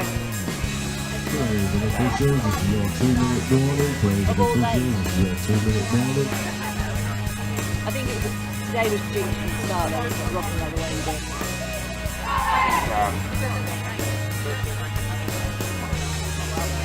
I think he's up on the shot.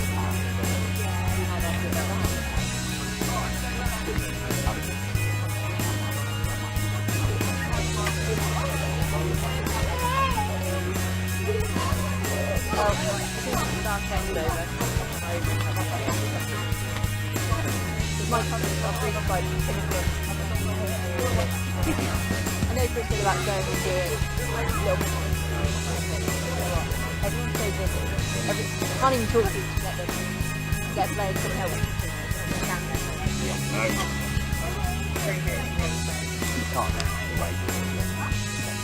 No, I know. Players and officials, this is your 1-minute warning. Players and officials, 1-minute warning.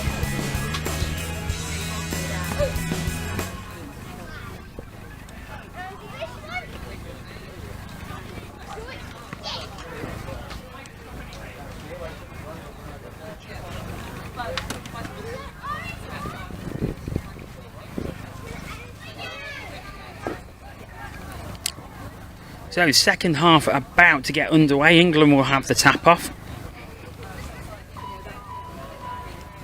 30 seconds. 30 seconds away from the start. It's got quite dark and cloudy again. Again, no threat of rain.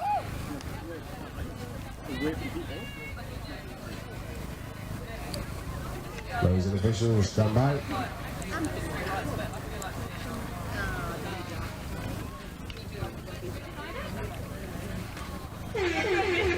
So the hooter goes, and England get us underway in the second half.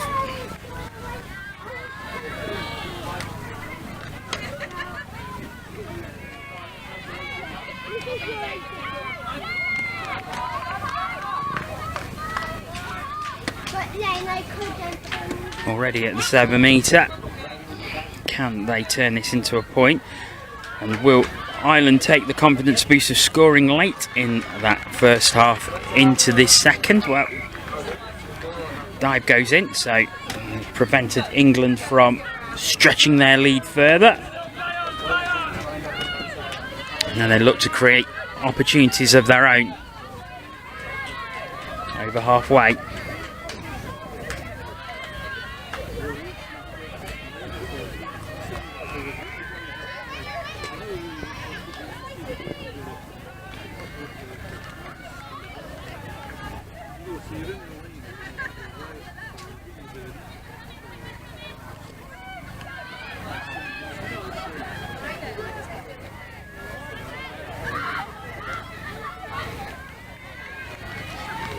Bursting all the way through.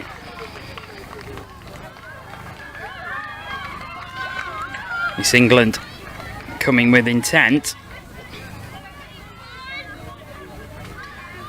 This is the 5th touch, and that will turn the ball over to Ireland. 6 touches. So the Irish defence holding firm at the start of this second half. There's 2 attacks by England they've managed to repress.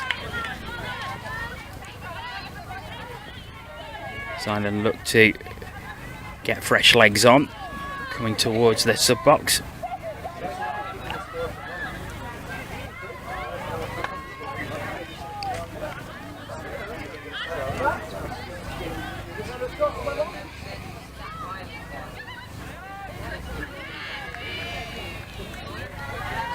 Alright. Turnover, and England have it again. So the Irish defence have to work again.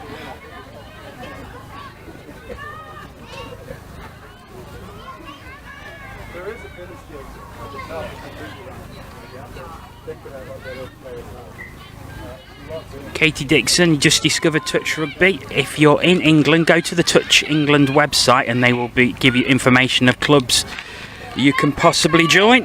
As England goes 6-1 ahead. Let's watch this one again. Built with speed through the centre. And it was Susanna Hudson avoiding the touch and popping the ball down. England 6, Ireland 1, and it's England who have the first score of this second half.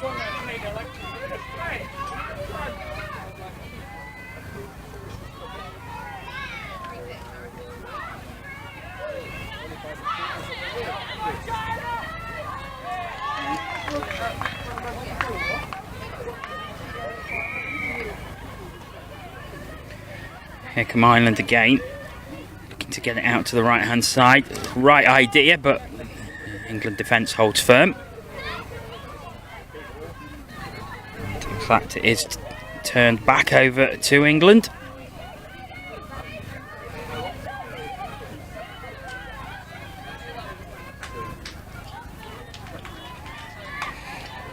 So we've got men's open action coming up next. England against Wales.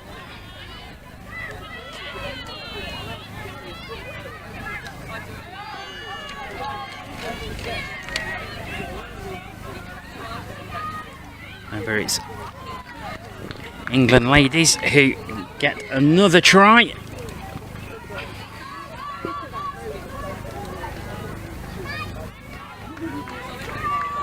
Naomi Furnett putting it down.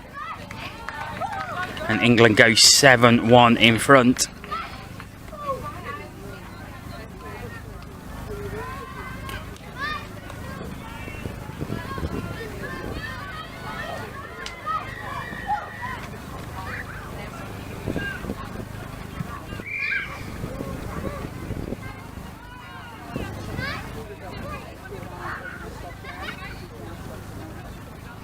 Out to the right hand side.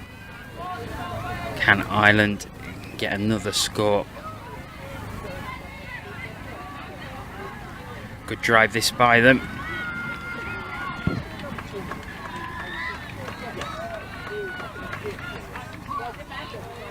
He worked into the centre. There's a scoop. Just backpedaling now. Just looking for those openings, but the England defence is holding so well.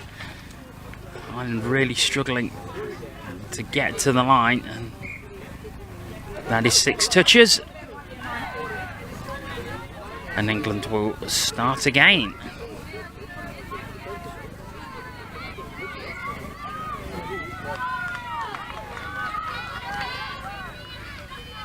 In fact, that's a turnover, so a real opportunity now for Ireland.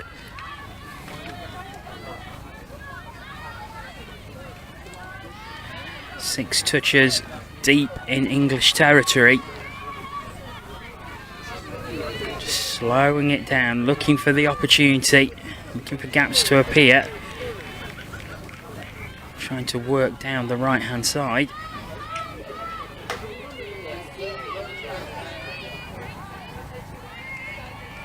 Pass through the England defence, holding firm again. Oh, and the backhanded pass just doesn't come off, and England will have possession back.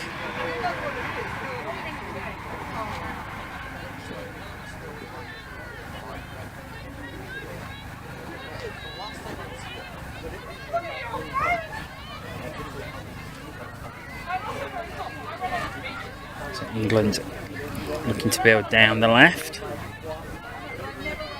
bringing it back centre, but characteristic handling error by Bronte Sykes there. It gives Ireland the possession back once again as planes continue to roar over from the nearby Manchester airport.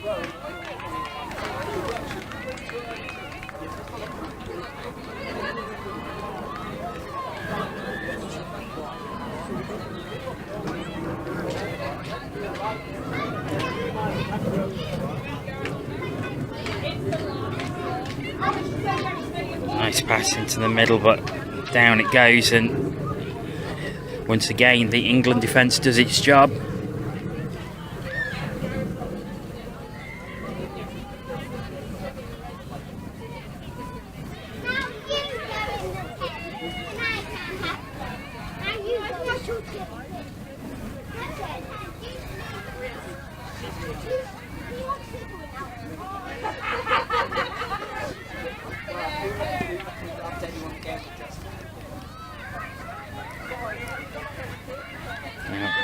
England coming forward at speed.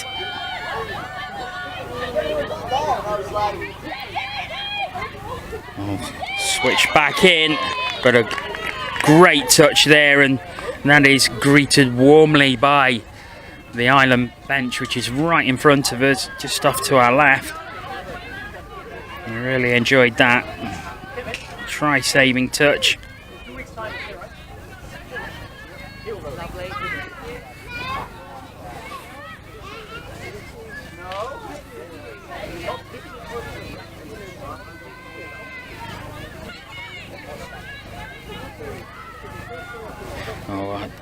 Mishandling gives possession back to England.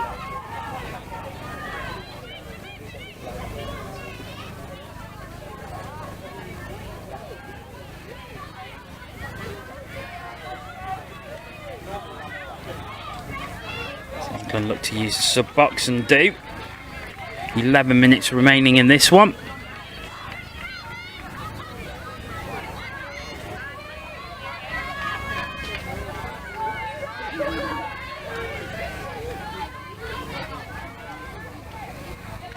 And down it goes. It's another try.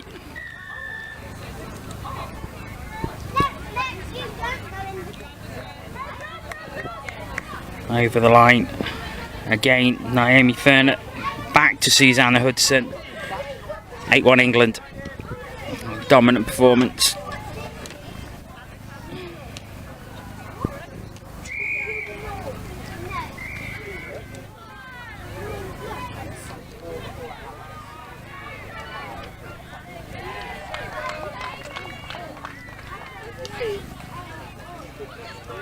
But here come Ireland, the touch just stopping Alana Byrne in her tracks.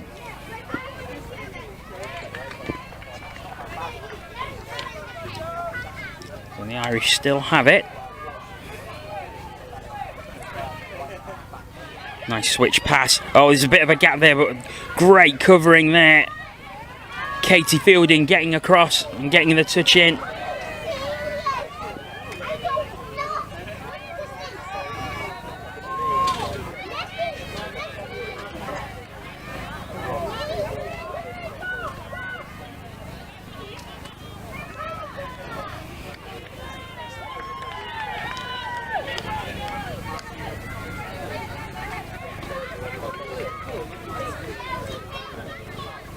Ireland coming again. Some good pressure by them in the last 90 seconds or so. Almost scoring. Can they get another opportunity as it goes out to the right hand side? Some good speed, but the touch was made.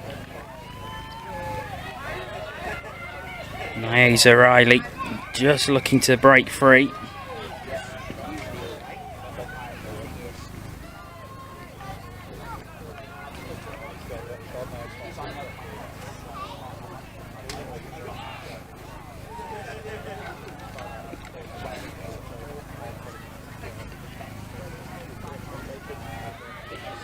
There's a break down the left hand side.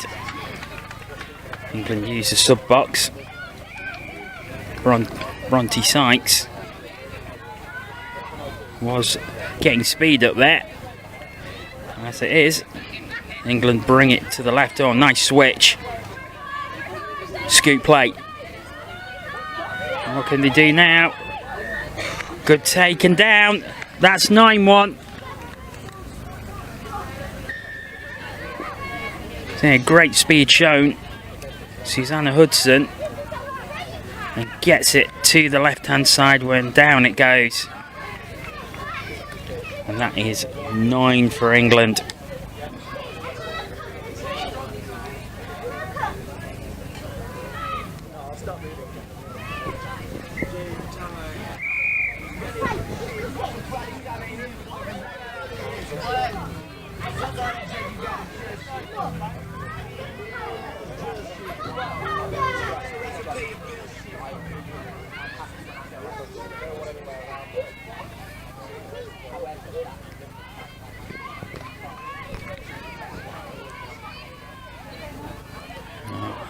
Good drive by Ireland, but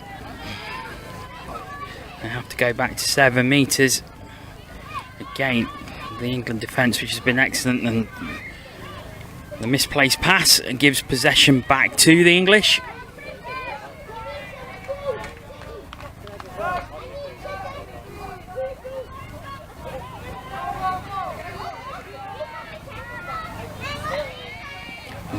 Almost sprinting through. Fell awkwardly over the ball.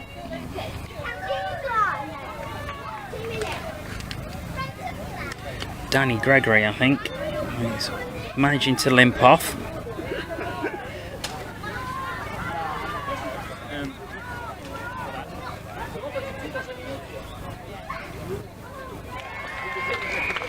Danny Gregory heads to the sidelines to get treatment. She seems to be walking okay, but did fall awkwardly over the ball.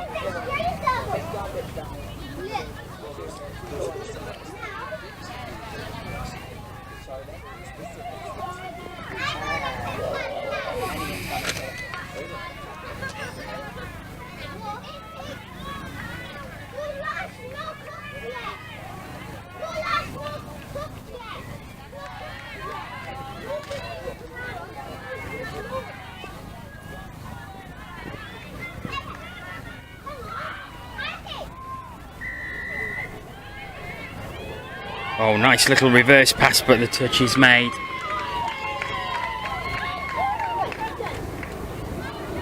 Ireland really keep trying to come forward. It's great perseverance, and they will get the opportunity now as a handling error from England gives Ireland a fresh set of 6 deep in English territory. 5 minutes to go. Can Ireland get another point on the board? Patient build-up. Everything stops. Touch, scoop, down. Oh, but that's a loose pass. And unfortunately,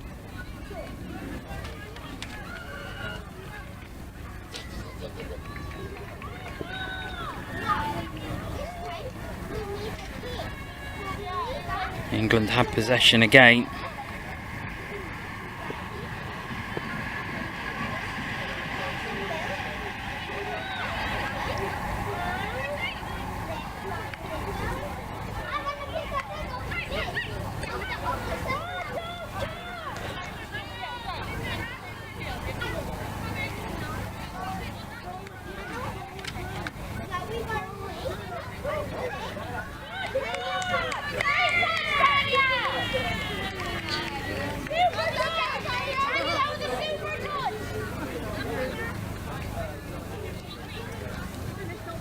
Price from the Irish bench, happy with that touch.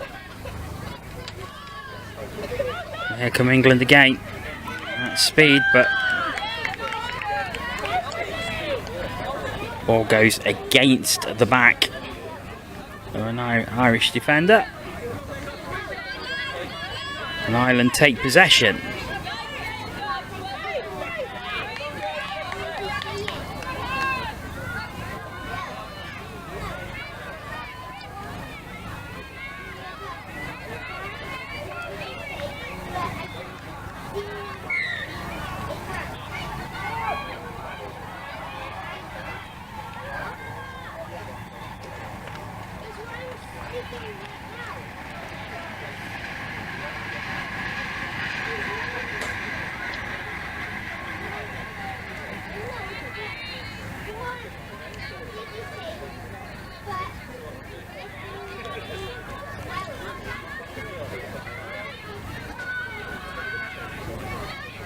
Through the centre, is this a chance for double figures for England? Down it goes. And it's given.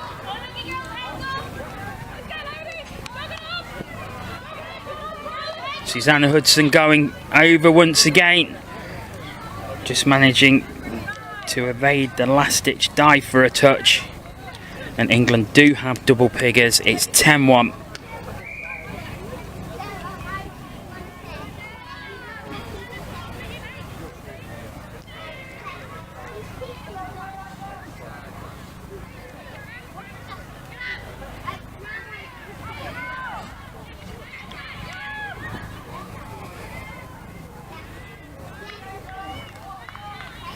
Strapped in front.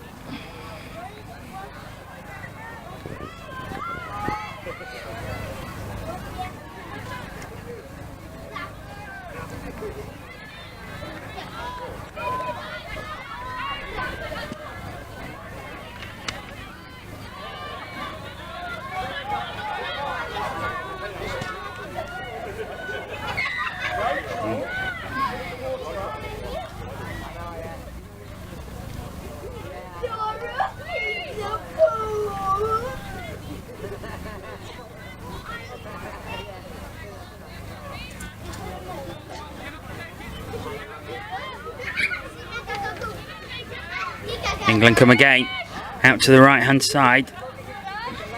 Have to come back in the centre, that's a good touch. Ireland defence holding firm into the final minute of the game. Swap pass and down it goes, but no. Oh, it is a try. It is a try.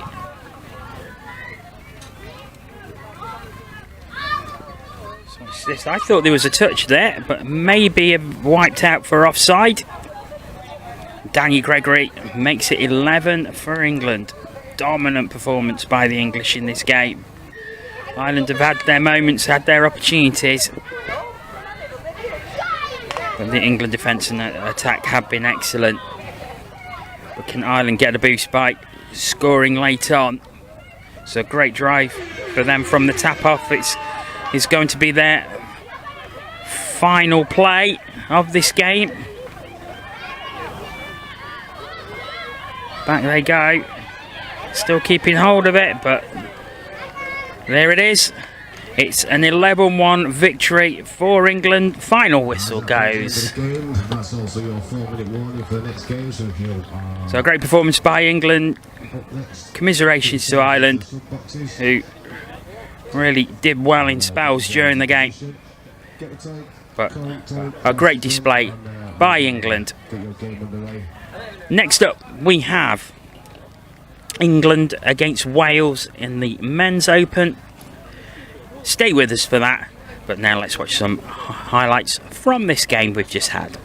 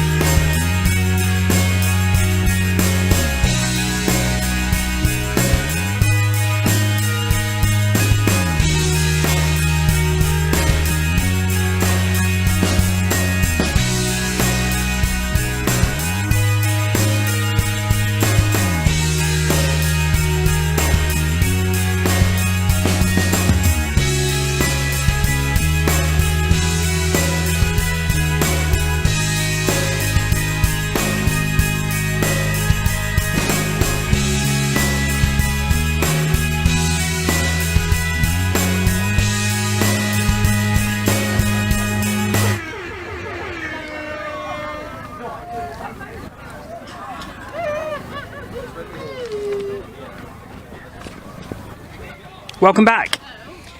So, England-Wales underway. Quick turnover of these games now.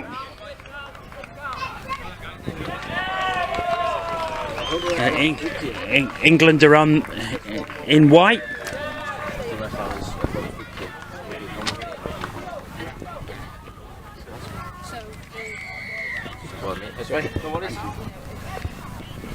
Sorry about that.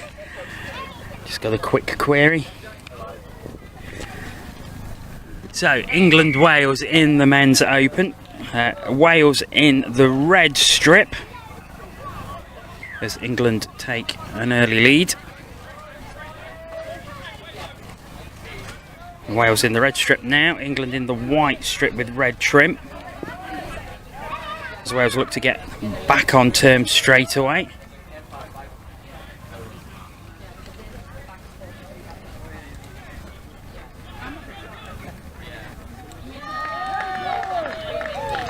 And they do. Let's watch that one again. Pop down into the centre and over the line. Dan Roberts, who we've seen before.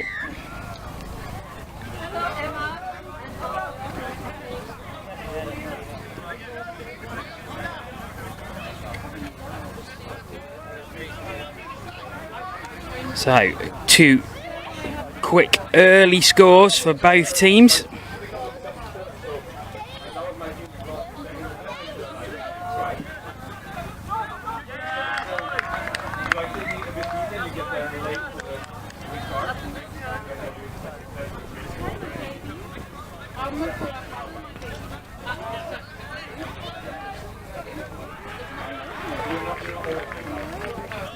Oh, that's a nice pass and down. And that.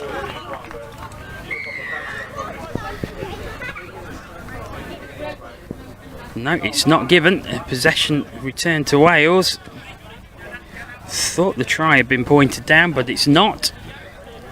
And it remains 1-1.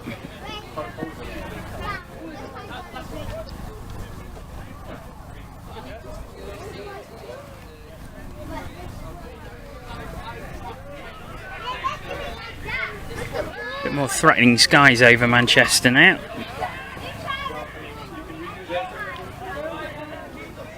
Free again, is that? Oh, there's. I think that might have been out of bounds and was.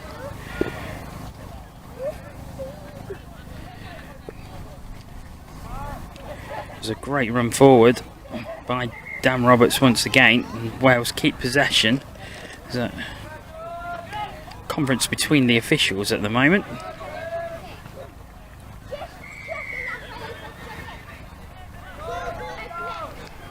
It is Wales who have a fresh set of 6. Oh, great pass to the right hand side and down. And that's given.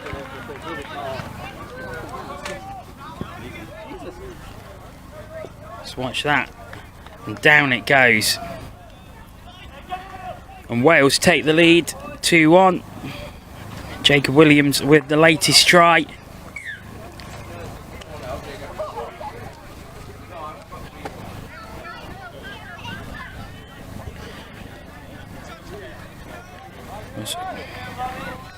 This game a repeat of the 2018 European Championship final in Nottingham, where England won 10-3. It's Wales with the upper hand at the moment.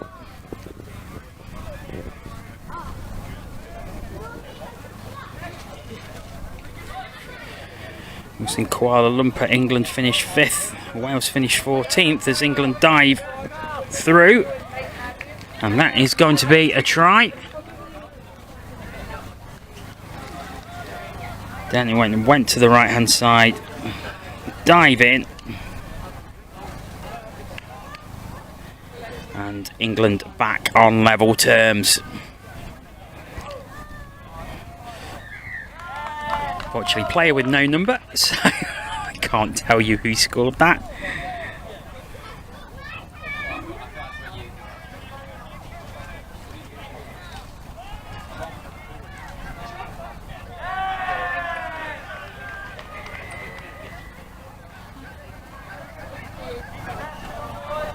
that's battered down. That will probably be a fresh set of 6 for Wales.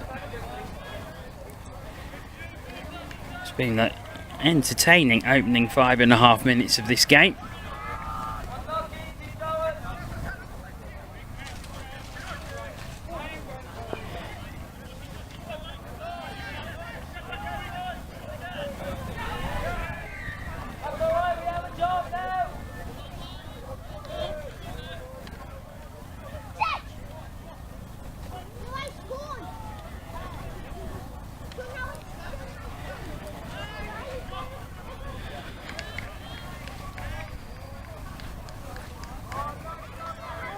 Wales again looking to regain the lead. The pass is thrown away. It'll be possession to England once again.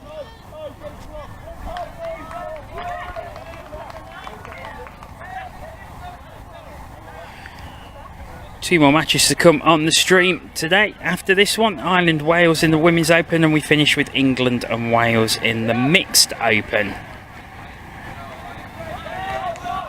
So stay tuned for those.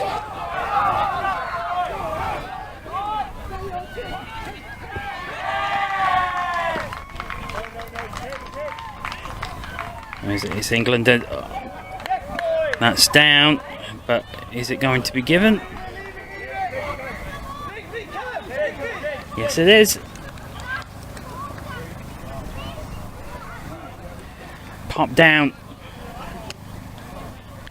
by Miles Partridge, and England lead 3-2. Lovely pass to find him on the right hand side as well, but it was a good take because he took that low down.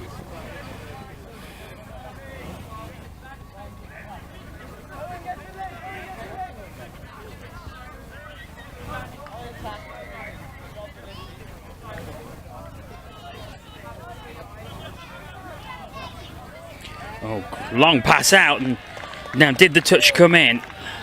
Yes, it did. Great play by Wales. In fact, it is given us a try. Let's see if we can get that on the replay in time. Unfortunately not.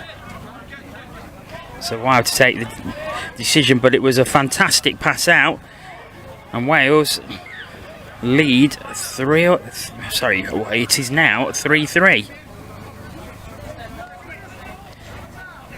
So both teams exchanging the lead in a very, very close game as England look to come again. Touch evaded, and I think that is going to be a try as well, and it is. So straight away England take their lead back.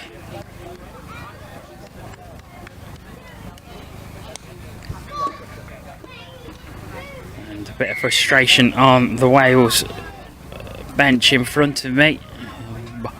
Bottle being booted in frustration, understandable. Never nice to concede.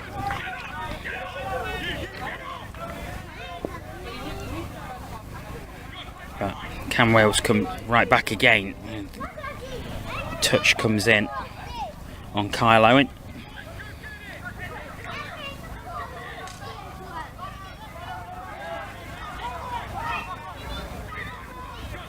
England defence holding firm. Fake pass tried and jink, but doesn't come off.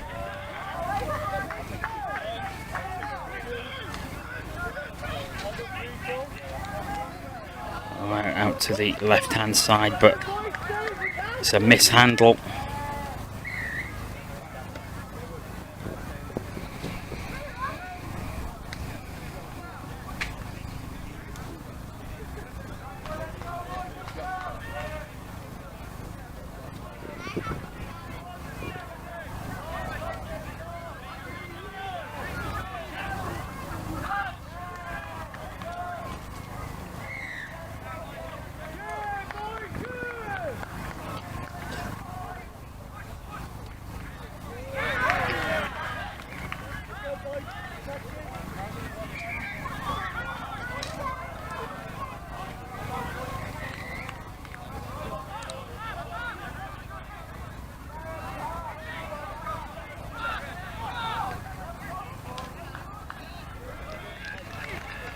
Wales looking to get back on level terms, and they've got a chance now. Oh, that was mishandled.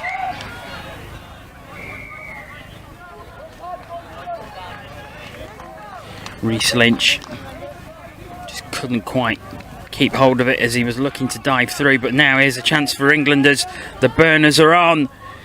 Miles Partridge goes all the way through and scores.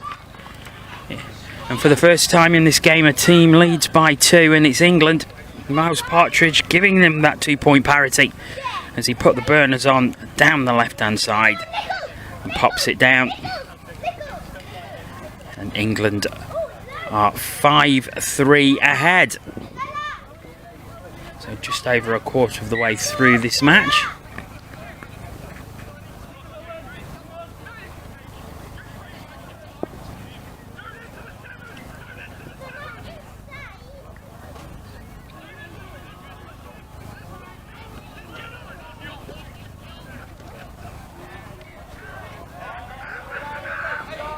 Oh, long pass out, but it's tipped away. I'm not sure if that'll be counted as being battered down, so it may be a fresh set of 6 to Wales on the 7 metre. It looks like it is.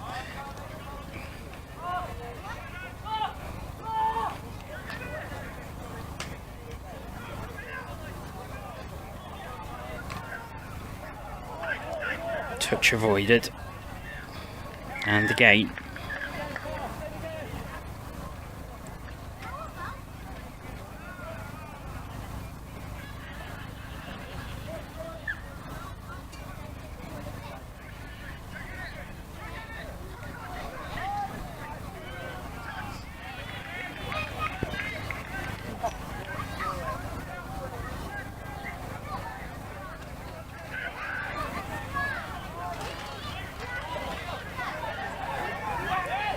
Or put back and down.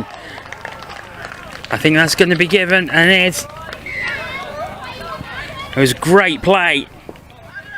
And it was a full stretch reach and down.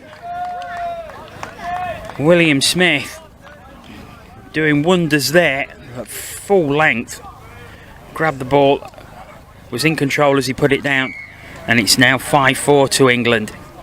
Wales within 1. Very, very close game.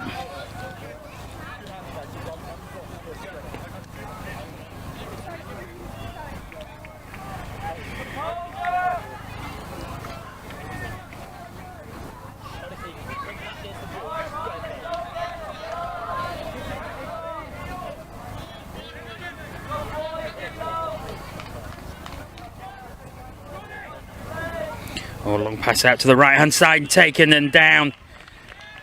What a great play by the English. See here as it's popped down. And the long pass, and well taken on the right hand side. Jordan Melling with a great pass.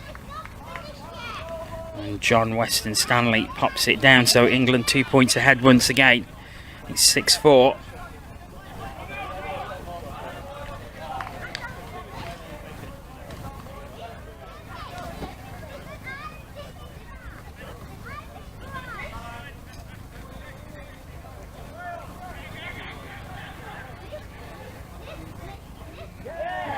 Now does that down.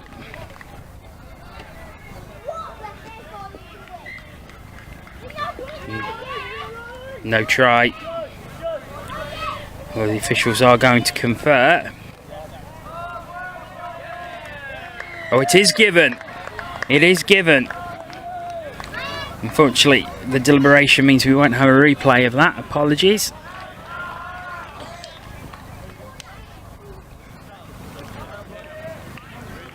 But 6-5 it is. And great character shown by Wales. They've been 2 points down twice and brought it back within 1 twice as well. It's a very, very close game.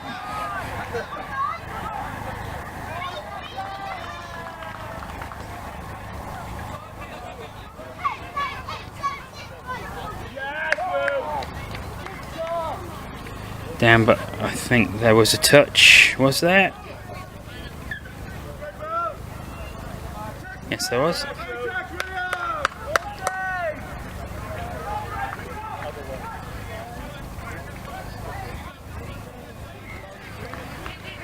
Oh, great pass, but not taken, and that will give possession back to Wales. Long pass attempt nearly paying off for England. As it is, Wales have a fresh drive and bring new players on from their sub-box.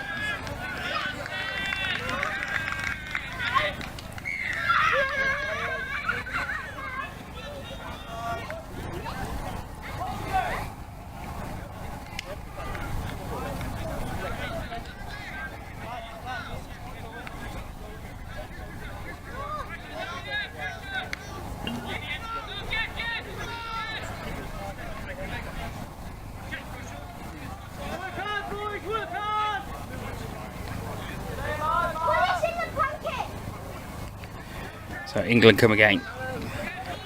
Going central, long pass out to the right. Oh, well taken and down. I think Wales calling for forward, but to no avail.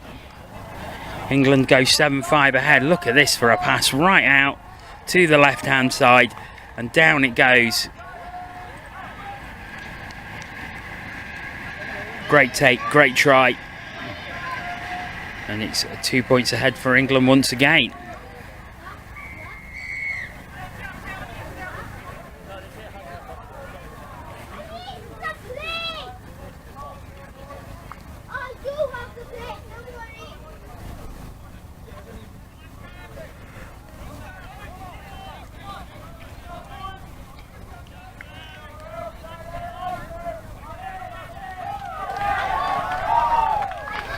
So,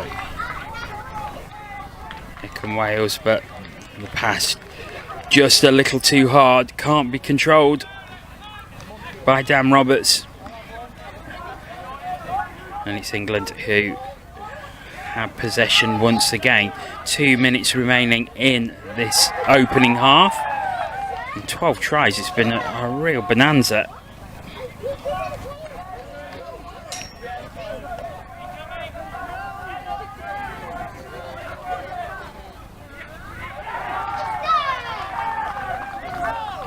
Just a reminder, you'll be seeing Wales again in the next game as they take on Ireland in the Women's Open. And Wales for the Mixed Open on the last game, as that is also going to be an England-Wales encounter. And that will be our final match of the day.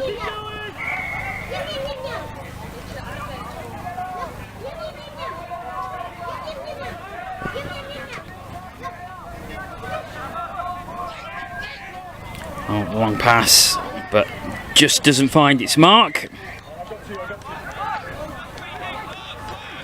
I say, if you are watching and wondering about the times, we are running slightly behind schedule, probably about 5 minutes behind now. So, the Women's Open game, Ireland-Wales, was originally 16:20, that'll be 16:25.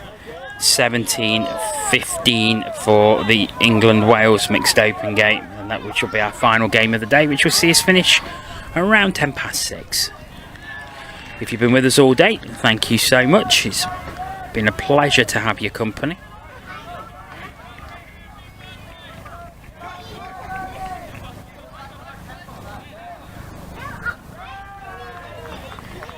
And we're just coming into the final 20 seconds. England on a drive. Work to do if they to try and get it over the line before the hooter goes. And there it is, final play. Oh, they might, you know. Well, but the touch comes in now. Oh, it's still live.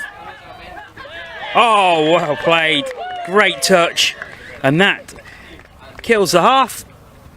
And it is England 7, Wales 5, and the cheer you heard there from the Welsh bench, because they know if it had gone 3 points ahead, it would have given them a mountain to climb in the second half. But as it is, it's just 2. 7-5 England lead. Let's have a look at some highlights from the first half.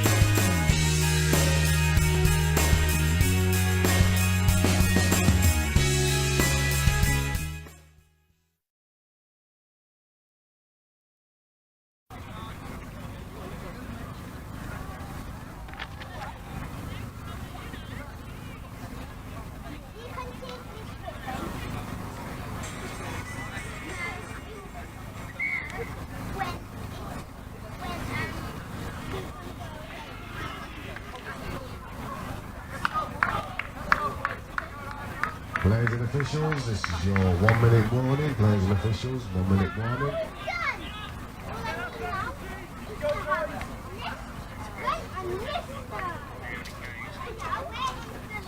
I feel like you. No, Robert's going to play in deep this. This is a trap. Get ready for kickoff, eh? Ooh, nice cookie. You can have it if you want it. No, if you want it, have it. 30 seconds.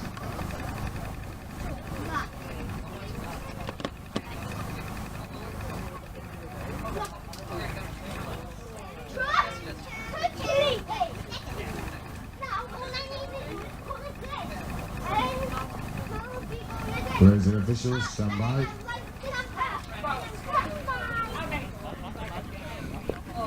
Welcome back. England 7, Wales 5. Second half underway. It's Wales who starts us off this time with the tap off.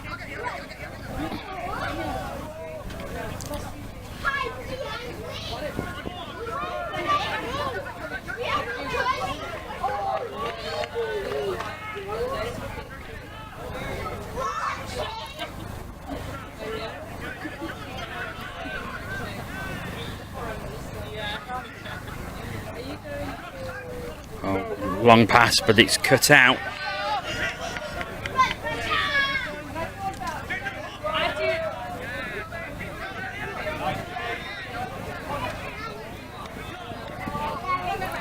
Touch made, has to come back. It was a good run by John Weston Stanley.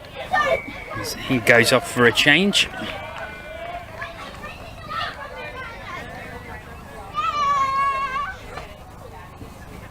As you can probably hear, people of all ages around here today.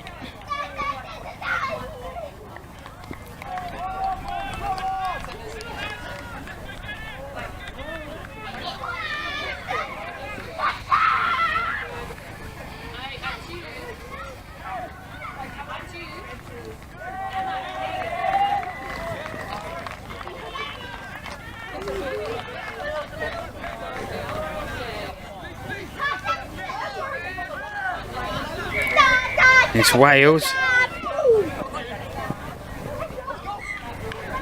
but they are run out and England have possession once again.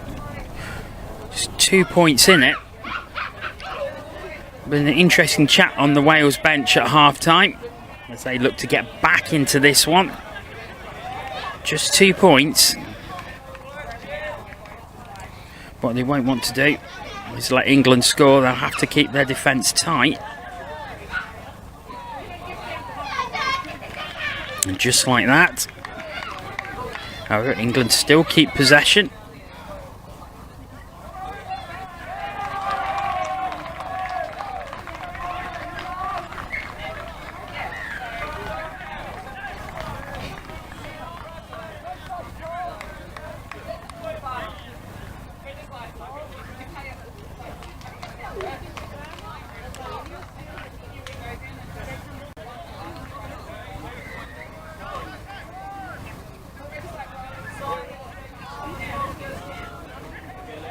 Oh, lovely into passing, and that's a great try, and England go further ahead.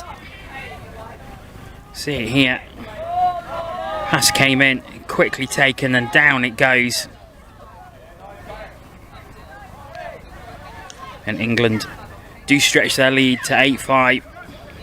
So Wales have been 3 behind. They did come straight back before in the first half to make it a two-goal game.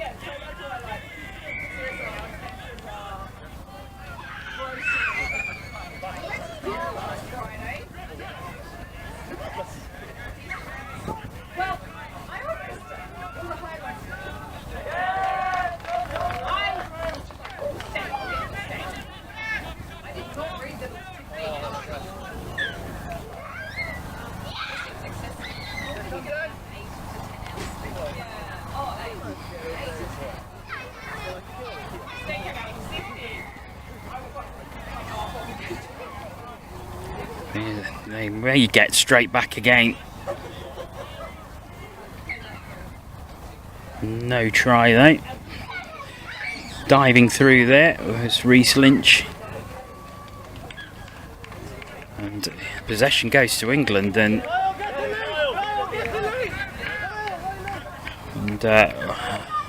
Wales didn't seem to be agreeing with that. No chance of changing the official's mind though, and it remains England's ball.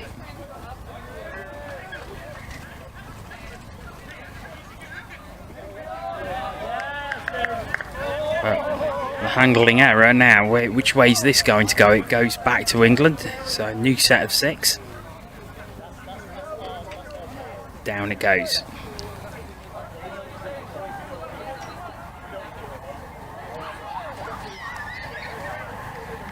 Back into the centre, there's room now. This is where England have been deadly, they've been very quick and using that right hand side. It's another try, they've stretched the lead to 4. And this time it's Dominic Brooke who pops it down. Lovely pass out to him. It was wide open on the right hand side. England lead 9-5.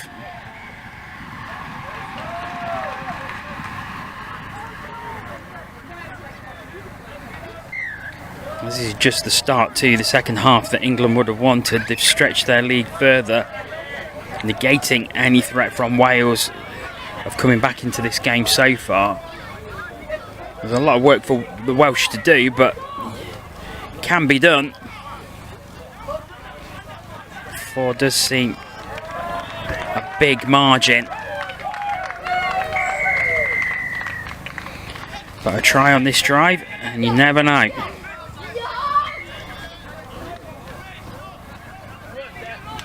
No, they won't do it like that, as England have possession once again.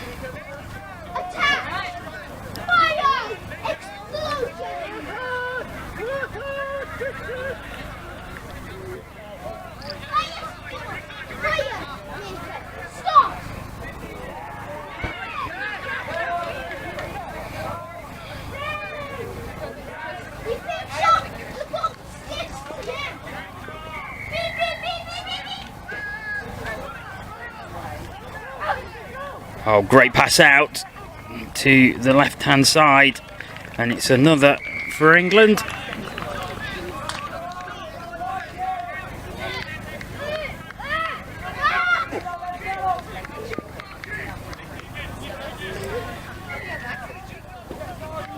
Miles Partridge this time, getting the ball down, and England go further ahead.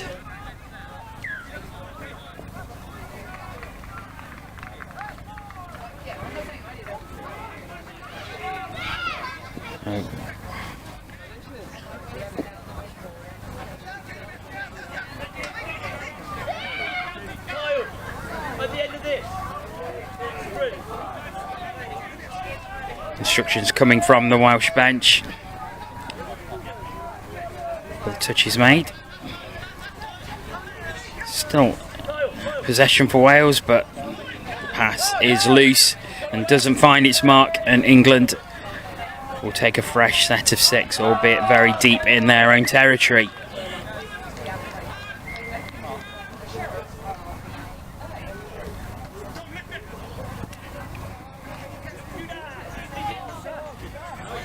Quick passing has been a story of England's game in this match. They've been very quick at getting the ball out of the hands, and the driving has been excellent. And here's another opportunity, and it is another try, I think, or is it? Oh, I think there's an injury, but possession returns to Wales. There must have been a touch. It looked, for all intents and purposes, that was try number 11 for England. The touch must have gone in there. Great play by the Welsh defence.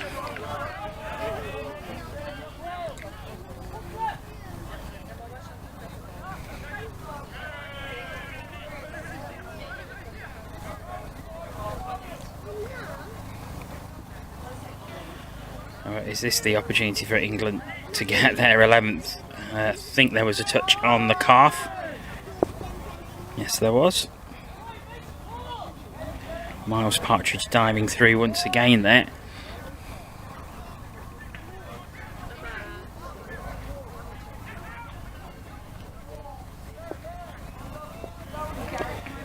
Now, is there space to dive through? I think there might be. No. There was a touch.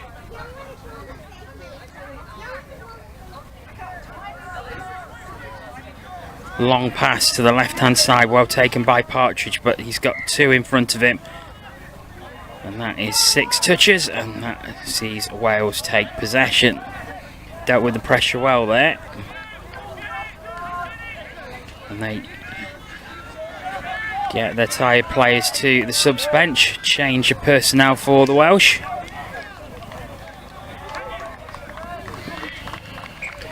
Fortunately, a handling error will give possession back to England.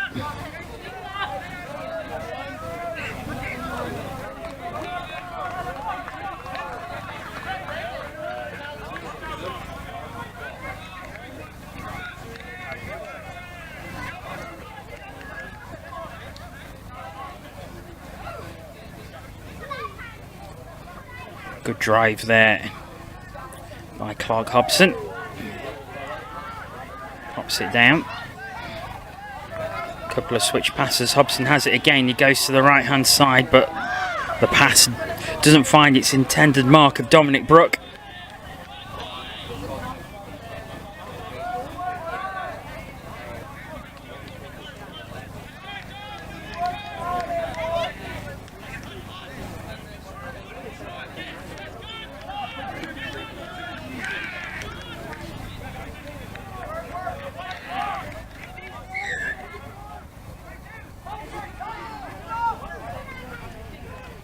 So if you're waiting for the next game, which is the Women's Open match between Ireland and Wales, due to start at 4:20, we are a little behind schedule. There's a handling error there, returns possession back to Wales. So yes, a little behind schedule, so expect that one to start just before 4:30.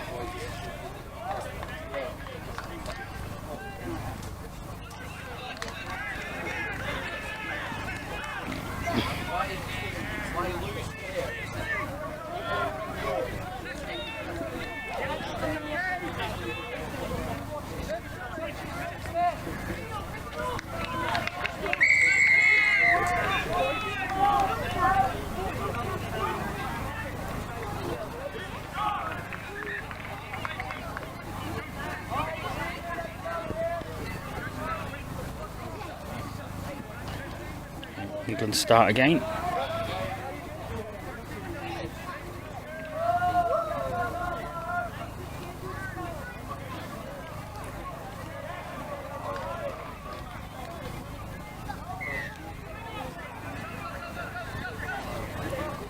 England coming forward at speed again.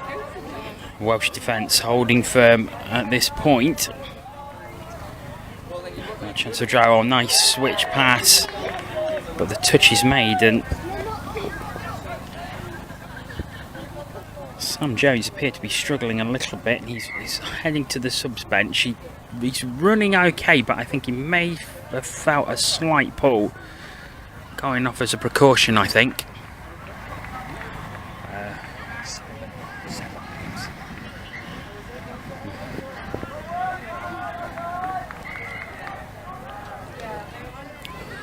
One of the Welsh players, William Smith, just asking me how long is left, as the benefit of the Welsh bench being right in front of us. And the benefit of me having a score clock right in front of me as well, something that the teams on the benches don't have, of course.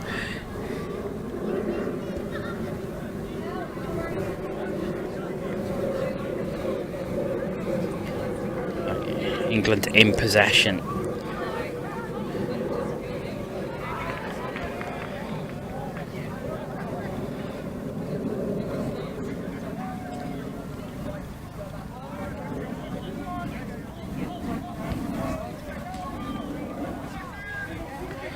nicely taken and bit of speed, and that's an 11th for England. Lovely passing play. The runner Dom Tripp, and he finds Vaughan Meredith. Meredith puts it down. It's an 11th for England.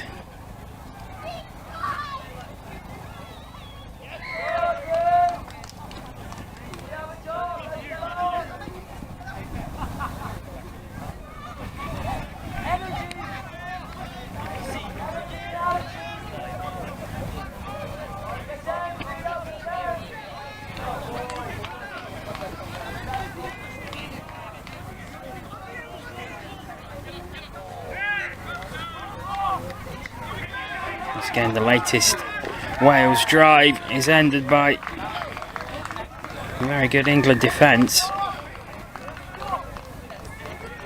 England really putting the hammer down in the second half to stretch away from Wales. It was very close at half time.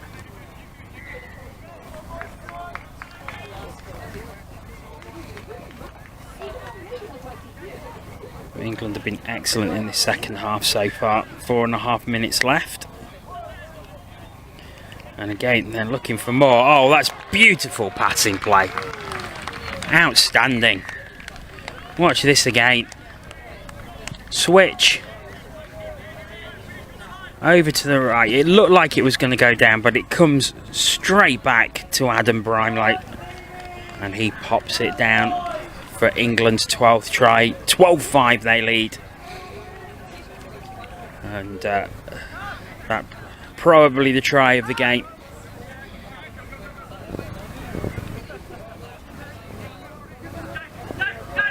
How about Wales coming back?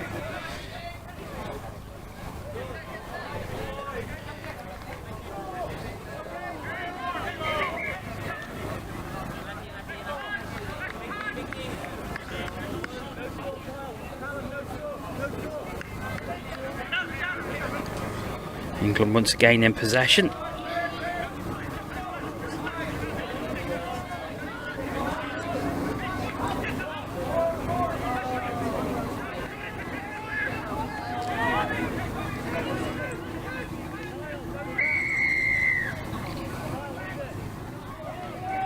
Possession returns to Wales. So that drive yields no further scoring for the English. Wales, who will be looking for some points, as was mentioned earlier. This is a series. Next round will be here on the 18th of September. So it's massively important, especially when points difference can be the difference between positions in the table.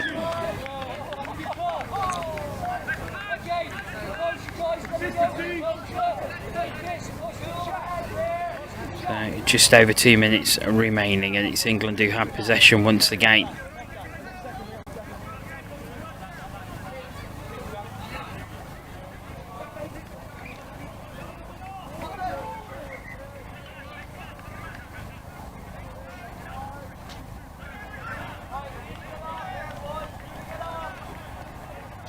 Oh, long pass to the left-hand side.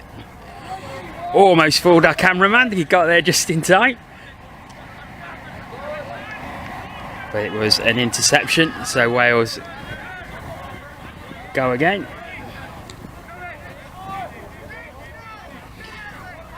.90 or so seconds remaining in this one. 2 more games to follow. This will be the final men's open match of the day. Women's open action follows, Ireland against Wales, and then we'll finish the stream with the mixed open game between England and Wales. So do stay tuned for those.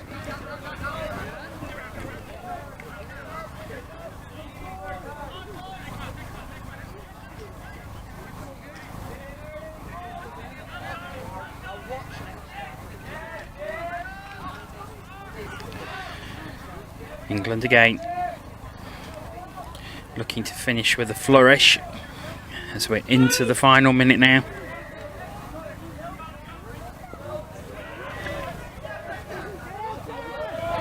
Oh, again, a long pass to the left-hand side, and down it goes. It's another England try, the 13th. And once again, it's Miles Partridge, wide open on the left-hand side.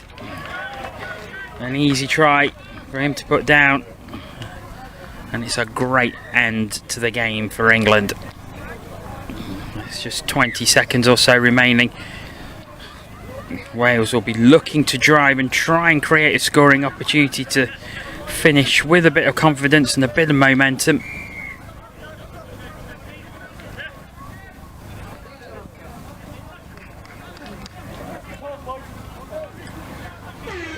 And it goes Uta, so the final play. Can Wales get over the line? No, they can't. There's a touch. Handshakes go in, but it's a comfortable victory. It was 13-5 in the end.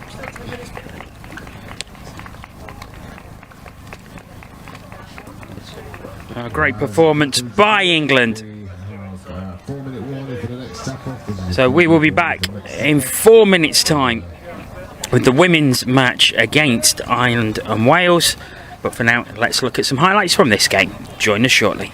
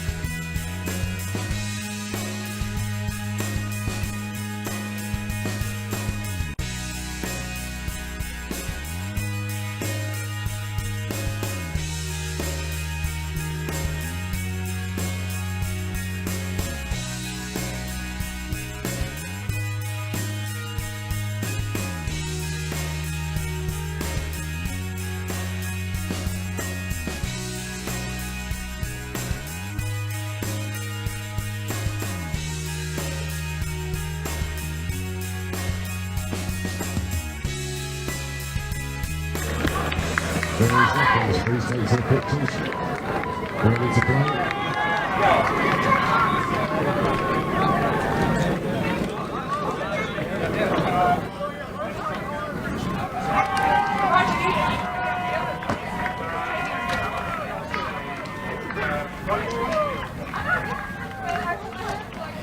Players and officials, stand by.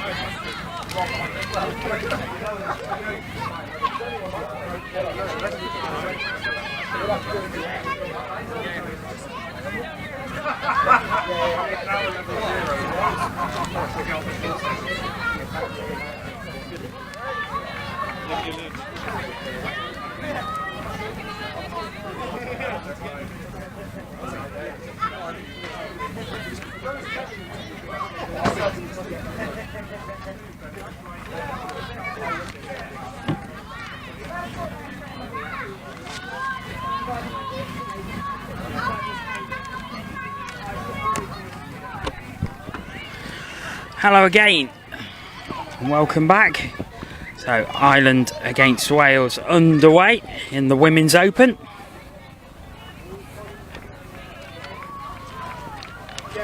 We're just into the first minute, no scoring so far.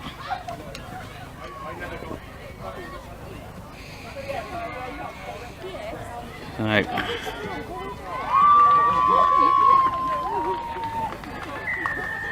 we saw Ireland earlier in the day, 12-6 loss to Scotland,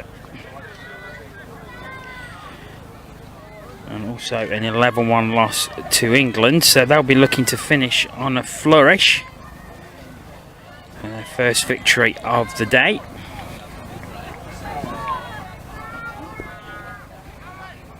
As it is Wales who are attacking early.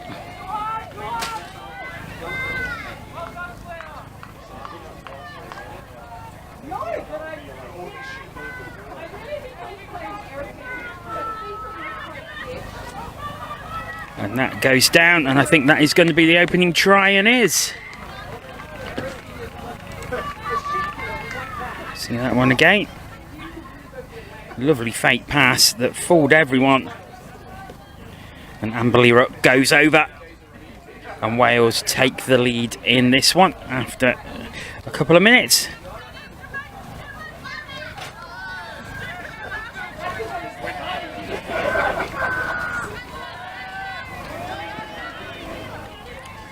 It's been a short break, just one game off for the women since their last game.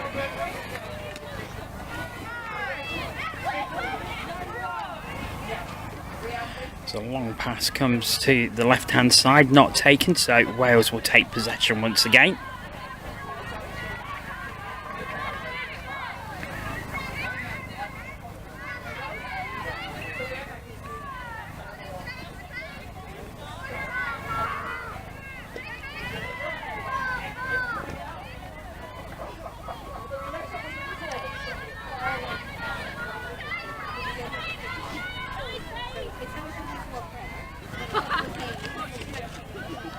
Oh, and here come Wales bursting through again. It goes to the right hand side and down it goes. And no, not given.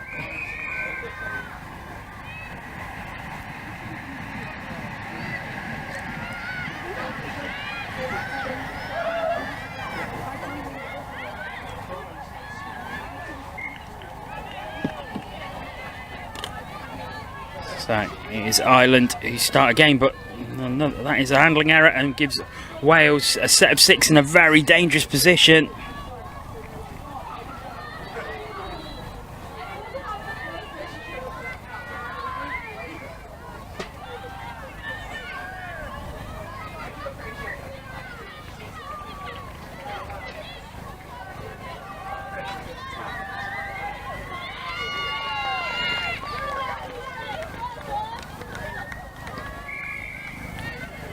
Diving through there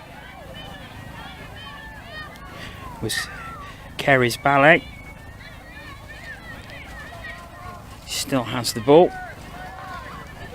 And again, and dives through again, but I think there was a touch on the way through. Indeed there was. Back to the 7 metre it goes once again.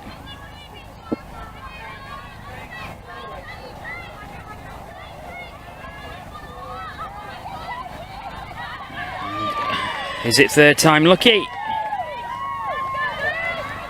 No, it's not. Back to the 7 metre once again.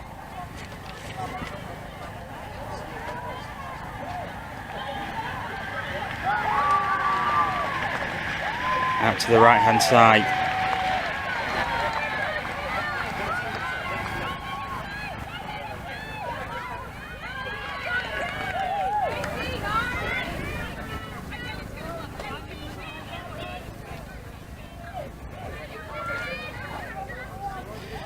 Now Ireland with possession as they look to build with speed down the right hand side. I'll use the sub box.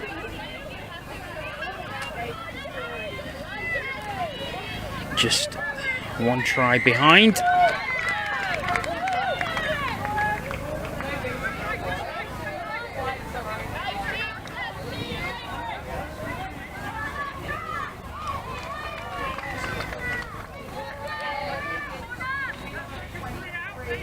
Down it goes, and now here's the opportunity. It's put down.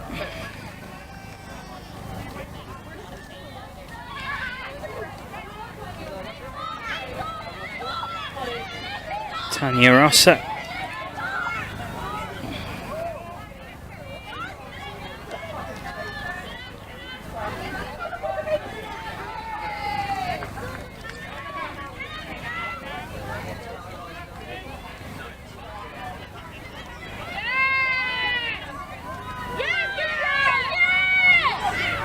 Oh, they're enjoying that in the Irish sub box.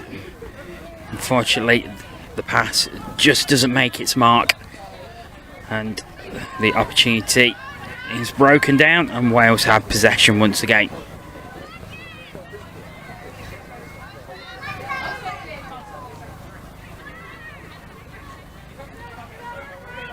Good drive by the Welsh so far. Down it goes. Looking to go right. Dodged well. How the touch was evaded there. In fact, I don't think it was.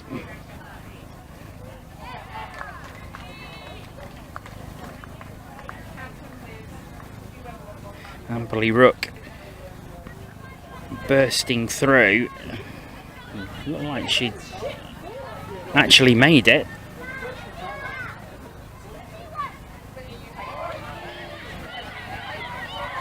Apologies if you heard any choice language there.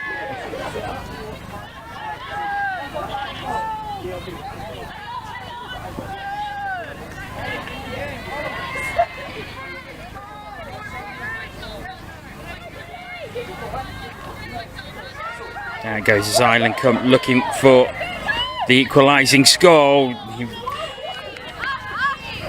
just didn't quite come off, but promising for Ireland. After the early score for Wales, Ireland had a couple of good opportunities on their drives.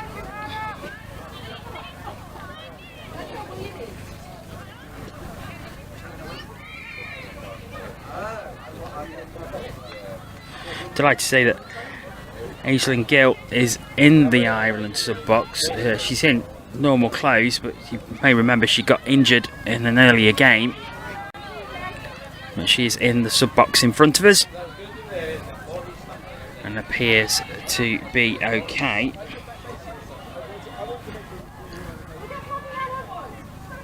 She's walking with a bit of a limp, but certainly wasn't as bad as first feared when she went down in the game earlier. So great to see her out here supporting her teammates.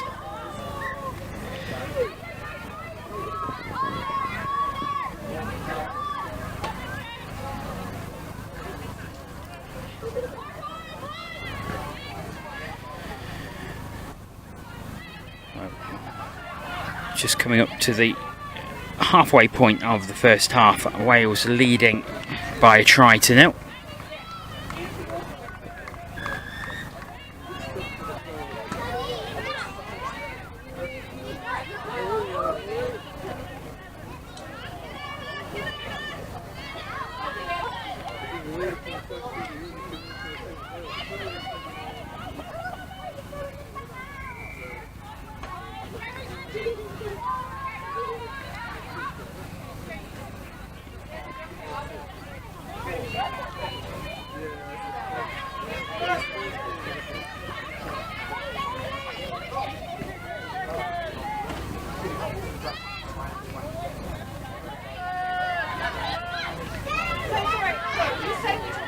Ireland coming again.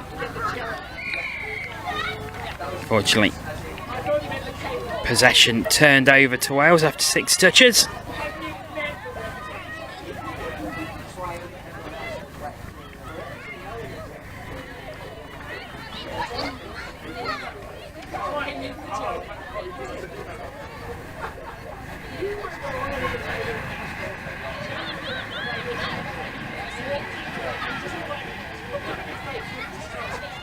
Nice pass into the centre. Chance for Alan Huxtable to drive.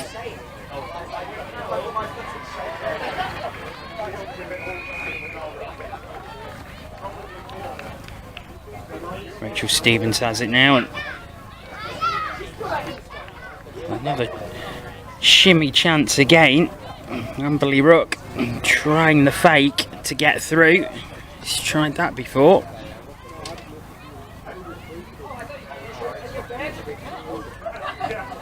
That is the 6th touch, so possession returns to the Irish.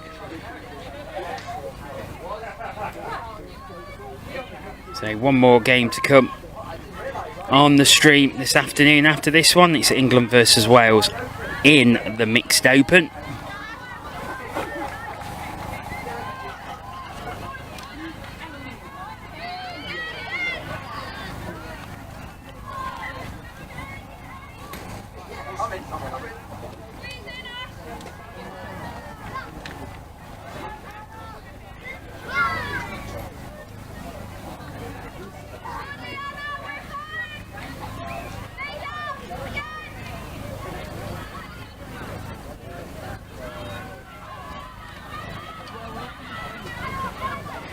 I think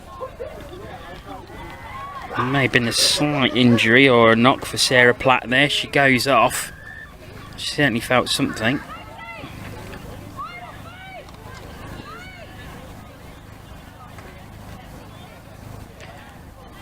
Hopefully only precautionary.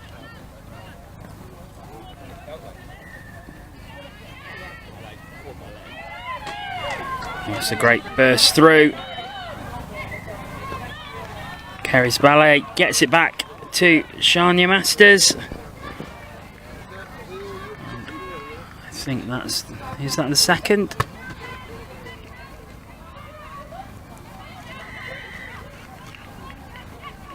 Yes, it is. So 2-0. Wales lead now.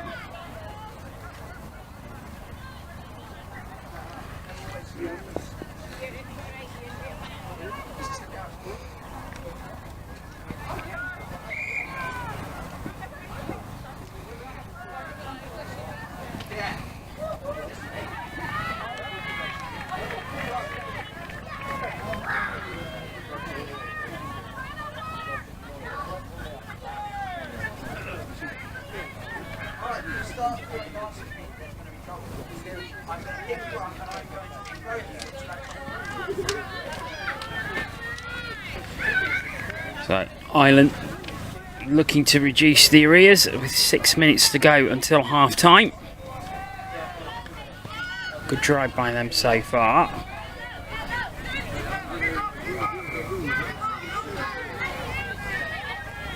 Some nice quick passing. Oh, it's just over the outstretched reach of Alana Byrne. It's a little too high, however Ireland keep possession due to a penalty, so a fresh set of 6 in an advanced position.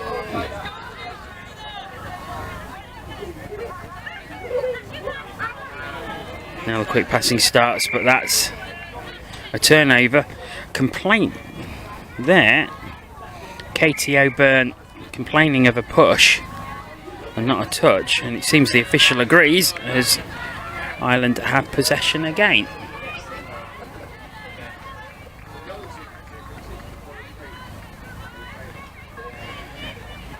Out to the left hand side and down. Is that a try for Ireland? No, there was a touch on the arm indicated by the official.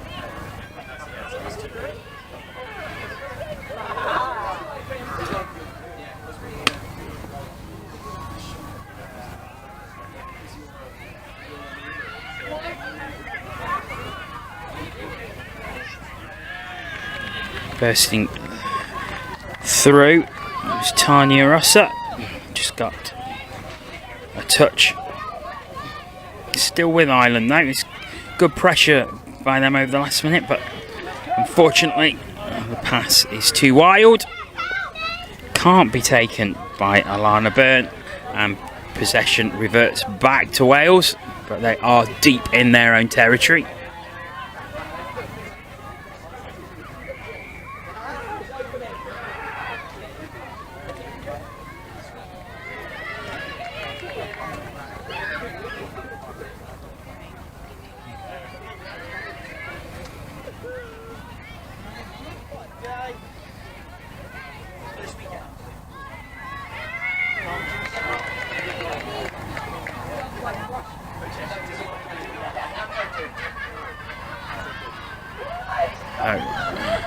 Six touches, possession back to Ireland.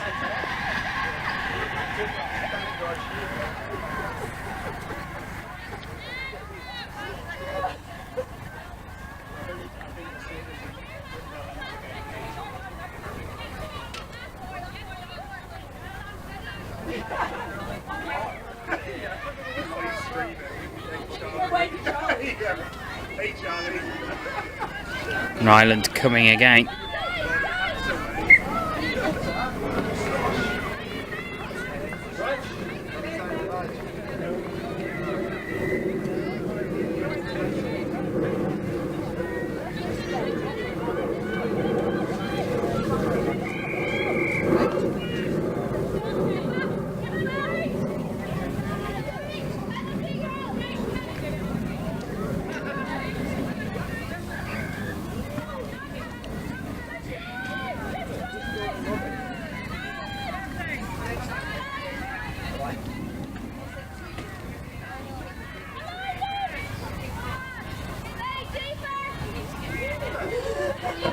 Ireland still with possession.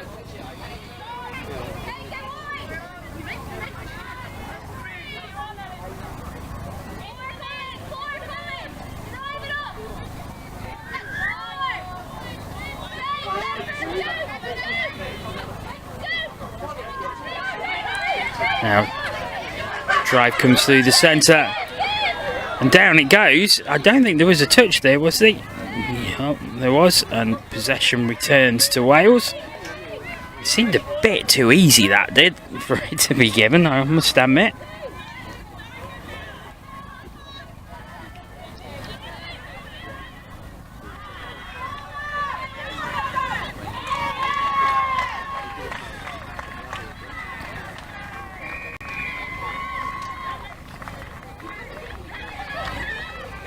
Here come Wales again. It's a long pass to the left-hand side.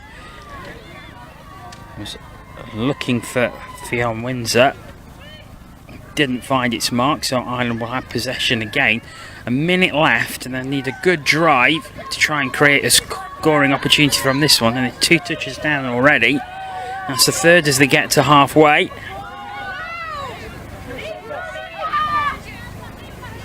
Can they make something happen here? I think they have. Was there a touch? Yeah, there was a touch. The scream coming from the Welsh sub-box on the far side suggests that. But now here is the opportunity, and they do put it down. Ireland reduce the arrears to 1.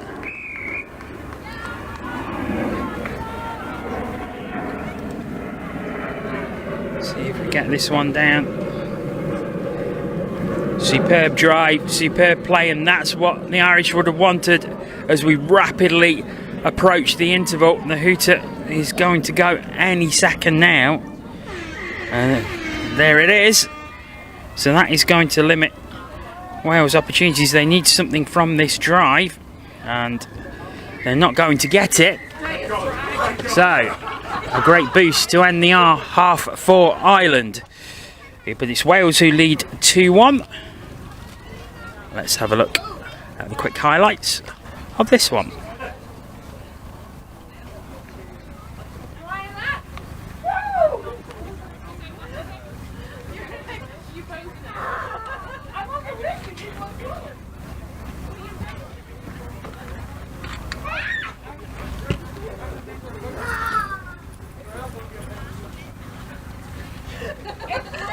That brings up half time. Just a nice gentle reminder as we leave the pitches today. If we take the rubbish with us, we are obviously representing touch. So if you are leaving your base, your setup, your camp for the day, please make sure you take your rubbish with you. We have one more game after this and a half to play. And I believe all 3 pitches are being played on the final game.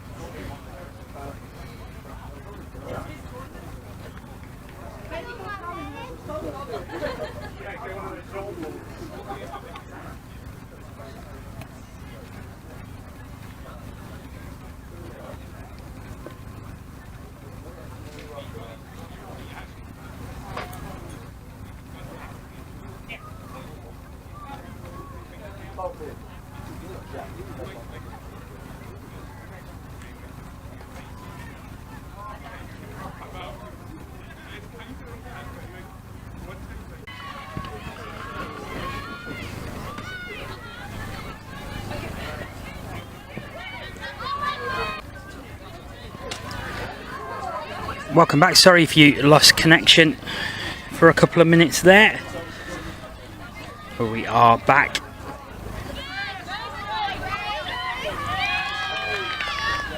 As it is still, but it's now 3-1.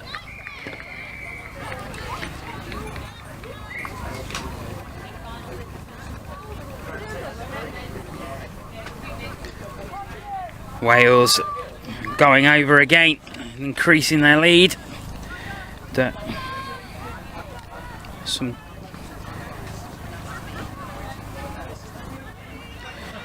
Some dogged play by Ireland, trying to get back on terms.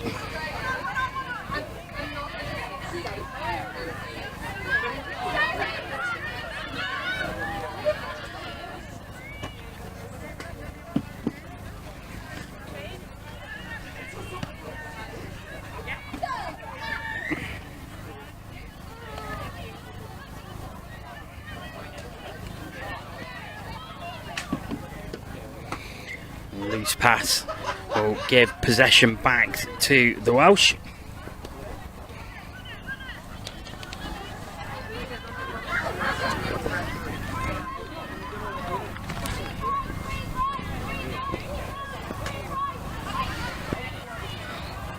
It's definitely getting darker here in Manchester. The clouds don't look too threatening, so hopefully any rain will hold off until we're all packed away.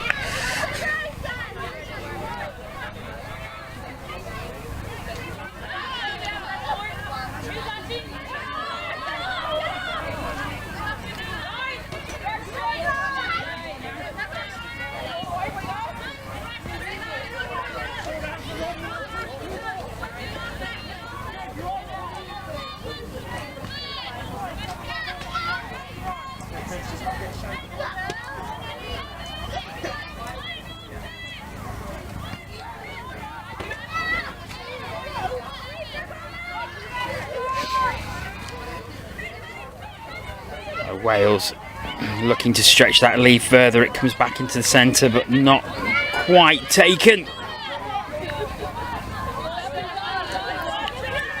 Keres Ballet just dropping in front of that gives Ireland the chance to build, but they are still in their own territory.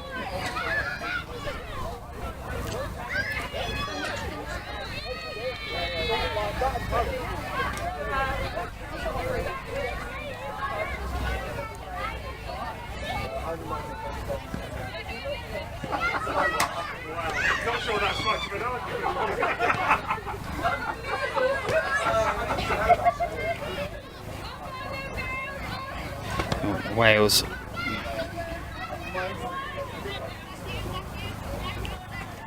with the opportunity again. Down it goes. Don't think that's going to be given. Oh, it is. I thought there might have been a touch just there. No, it was put down just in time. Great play by Joanne Jones. And it's now 4-1 that Wales lead.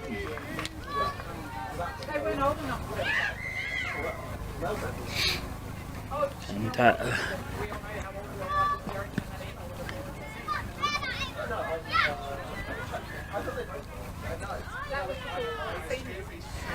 is that a handling error? I don't think so. Ireland come again. Down to the left hand side. Now coming back centre.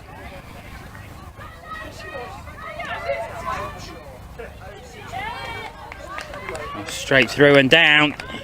And that is a try. So Ireland bring it back to within 2 once again. Great burst through by Tanya Rosser, and she puts the ball down. And that's Ireland's second try of the game.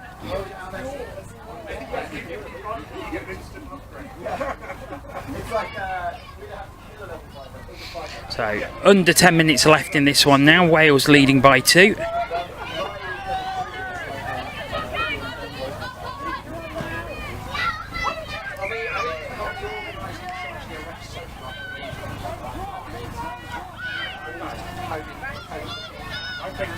Here come Wales again. I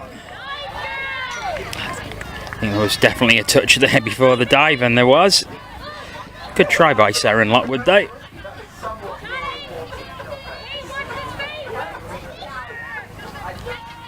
Again, quick passing.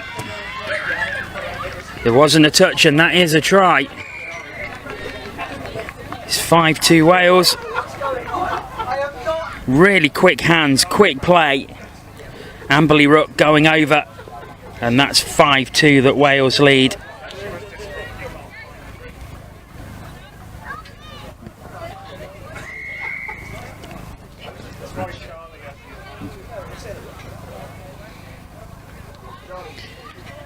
So Amberley Rook with the 5th Wales try, 5-2 they lead.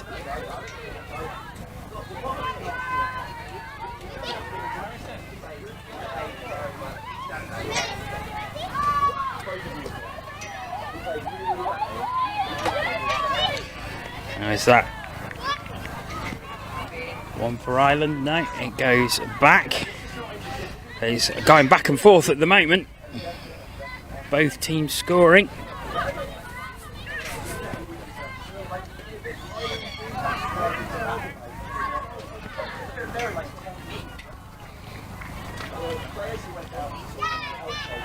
Right, it's Wales who have it again.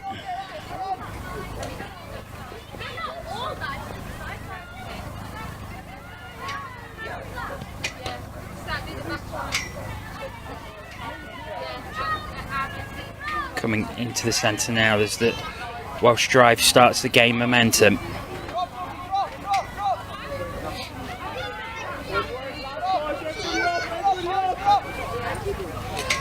Nice turn of speed, but there was a touch. Joanne Jones, who really looked to turn on the burners there.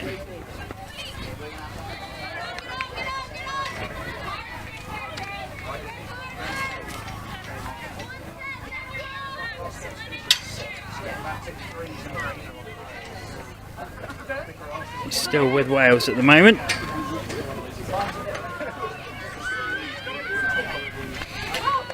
A diving attempt by Keras Ballet. Has to go back to the 7 metre.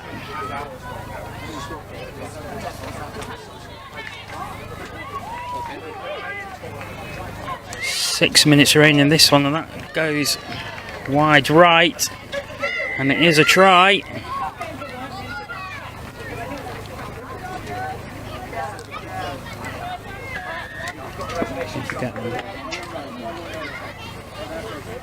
So 6-2 now Wales lead. Number 2 scores for Wales. So, confirmation by the referee, Rachel Thomas Evans scoring there.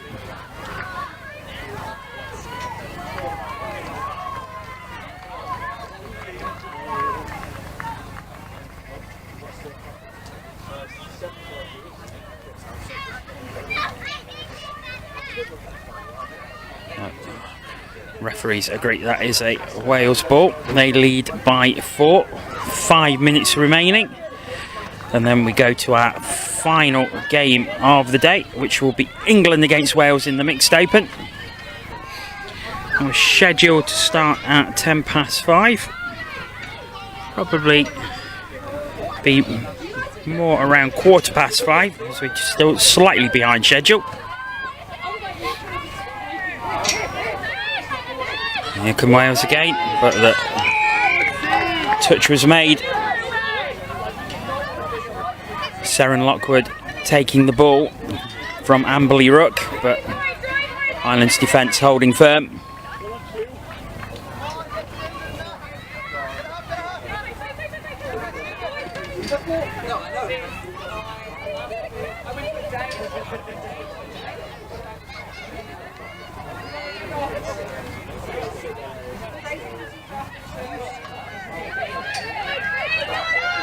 Oh, bursting through.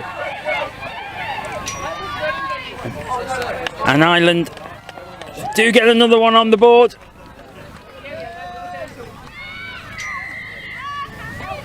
Let's watch this one again. Great interplay. Was Faye St Ledger getting the pass off. And it was Rachel Spear who put it down. So 6-3 it is.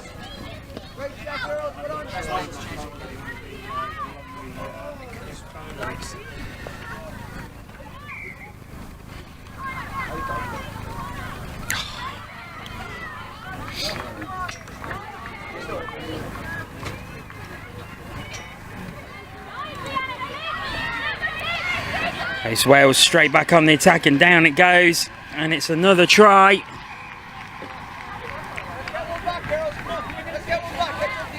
That's the 7th.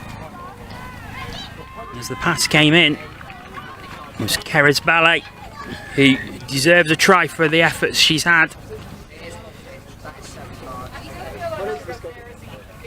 And she does score the 7th, and that is 7-3 that Wales lead.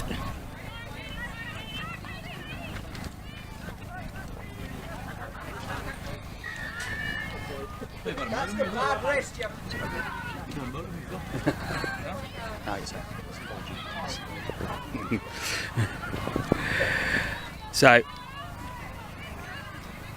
can Ireland get another one? They've kept going and they're still going. Out to the right. Just can't dodge, and possession returns to the Welsh.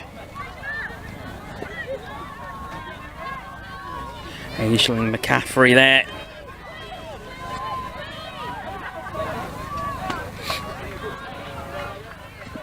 So 2 minutes remaining. Wales leading 7-3.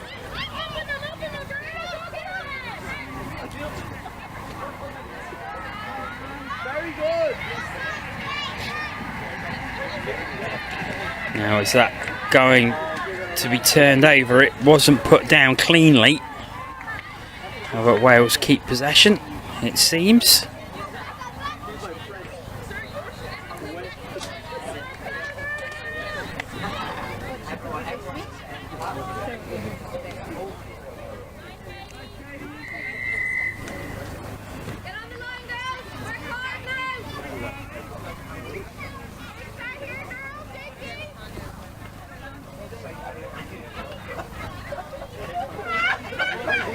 So, just over a minute left.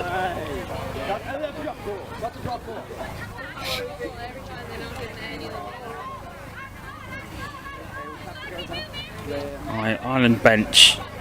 A lot of the men's team here to support the girls. That has to go back to the 7 metre.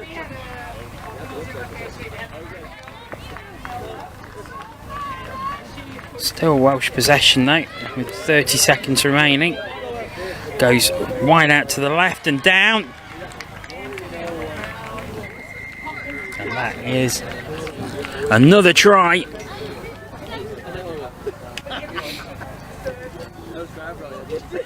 Right out wide and put down. And Wales finish strongly. 10 seconds left, so Ireland want to get another one on the board. They'll have to be quick. There's the hooter. So there'll be one more play, I think.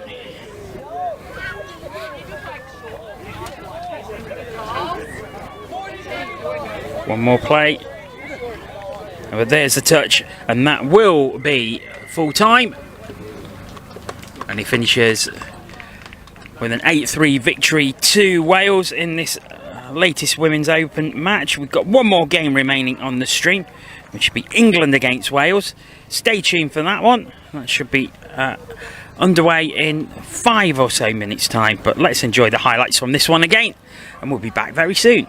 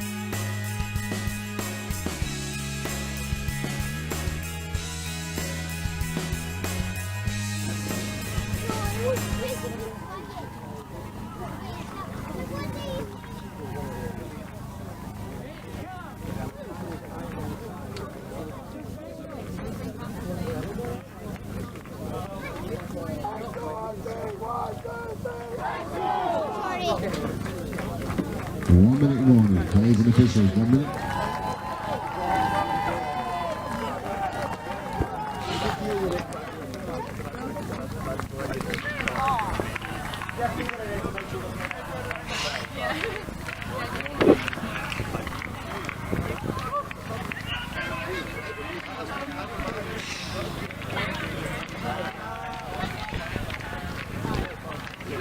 Ladies and officials, 30 seconds.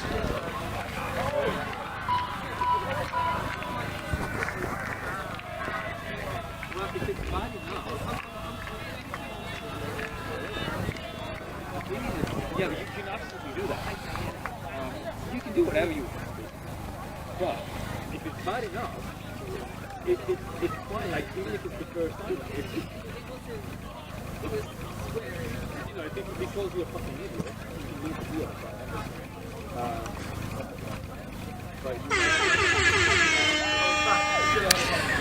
So England, Wales, the final game of the day in the mixed open underway. And I must admit, I don't think I've ever seen a team chanted on to Vindaloo before. Very, very interesting.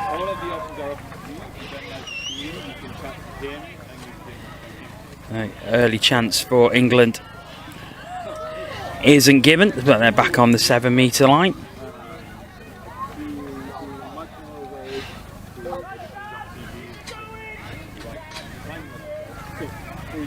Still they have possession. 40 seconds gone.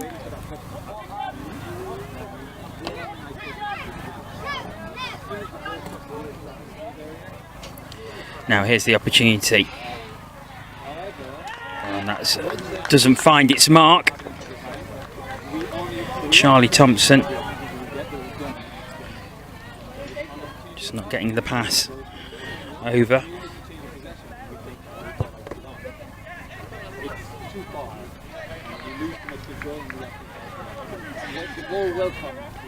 Here's the Welsh with the chance for their first drive of the game. Pass isn't the greatest, to be fair. Get away with it though, and now they're over halfway. And they're saying that that was a back down touch. And Wales will have a fresh set of 6.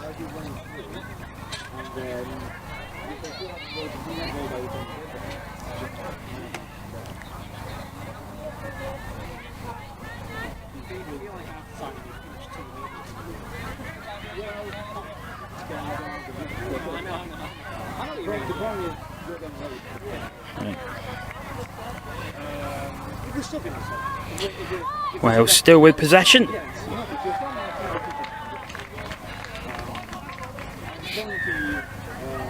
Oh, there's a nice burst through. Matthew Francis there, just putting on the burners, couldn't quite avoid the last tackle.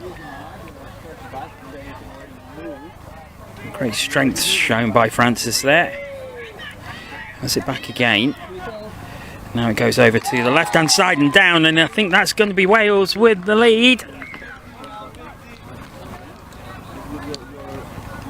Indeed it is. Great pass all the way over and down.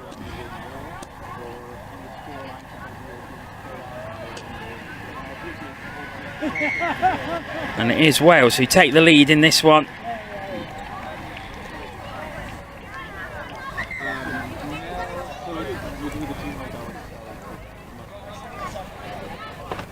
It's England looking to come straight back. Couple of fake passes. Dive through, but there was a touch. Matthew Maynard looking to hit the line. He has it back again.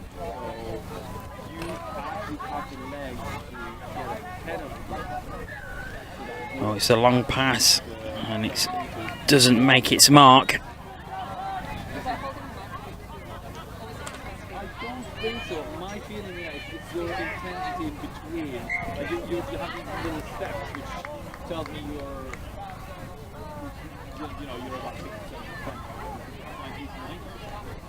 Move there, get there early, square up just before you get there. Now you're here, preloading, now the touch happens and it's all kind of touching. England going along the line.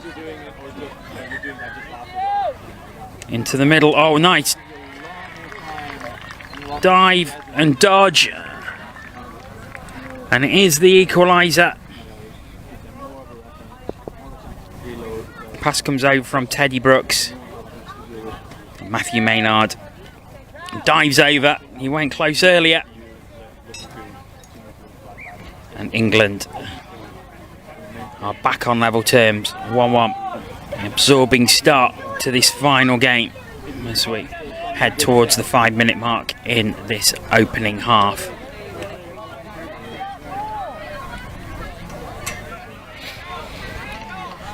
It's a handling error.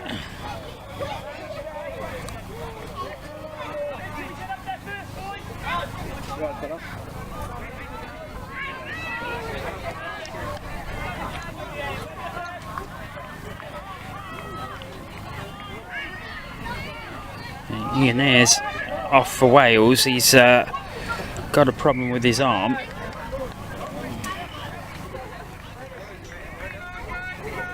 He's just being seen to just behind the subs bench. I'll keep an eye on that.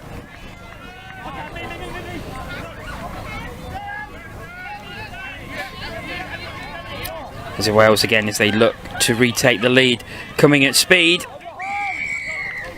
There was a touch though. I think for a minute Matthew Francis thought he might be in there, but just pulled up.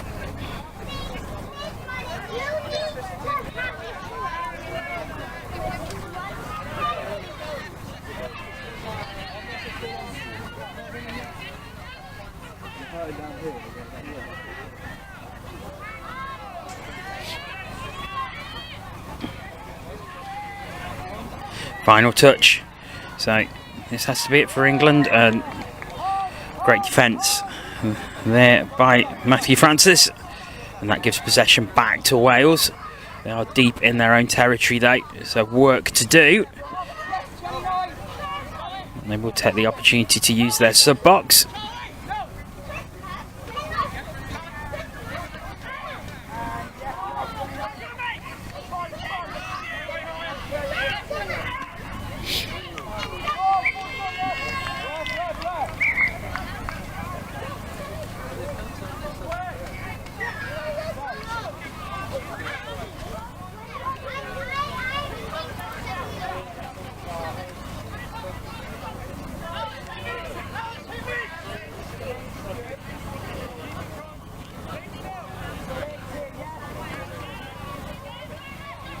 England coming again.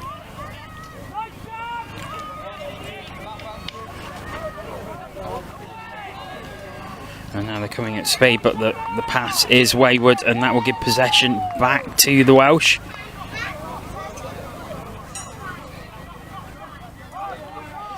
Still all square. And there's 7.5 minutes or so played in this first half. What is the final game of the day? Many thanks to all of you who've watched, and if you've stuck around all day, thank you very much. Hope you've enjoyed the coverage from Manchester.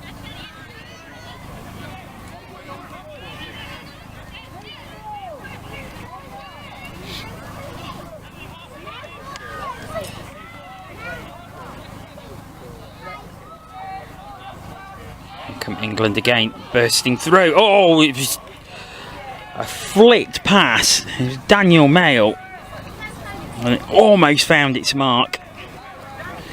Just not quite. Almost there for England. Wales, though, get possession back. It remains all square at 1-1.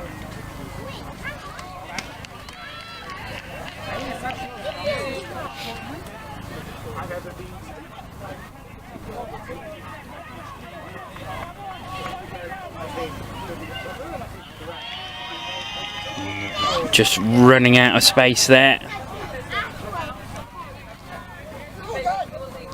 Joe Kruger-Williams.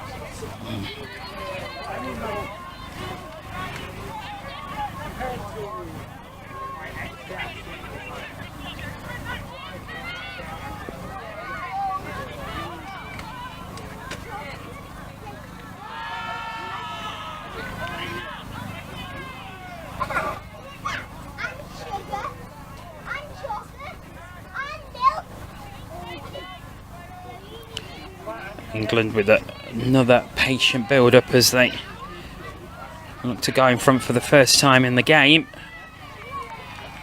And I think they do. Yes, they do. Let's watch this one again. Again, quick passing. There's that combination again. Angus Goff handing it off to Jamie Ironside, and England are 2-1 ahead as we hit the 10-minute mark. Quarter of the way through the game, halfway through the first half, and England lead for the first time.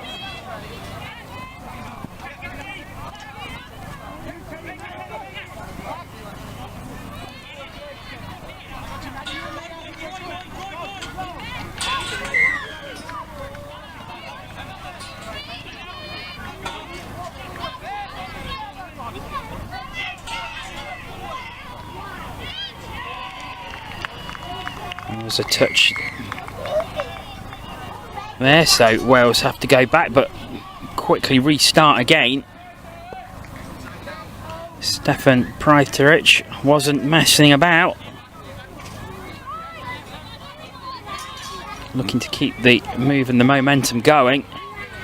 Here he is again.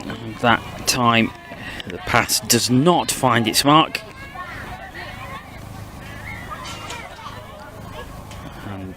Possession is back in English hands.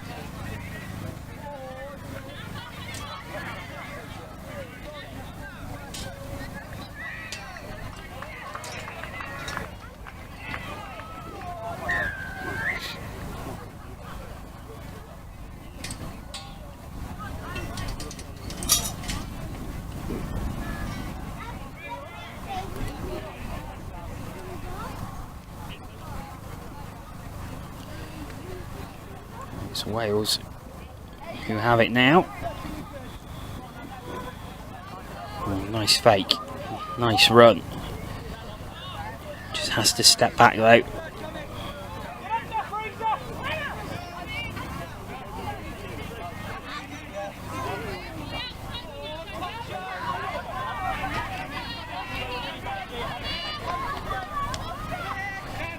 It's been a great day. It's her first international tournament for 2 years. Wales thinking they scored again. Catherine Jones going over, but unfortunately not given, and England have possession to rub salt into the wounds there.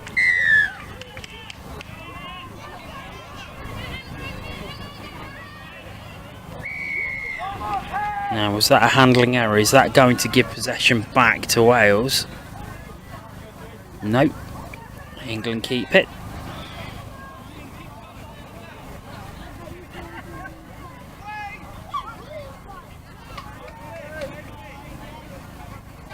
Not making much advancement in this drive. They will do now as they come at speed, but check back as the fifth touch is made. So one more to play with. Oh, nice reverse pass now. Is this the opportunity? No, it just doesn't quite come off. There was a lot of quick passing, and there is an injury on the play. But she gets up fine. Good to see. Catherine Jones thought she'd scored a few seconds ago. Hits the deck, but is fine and is carrying on.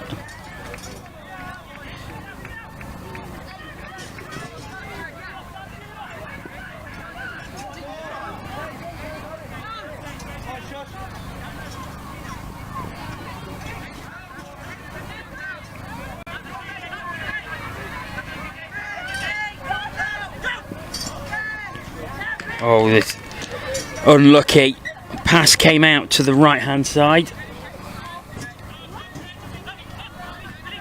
Amelia Rees just couldn't quite gather, and it remains 2-1 England. Good opportunity there though for the Welsh.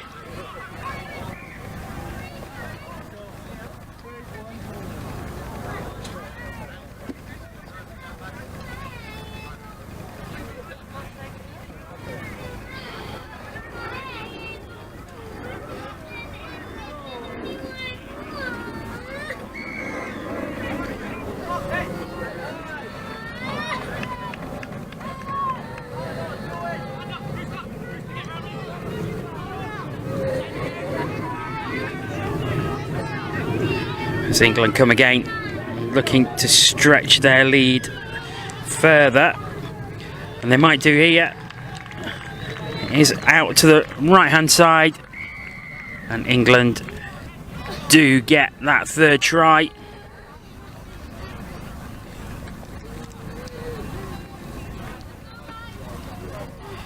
Down it goes. So 3-1 England lead. Perhaps a little harsh on Wales. They played very, very well this first half. Took the lead, of course.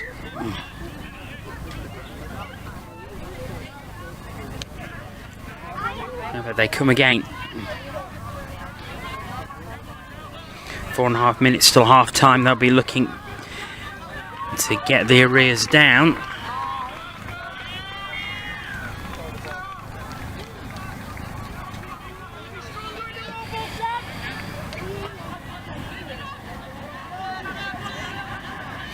And now here's the opportunities. It goes out to the left hand side, but 6 touch, and England have possession again. They will look to get towards their sub box to make changes, and do.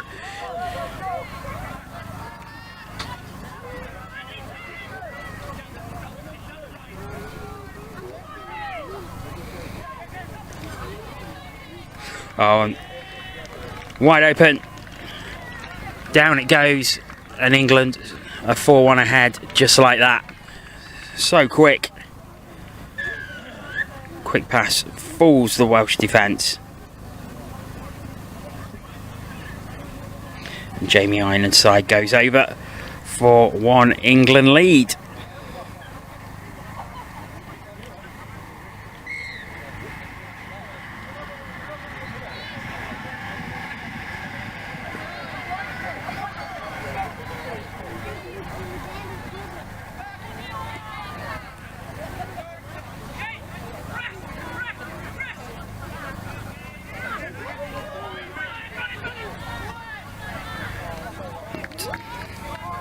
Doesn't find its mark.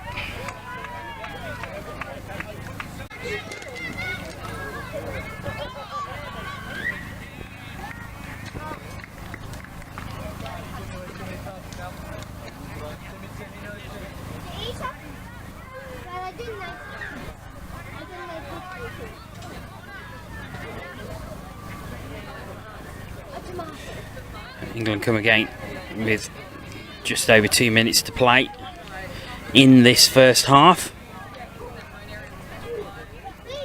A handling error returns possession to the Welsh.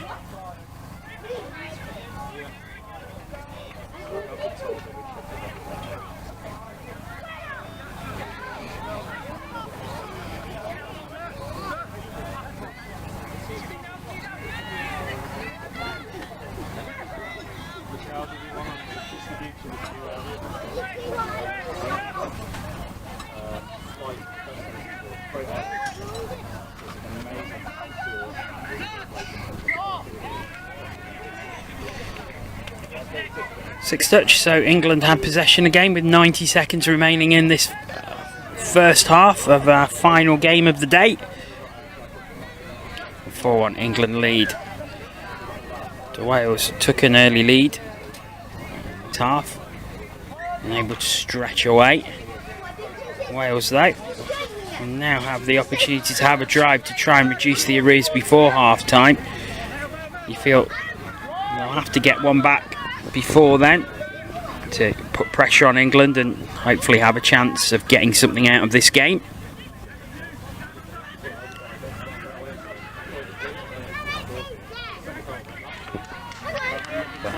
It's a great touch, and possession is turned back over to England. Daniel Evans there with the touch. Into the final 30 seconds. Oh, and this is a good move from England, but a good touch again.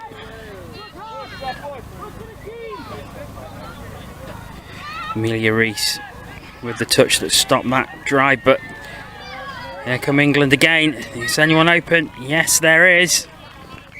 Charlie Thompson is, and he makes it 5-1 right at the end of the half as the hooter goes. Let's watch this one again. So Charlie Thompson makes it 5-1 right at the end of the half. Let's look back at the highlights of that first half and join us again soon for the second half.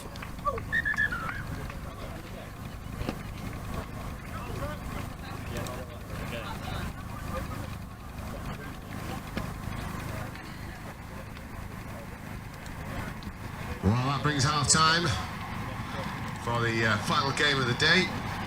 Just a reminder, if you do need a rubbish bag for any rubbish, come and see me. I'm at the van. We can get you a rubbish bag for your bottles and stuff like that. Obviously, clear yourselves off as you leave your areas where you've been camped for the day.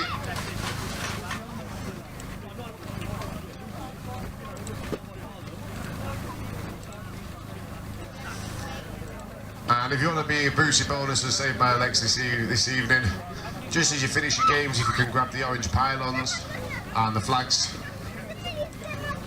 that'll be fantastic.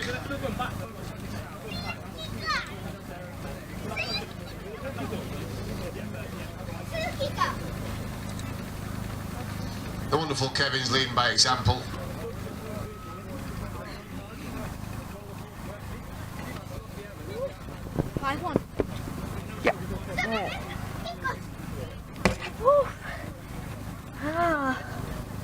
I'm a bit tired. I'm a bit tired now. I was ripping on that side, England were going that way. Now we're ripping on this side, still going the right way. But is there Masters tomorrow? I don't know. Yeah, camera's on. When it's supposed to be replayed during half time? Yeah, we've just finished. I'm out of my head. Kid, if it's okay, we're gonna do the score thing. So have you checked the score with anyone? Yeah, it's 5-1.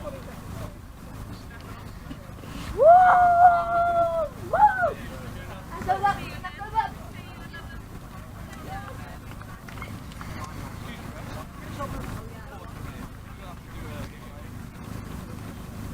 Yes! Yes! Quickly! Quickly!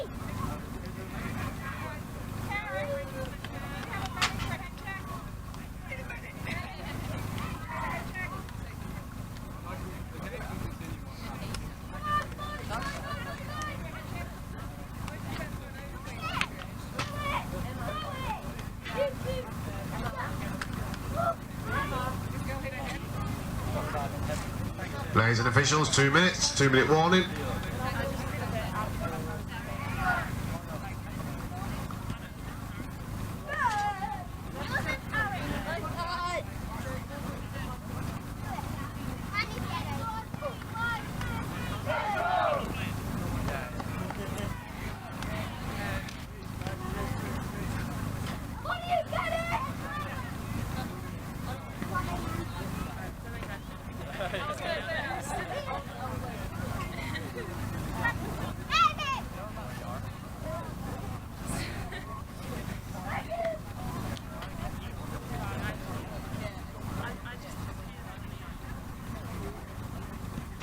So we confirm we should be on that field again next time. So I mean you've got the what's it, an indoor area.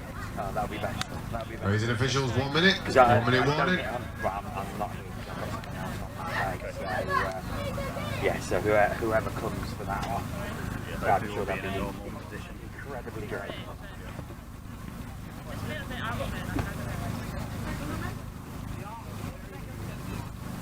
Did we have the Quins commentary coming through earlier? Yeah, I told it. Once I saw it, I don't know how long I've been on before, so I think it's because 30 seconds, final game of the day. they're broadcasting loads of stuff. Yeah. And then we're sending it out, I think it's through their audio channel.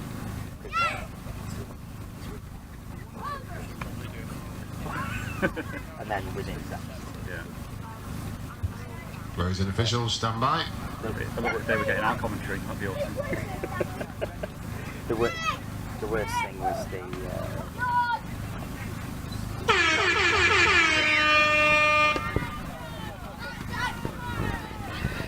So off we go again. Final half of the final game of the day, and England with a comfortable 5-1 lead. Which you have to say is a little harsh on the Welsh, and they're starting strong. Pass doesn't quite find its mark, unfortunately.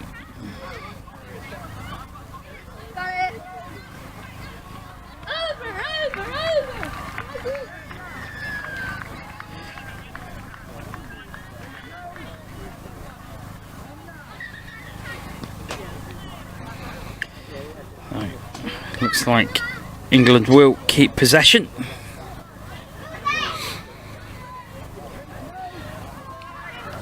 Question has to be, going into this final half, will they try and preserve energy?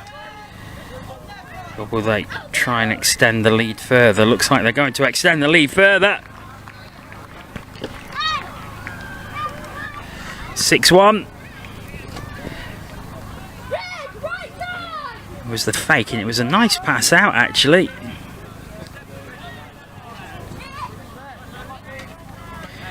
And it goes all the way up to Daniel Evans, who puts the ball down. And that is 6-1, the England lead. So this ideal start to the second half for them. Oh, and that's not ideal for Wales. Possession lost, and a fresh set of 6 for England.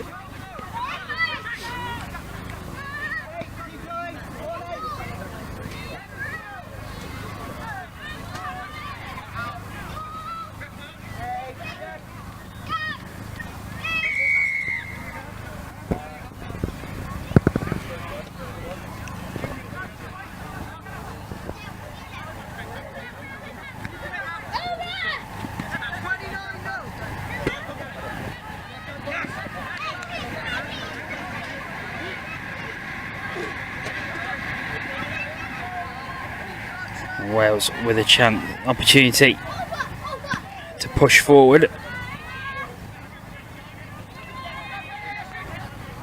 Final touch, so something here. Touch is claimed, but the try is given. So Wales do get on the board in the second half. It was a nice pass off, and well put down by Daffy Adams. And that is 6-2. Good move by Wales. No more than their players deserved either.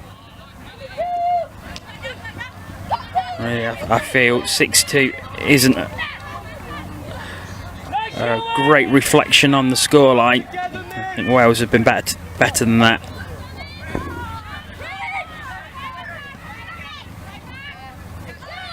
It's England pushing again. Pass doesn't find its mark, so it'll be a fresh set of 6. So it was considered battered down. Fisher just holds things up as Wales make a change.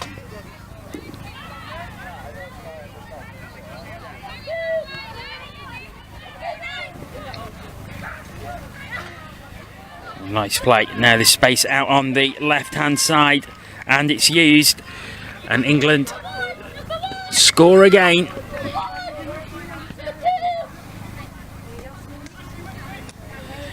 It's over to the left. Ball is put down, and England leads 7-2.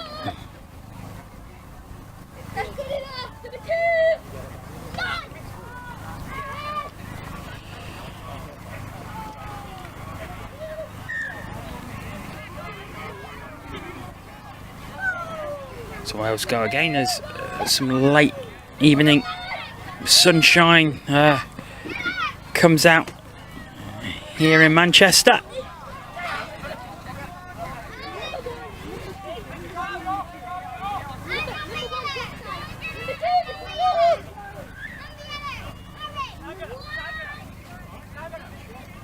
The weather has been kind to us today. We've had a bit of wind, which has dropped quite a bit over as the afternoon has gone on. And now a bit of sunshine greeting us, as we had earlier. A chance for Wales. Diving through, but there was a touch.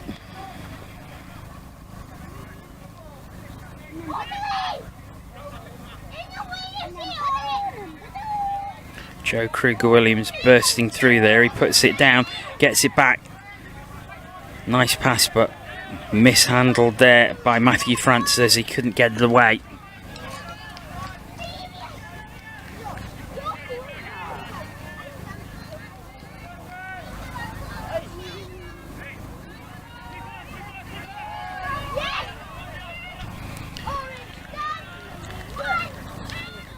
It's Kruger-Williams again. He's been central to everything in this drive so far.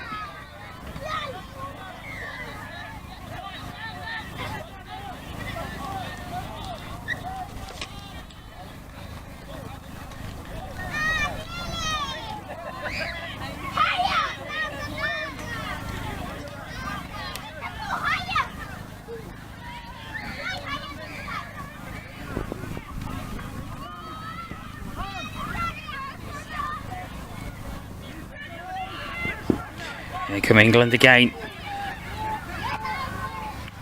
Bursting through. And it's another try.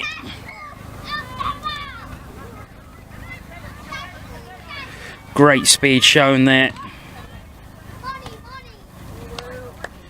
Gabriel Pennington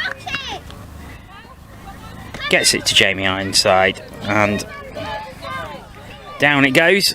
And England go 8-2 ahead.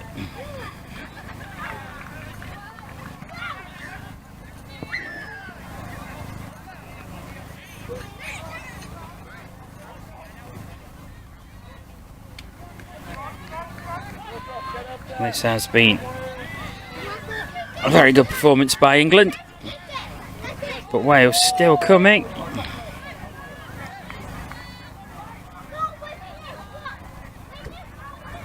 Sarah Carson just stopped in her tracks there. Still with Wales though as they go to the other side. And the Melmoth was waiting there, but was touched, 6 touch, so England had possession back. We've got 12 minutes and 15 or so seconds remaining in the day. I think England probably comfortable at this point. Obviously anything can happen in sport, but in a 6-point spread they do look quite comfortable now.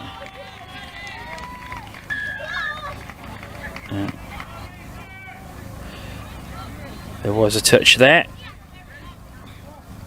as Teddy Brooks burst through.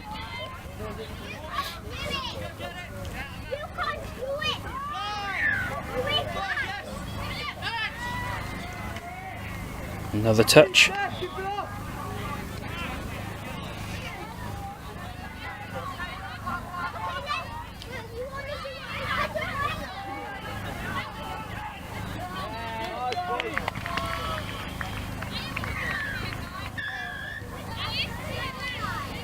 And that's offside, so a fresh set of 6.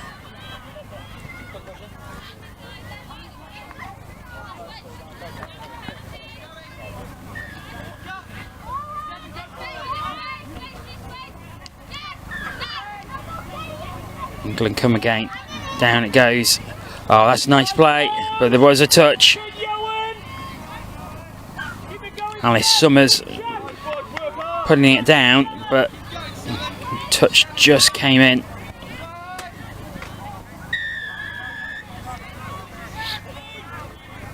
And again England get a fresh set of 6, so they keep the pressure on.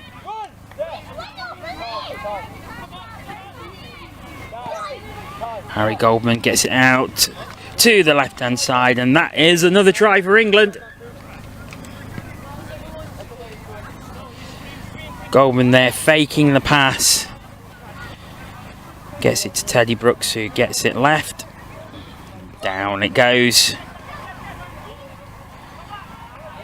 9-2 England lead.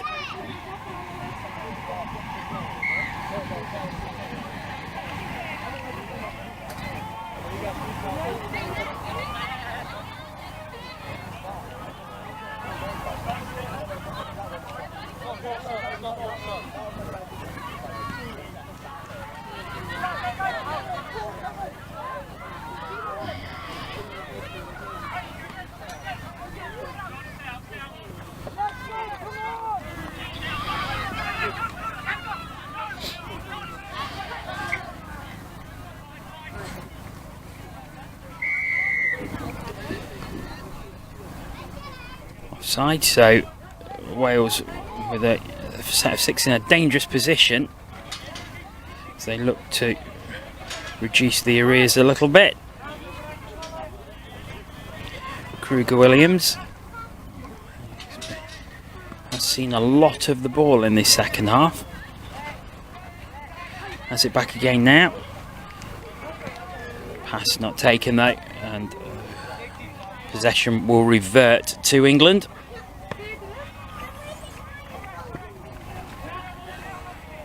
So,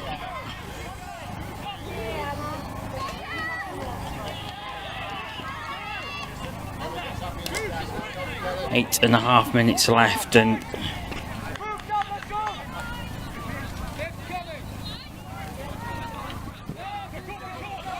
England still coming. Oh, this pass not finding its mark. Daniel Mail just behind the intended target.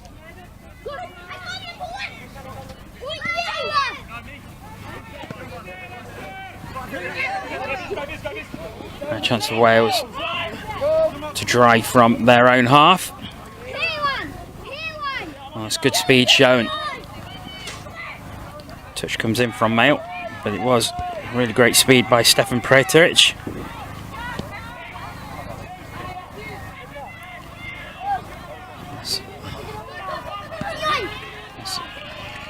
The sun continues to shine here in Manchester. Oh, great pass. Great put down, and it's a try for Wales.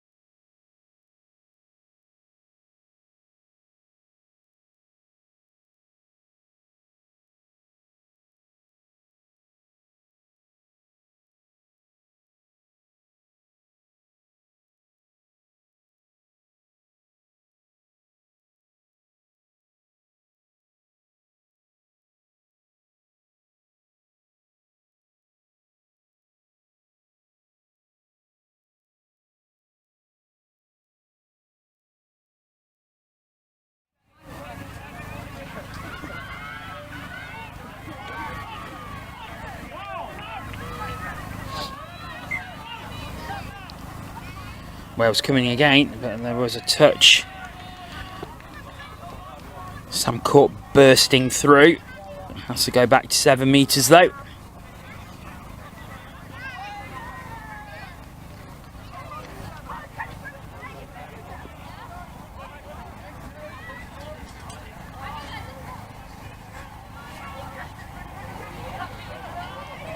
Here come England again from deep in their own territory.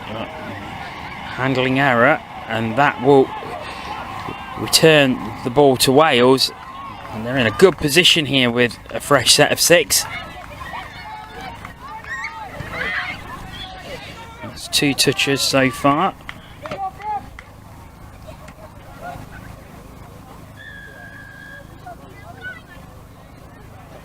That was 3, but I think it's going to be a fresh set of 6, possibly for offside.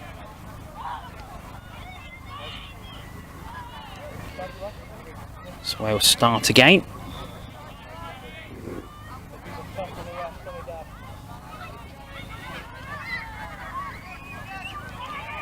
Kruger Williams. Oh, good fake.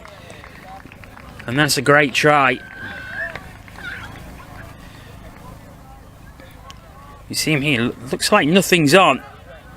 And then he just sees the gap, fakes it well and goes over. Cracking try by Joe Kruger Williams.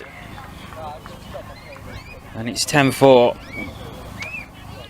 And we're into the final 5 minutes of the game now.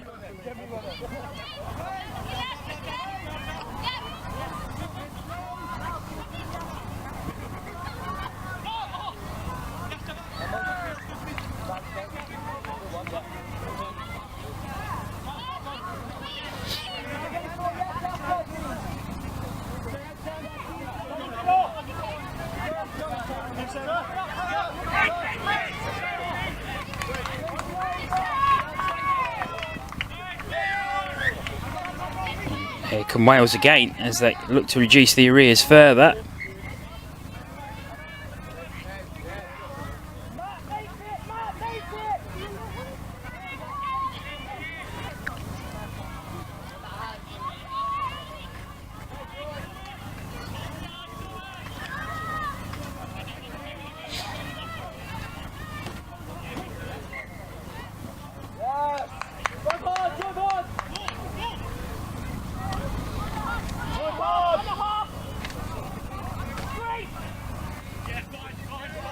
So Wales with possession again.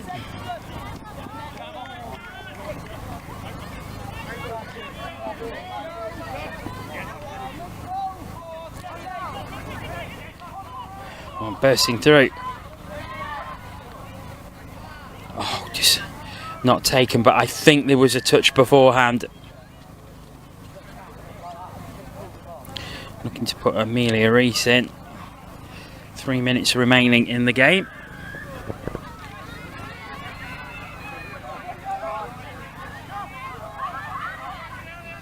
Kruger Williams again. Pops it down. Did a great fake to score a try a couple of minutes ago. We'll be looking for that move again.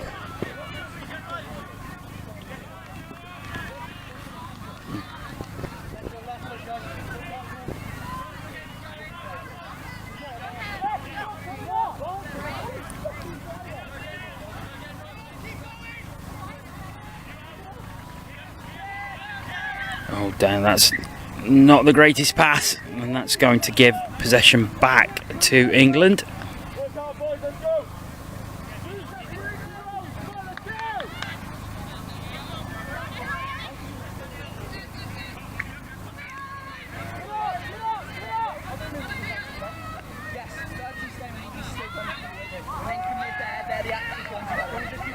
Oh, running through. 3 on 0. And it's an easy try for England. That's 11 for them. So yeah, just bursting through with speed. And it's an easy put down for Jamie Ironside. And that's 11 for England as we have 90 seconds remaining in this game.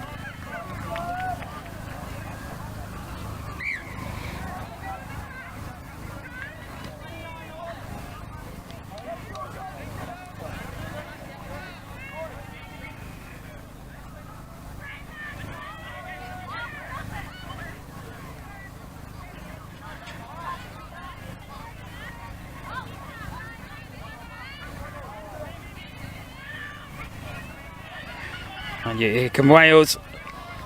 Good take, but also a good touch. Amelia Reese wide open on the right hand side, but England's defence regrouped. We've got about 40 seconds remaining now. It looks like Wales will have the final chance. So they look to score a 5th try of the game.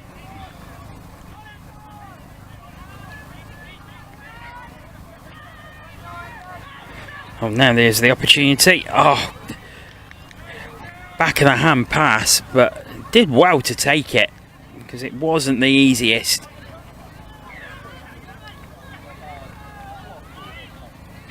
Right, into the final 10 seconds. Who to goes? Final play. And that touch is given. And that is it for the day. So many thanks if you've been with us throughout the whole day since 10:30 this morning. 9 quality games of touch rugby for you. And we'll be doing it all again on the 18th of September back here in Manchester. It's been fantastic hosting. So we will leave you with the highlights of this game. But from me, Jonathan Bullard, thank you so much for joining us. A pleasure to have your company. I hope you've enjoyed the coverage. And we will leave you with the highlights of the final game as England beat Wales by 11 tries to 4. From all of us here at Manchester, it's a very goodbye. And of course, control the camera crew. And for any event, for obviously timekeeping throughout the day,